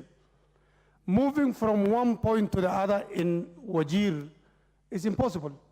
For me, I cannot go around in my constituency. I cannot go to anywhere. I can only land in Wajir headquarters and just stay there. I cannot even help my people. I wish to add my voice to those who spoke before me and say that the president should declare this as a national disaster so that resources are mobilized from our friends, from donors, and from the country. And as some before me spoke, we have appropriated certain amount of money for disaster like this, for emergencies. We want to see that money rolling and helping our people save their lives. I also wish to add and say that it's now the second budget. And the unfortunate thing that is going to happen is that even when this water or this season of flood ends, we will still be crying about lack of water. We thought, and we have presented a number of proposals, and we've been promised a number of dams which are going to be built in certain areas so that water can be saved. Sadly, even with all the proposals we've given, we do not have anywhere to save this water. We'll still be crying again. I shudder to say that sometimes when certain bills like a conflict of interest are brought here, and certain people with strategic places like budget committees or certain important committees, probably certain people are taking most of the budget to certain places and neglecting certain areas that we are from. I want to add and say that the leadership of the House has deserted this. Probably they feel this motion is not important. And I want to say and repeat what my brother Deko has said from Garissa town. Business is not going to be as usual. No. Where we are from and the whole of Kenya must be considered in the rightful development. This cannot continue anymore. I also want to say that just to help this emergency program, there is the Northern Corridor Highway, which was supposed to be done in bits. In my constituency, from Wajir town through Tarbaji to Kutulo, the tender process has already ended. The concurrence from the funders have already come through. But this, so I am urging the government, the Minister for Transport, the Minister for Roads, and my President to speed up the issuance of this award to these companies which have met every qualification and they have finished all the tender processes, so that they can begin alongside these emergency projects that we are requesting to open up roads, that this tender is given, this award is given, so that they can help in building these roads. If these roads were there, my people will have accessed enough services. Now we immediately need tents, nets, and some foodstuffs. And at the same time, request the provincial administration on the ground, like the chiefs and the DCCs and the ACCs on the ground and nationally. Member for Limuru. Thank you, Madam Speaker, for giving me a chance. As I rise, I want to thank the MP for Madeira for bringing this motion. Madam Speaker, this is a very serious issue. It affects many of our people in the country. We know that, Madam Speaker, the whole world is facing a very tough time with the climate change. And here in Kenya, we are seeing very serious issues of El Nino. When I hear my colleagues talk about the problems that are encountered in various parts of the country, I stand with them, because it is really painful to hear that some kids could not do exams when they were supposed to do it, and also they could not get access to various services that they need. Madam Speaker, the El Nino covers the whole area of this country. Even in my area of Limuru, we are worried about the landslides. And Madam Speaker, I know as a country, we have to have strategies to deal with this problem. We know that, Madam Speaker, the final solution is to harvest and how to control the flooding. We have no contract, Madam Speaker, for us to fill Indian Ocean. Our business should be how to do dams and how to control the floods. Madam Speaker, we know during this time, it is so hard even to repair the roads that have been damaged, because it is difficult to do that, Madam Speaker. But we know that even basic things can help, even in Nairobi here. Madam Speaker, there has been a change because of the mere fact that people have taken time to unblock the drainage system. So even for us in the rural area and wherever, it is important for us to do the very basic, to make sure that the drainages are open so that when the water comes, it does not cut the roads. I know that we may not have enough funds, but Madam Speaker, we can attract public-private partnership in the construction of dams, and at the same time, Madam Speaker, the county governments, they can map out the areas that are likely to get affected by this flooding, so that they can advise people in time where to construct. In most cases, they are the ones who approve, and it is important that they also take part in ensuring that they also provide assistance in this matter. But Madam Speaker, I stand with my colleagues when they say that the government must act quickly, particularly to provide relief to the people who are already affected. I thank you, Madam Speaker. Order, members. Be upstanding, honorable members. The time now being 7 p.m., this House stands adjourned until tomorrow, Wednesday, 22nd November 2023 at 9:30 a.m.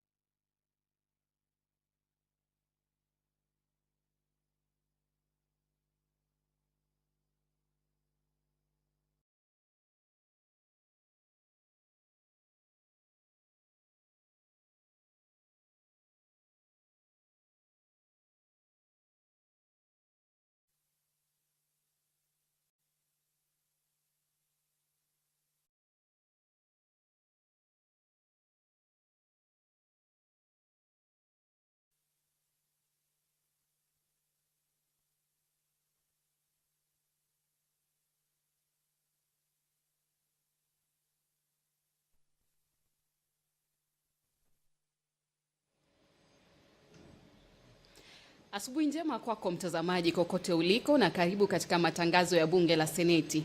Leo ni Jumatano tarehe 15 Novemba mwaka ni 2023 na haya ni matangazo ya moja kwa moja yakiletwa kwako na kitengo cha utangazaji cha bunge Parliamentary Broadcasting Unit tukishirikiana na shirika la utangazaji la Kenya KBC.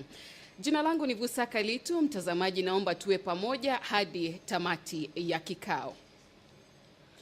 Naam, katika ratiba ya shughuli za bunge la Seneti asubuhi ya leo, yapo mambo kadha wa kadha ambayo bunge la Seneti linatarajiwa kuangalia. Na kama ilivyo desturi, kila Jumatano waziri mmoja au wawili hufika mbele ya bunge la Seneti. Na kwa vile hawa maseneta wanatuwakilisha mimi na wewe kutoka kaunti mbalimbali, na kuomba ukae utulie, manake haya maswali yanakuhusu mimi na wewe. Kwa sasa mtazamaji, naomba nikufahamishe mawaziri ambao tunawatarajia asubuhi ya leo. Kumbuka tunawatarajia tu, lakini iwapo watafika hatujui. Iwapo watakosa kufika hatujui. Tusubiri tuone mambo yatakwenda namna gani.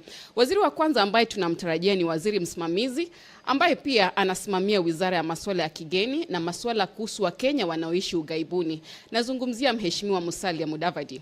Waziri wa pili ambaye tunamtarajia ni waziri wa barabara na usafiri Mheshimiwa Onesmus Murkomen ambaye atakuwa hapa kujibu maswali kuhusiana na wizara yake ya barabara na usafiri. Na waziri wa tatu ambaye huenda afike mbele ya bunge la Seneti ni Dr. Alfred Mutua, waziri wa utalii.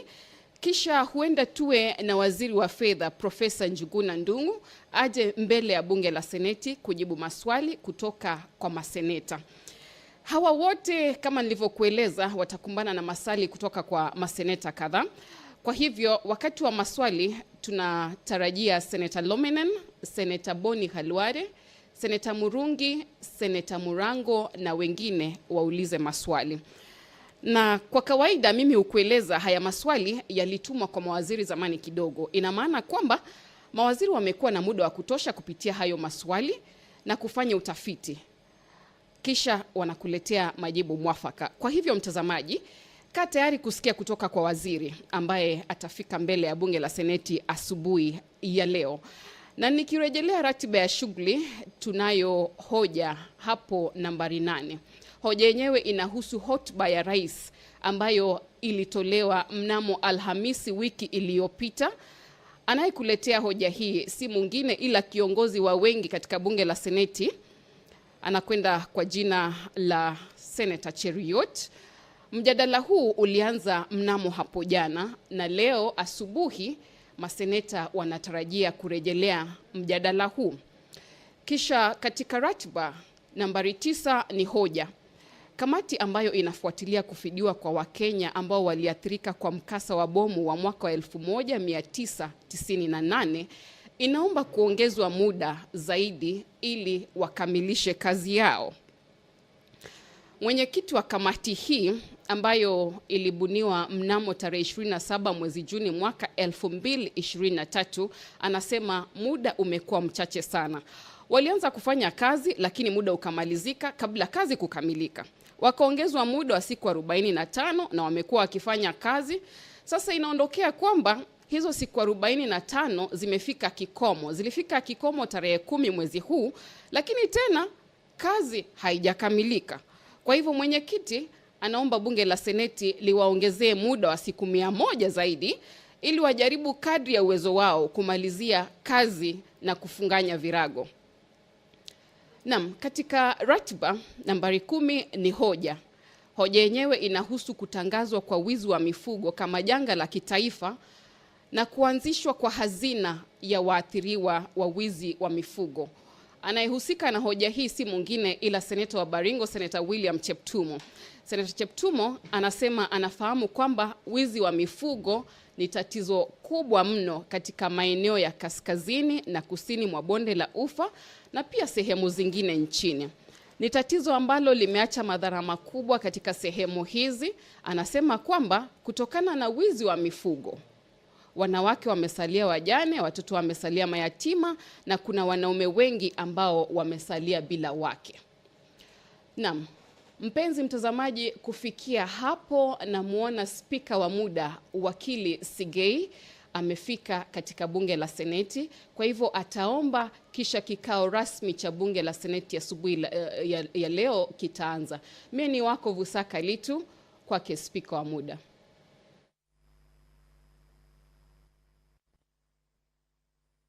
Shall we pray? Almighty God, we beseech you to behold with your abundant favor and blessings as your servants whom you have been pleased to call to leadership positions in this republic. We seek guidance to treat and consider all matters that will come under deliberation in just and faithful a manner as to advance the peace, prosperity, and welfare of our country and of those whose interest you have committed to our charge. Amen.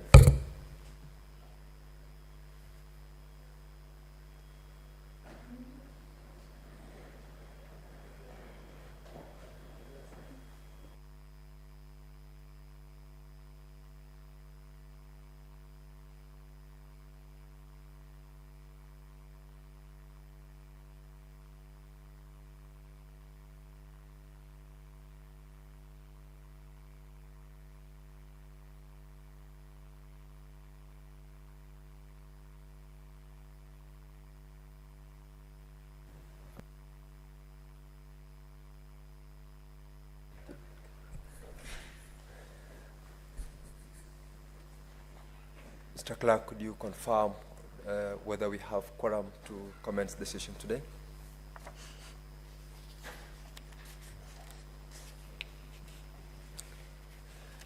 Sergeant at Arms, please ring the quorum bell for 10 minutes.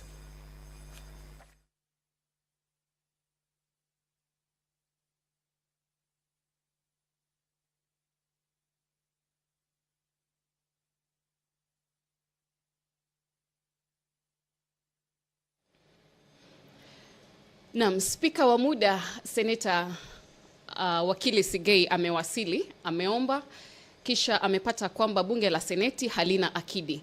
Ndio kwa maana unasikia kengele inakirizwa mtazamaji. Ameagiza kengele kukirizwa kwa muda wa dakika 10 ili bunge la Seneti lipate akidi. Lakini nikirejelea ratiba ya shughuli za bunge la Seneti asubuhi ya leo, nilikuwa nikikueleza kwamba Seneta wa Baringo, Seneta Cheptuma, anayo hoja. Inahusu kutangazwa kwa wizi wa mifugo kama janga la kitaifa na kuanzishwa kwa hazina ya waathiriwa wa wizi wa mifugo. Naam, anasema kwamba wizi wa mifugo hupelekea kusimamishwa kwa huduma zote. Ni kwa sababu kukiwa na wizi wa mifugo, hali inakuwa taharuki wala hakuna usalama. Kama ni masomo yanasitishwa, kama ni ukulima unasitishwa. Kwa sababu madaktari hawezi fika kazini, wakulima hawezi fika shambani pasipo usalama. Naam. Eti watu ambao wanaishi katika sehemu hizi, sehemu ambazo nilikutajia kaskazini mwa Kenya, wanaishia kukosa ama kunyimwa haki zao za kijamii, haki za kiuchumi na haki za kisiasa kwa sababu ya wizi wa mifugo. Kumbuka, hizi haki ni za kila Mkenya kulingana na katiba yetu. Kwa hivyo Seneta Cheptumo anaomba bunge la Seneti kwa Kindiki izindue hazina ya kuwafidia waathiriwa wa wizi wa mifugo na kuwapa makao mapya.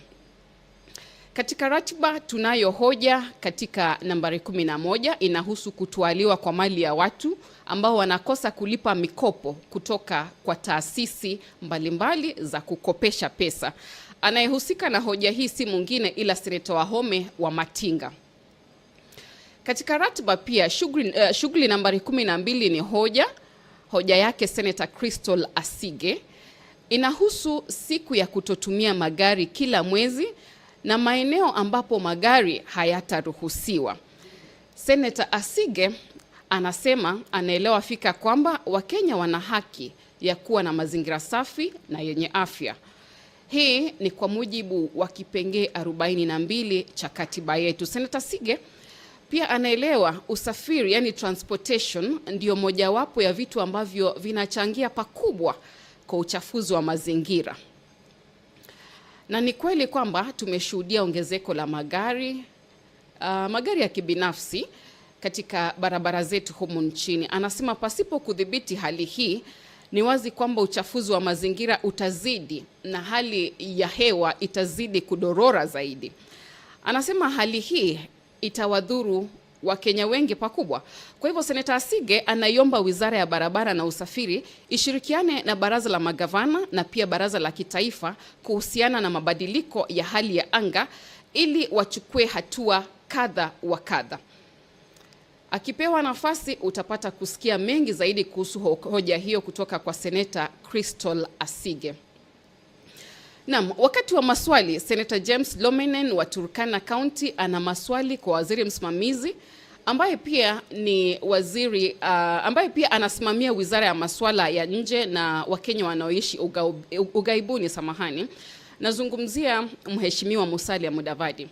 Senator Lomenen anaomba kujua ni sababu gani serikali yetu haijashughulika kusaidia wafugaji wa kuhamahama kutoka kaunti ya Turkana ambao walitiwa mbaroni nchini Uganda. Wafugaji inasemekana walivuka hadi kata ya Moroto kule Uganda wakiwa katika shughuli ya kutafuta malisho kwa mifugo wao. Askari wa Uganda wakawatia mbaroni na hata kuwafikisha mahakamani nchini Uganda. Inasemekana tangu mwaka jana hadi sasa hawa Wakenya wanazuiliwa nchini Uganda. Kisha Senator Lomenen anauliza ni lini ambapo serikali itaingilia kati ili kuona kwamba Wakenya hawa wameachiliwa. Kengele bado inakirizwa, mpenzi mtazamaji, ina maana kwamba bunge la seneti halijapata akidi. Hivyo basi nazidi kusonga mbele. Tunamtarajia Waziri Murkomen, waziri wa barabara na usafiri, naye atakabiliana na maswali kutoka kwa Seneta Mwenda Gataya Mofaya, seneta wa Tharaka Nithi County. Huyu seneta anaomba kujua ni kwa nini ujenzi wa barabara ya kutoka Kajiunduthi hadi Marima imesimama. Ujenzi wa barabara umesimama. Barabara yenyewe inatakiwa kupitia Iriga kwenda Chogoria, kufika Weru, Mutindwa, Kiriaini na hatimaye kumalizikia sehemu ambayo inaitwa Marima. Seneta Gataya Mofaya analalamika kwamba ujenzi wenyewe ulianza mwaka wa 2016. Miaka 5 baadaye ujenzi huu haujakamilika. Ni kwa nini? Wizara ya Mheshimiwa Murkomen inachukua hatua gani kuona kwamba ujenzi wa barabara hii unakamilika? Hili ni ombi la Seneta Gataya Mofaya, ambaye pia anamtaka Waziri Murkomen atoe makataa, yani deadline ya kurudia ujenzi wa barabara hii. Hatimaye Seneta Gataya Mofaya anasema barabara katika sehemu fulani hazipitiki. Sehemu zenyewe anazitaja ni pamoja na Gitumbani, Mutindwa, sehemu ambayo inaitwa Gantwaki, Kajiunduthi, Kiriaini na Marima. Anaomba kujua hatua ambazo Waziri Murkomen anachukua ili kuhakikisha hizo barabara haina matuta, yani bumps, ya kudhibiti kasi ya magari. Anasema kwamba matuta yanahitajika katika maeneo yenye soko, karibu na shule na pia kwenye daraja. Kwa sababu hakuna matuta, ajali za barabarani zimekuwa nyingi mno. Kwa hivyo Senator Paris Tobiko anauliza, je, kuna mipango yoyote ya kuweka matuta katika barabara hiyo? Ndilo swali ambalo Senator Tobiko anamwelekezea Waziri Murkomen. Swali lingine ni, je, Wizara ya Barabara na Usafiri ina mipango ya kuboresha barabara ya Isinya kuelekea Konza? Iwapo hiyo mipango ipo, itaanza lini? Senator James Murango wa kaunti ya Kirinyaga ni mwingine ambaye ana maswali kwa Waziri Murkomen. Anauliza, je, wanakandarasi ambao wamepewa tenda ya ujenzi wa barabara katika kaunti ya Kirinyaga wamefanya miradi gani ya kijamii, yani corporate social responsibility? Seneta Murango anaomba kwamba wanakandarasi hao kupitia Wizara ya Elimu wafanye jitihada kuboresha miundombinu katika shule moja ya msingi na pia shule moja ya sekondari. Swali lingine ni kuhusu ujenzi wa barabara inayotoka Mururi kuelekea sehemu ambayo inaitwa Kiumbu. Barabara hii inapitia Uramandi, Ngushui, Mahigaini, Nyamindi, Kianugu na hatimaye kumalizikia sehemu ambayo inaitwa Kiumbu. Seneta Murango anataka kujua ni kwa nini ujenzi haujaanza ilhali mwanakandarasi alikwisha pewa tenda. Na tukisalia katika masuala ya barabara hiyo, Seneta Murango anaomba kujua hali iko namna gani kuhusu tenda hiyo ambayo imechelewa kuanza.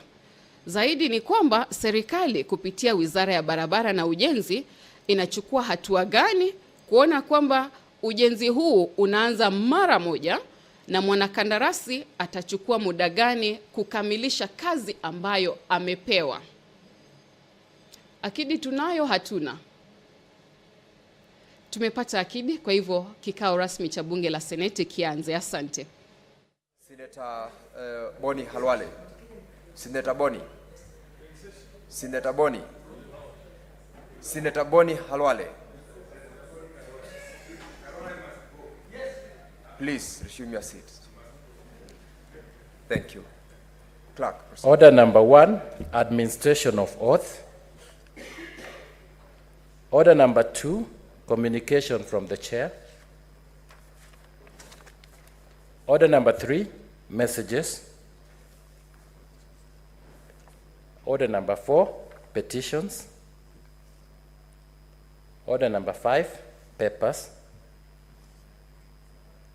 Order number 6, notices of motion.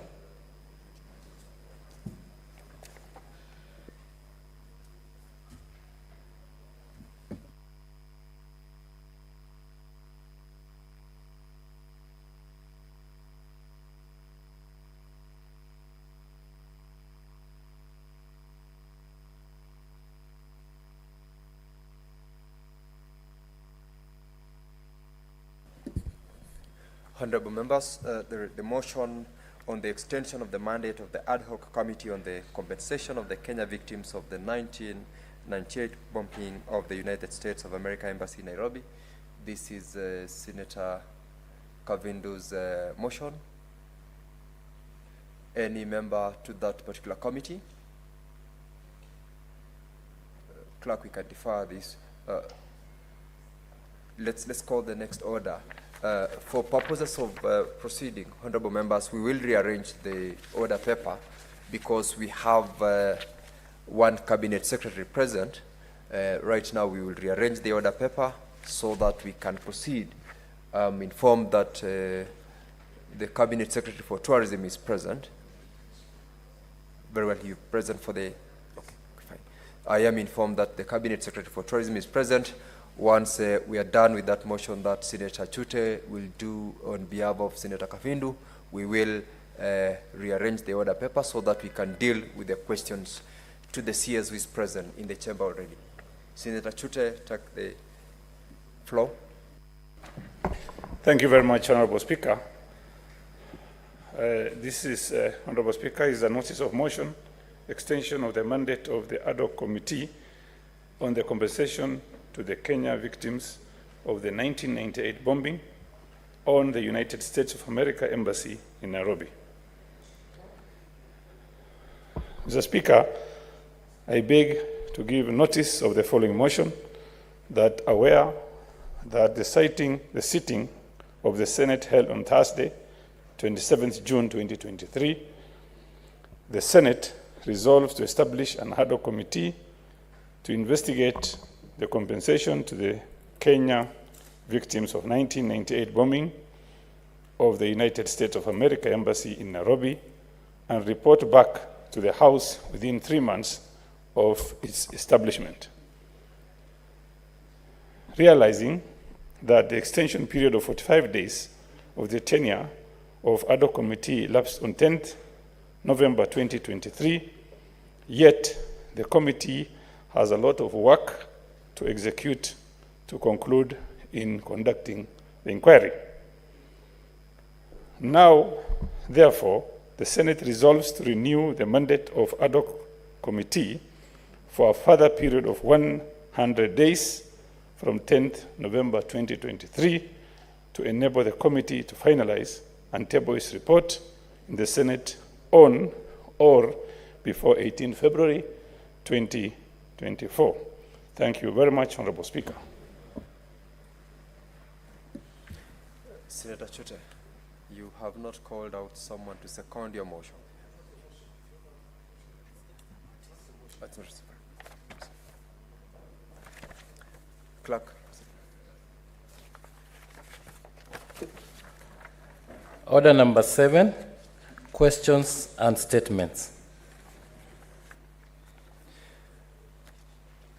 Honorable members, I am informed, as earlier on stated, that we have the Cabinet Secretary for Tourism present in the chamber, and we will begin with that. I believe it's being ushered in. And the question is by the Honorable Senator James Murango, MP from Kirinyaga County. Senator James Murango, I believe he has delegated the question to someone else. That's question number 57 on the order paper. Honorable CS, welcome to the Senate together with your team. And I would like to appreciate you for taking your time to respond to our invitation to answer 2 questions. This, remember, is part of the mandate of this House in order to ensure that Kenyans are actually delivered for the services by the relevant ministries. And in this particular case, we have one question by Senator James Murango from Kirinyaga County. But Senator Wamatinga, you proceed to answer the question to the Honorable CS. Thank you very much, Mr. Speaker, sir. I am holding brief for Senator Murango, Kirinyaga County. Could the Cabinet Secretary provide a report to all cases of human-wildlife conflict from Kirinyaga Central Constituency in Kirinyaga County? And B, when will the defective electric fence which allows wild animals from Mount Kenya Forest to cross over into Kiandaka, Giatatha, and Kwaeriot villages in Kirinyaga County where they attack people and destroy property be repaired? And C, when will the government pay compensation for the loss of wildlife, injuries, and property damages resulting from the human-wildlife conflicts in Kirinyaga Central constituency? Thank you, Mr. Speaker. Thank you very much, Senator Wamatinga. Honorable CS, I will invite you to respond to the question, and thereafter, if there are any additional or supplementary questions from members, you will also be at liberty to do so. I am aware, and I want to acknowledge the fact that you already received your written response, and therefore I believe your response will be within the context of your response, and additional info where necessary will be provided. Proceed. Thank you, Mr. Speaker, sir, honorable members, and I'm very happy to be here. It's the first time I'm coming to the Senate to answer a question as the Minister for Tourism and Wildlife, and I think it's a very, very important forum. For the first question, I'd like to respond as following, that from January 2013 to date, a total of 14 human-wildlife conflict cases have been reported to KWS as indicated in the attached Table 1. All the incidences were attended, damage assessed, and compensation claims forms issued, awaiting their recommendation for payment by the Kirinyaga Community Wildlife Conservation Committee. And Mr. Speaker, it's attached there, Table 1, with the 14 various names and various incidents. For the second question, Mr. Speaker, about the defective electric fence, I'd like to respond as follows, that Kenya Wildlife Service has procured 2 battery and a solar panel in the process of fixing them, to enhance enough voltage along the affected fence line. However, vandalism of the electric fence has been the main challenge. The fence has been effective in managing wildlife encroachment up until July 2023, when the Gikumbo battery and solar panel were stolen by some members of the public. The last question about the payment of compensation for loss of life, injuries, and property damage, I reply as follows. In the current human-wildlife conflict compensation disbursement, 17 individuals from Kirinyaga County have been benefited from allocated funds of 1.44500 million, that is 1.4 million shillings, and these are as indicated in an attached file. Another 7 members who are not in the list, comprising of 3 human injuries, 3 crop destruction, 1 property damage, have also been approved at a value of another 1.418 million and will be funded as indicated also in table 3. Thank you, Mr. Speaker. Honorable CS, I thank you for your concise response to those particular questions. I will allow, as the tradition of this House, Senator Wamatinga, if you have any supplementary question to the Honorable CS, it is your opportunity to ask for the CS to respond. Thereafter, I will allow honorable members with supplementary questions, and in particular related to the question, the primary question that the honorable CS have been invited to respond to this morning. So, Senator Wamatinga, you may ask your supplementary question. Thank you very much, Mr. Speaker, sir. I would wish to give the colleagues a chance to ask the questions, then I'll ask mine towards the end. Thank you, Mr. Speaker. Very well. Senator Wambua Enoch.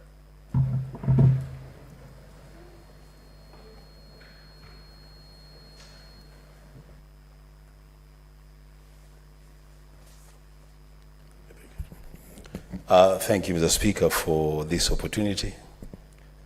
The CS said that it's the first time for him to appear before the Senate to engage in this manner. And it is my first time to engage with a CS after the court ruling the other day. So, Mr. Speaker, I'll beg your indulgence if I'm off the track. You know, we are just learning these things. Senator Wambua, Mr. Speaker, I've guided you accordingly. Thank you, Mr. Speaker. Your questions supplementary to the CS should be in the confines of the primary question that came, but that does not mean that you also do not inquire what the CS can be able to respond to you this morning. Mr. Speaker, the beauty of it is that you're dealing with a very fast learner. I'm guided. Thank you. The Speaker, on the matter of human-wildlife conflict, it's actually a shame that 60 years after independence, we are still grappling with the basics of the issue of human-wildlife conflict. The Speaker, I have a case in point.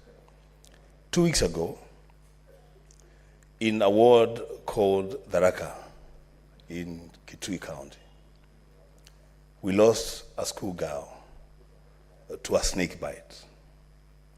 Now, the agony of the loss is that she was bitten by a black mamba. And in the list of the animals which would attract compensation from government, black mamba is not listed. So in essence, that girl is just lost, and that is it. There's nothing we can do about that. We have a lot of black mambas in Kitui, and they are very, very aggressive snakes. Our people are dying out of snake bites from black mamba, but the excuse given by KWS and the government is that there is no provision for compensation if you are bitten by a black mamba. What is the ministry doing to address this issue? And lastly, the Speaker, because I saw the CS the other day, he was in my county helping with planting of trees. The bigger the vegetation, the more the infestation by black mambas.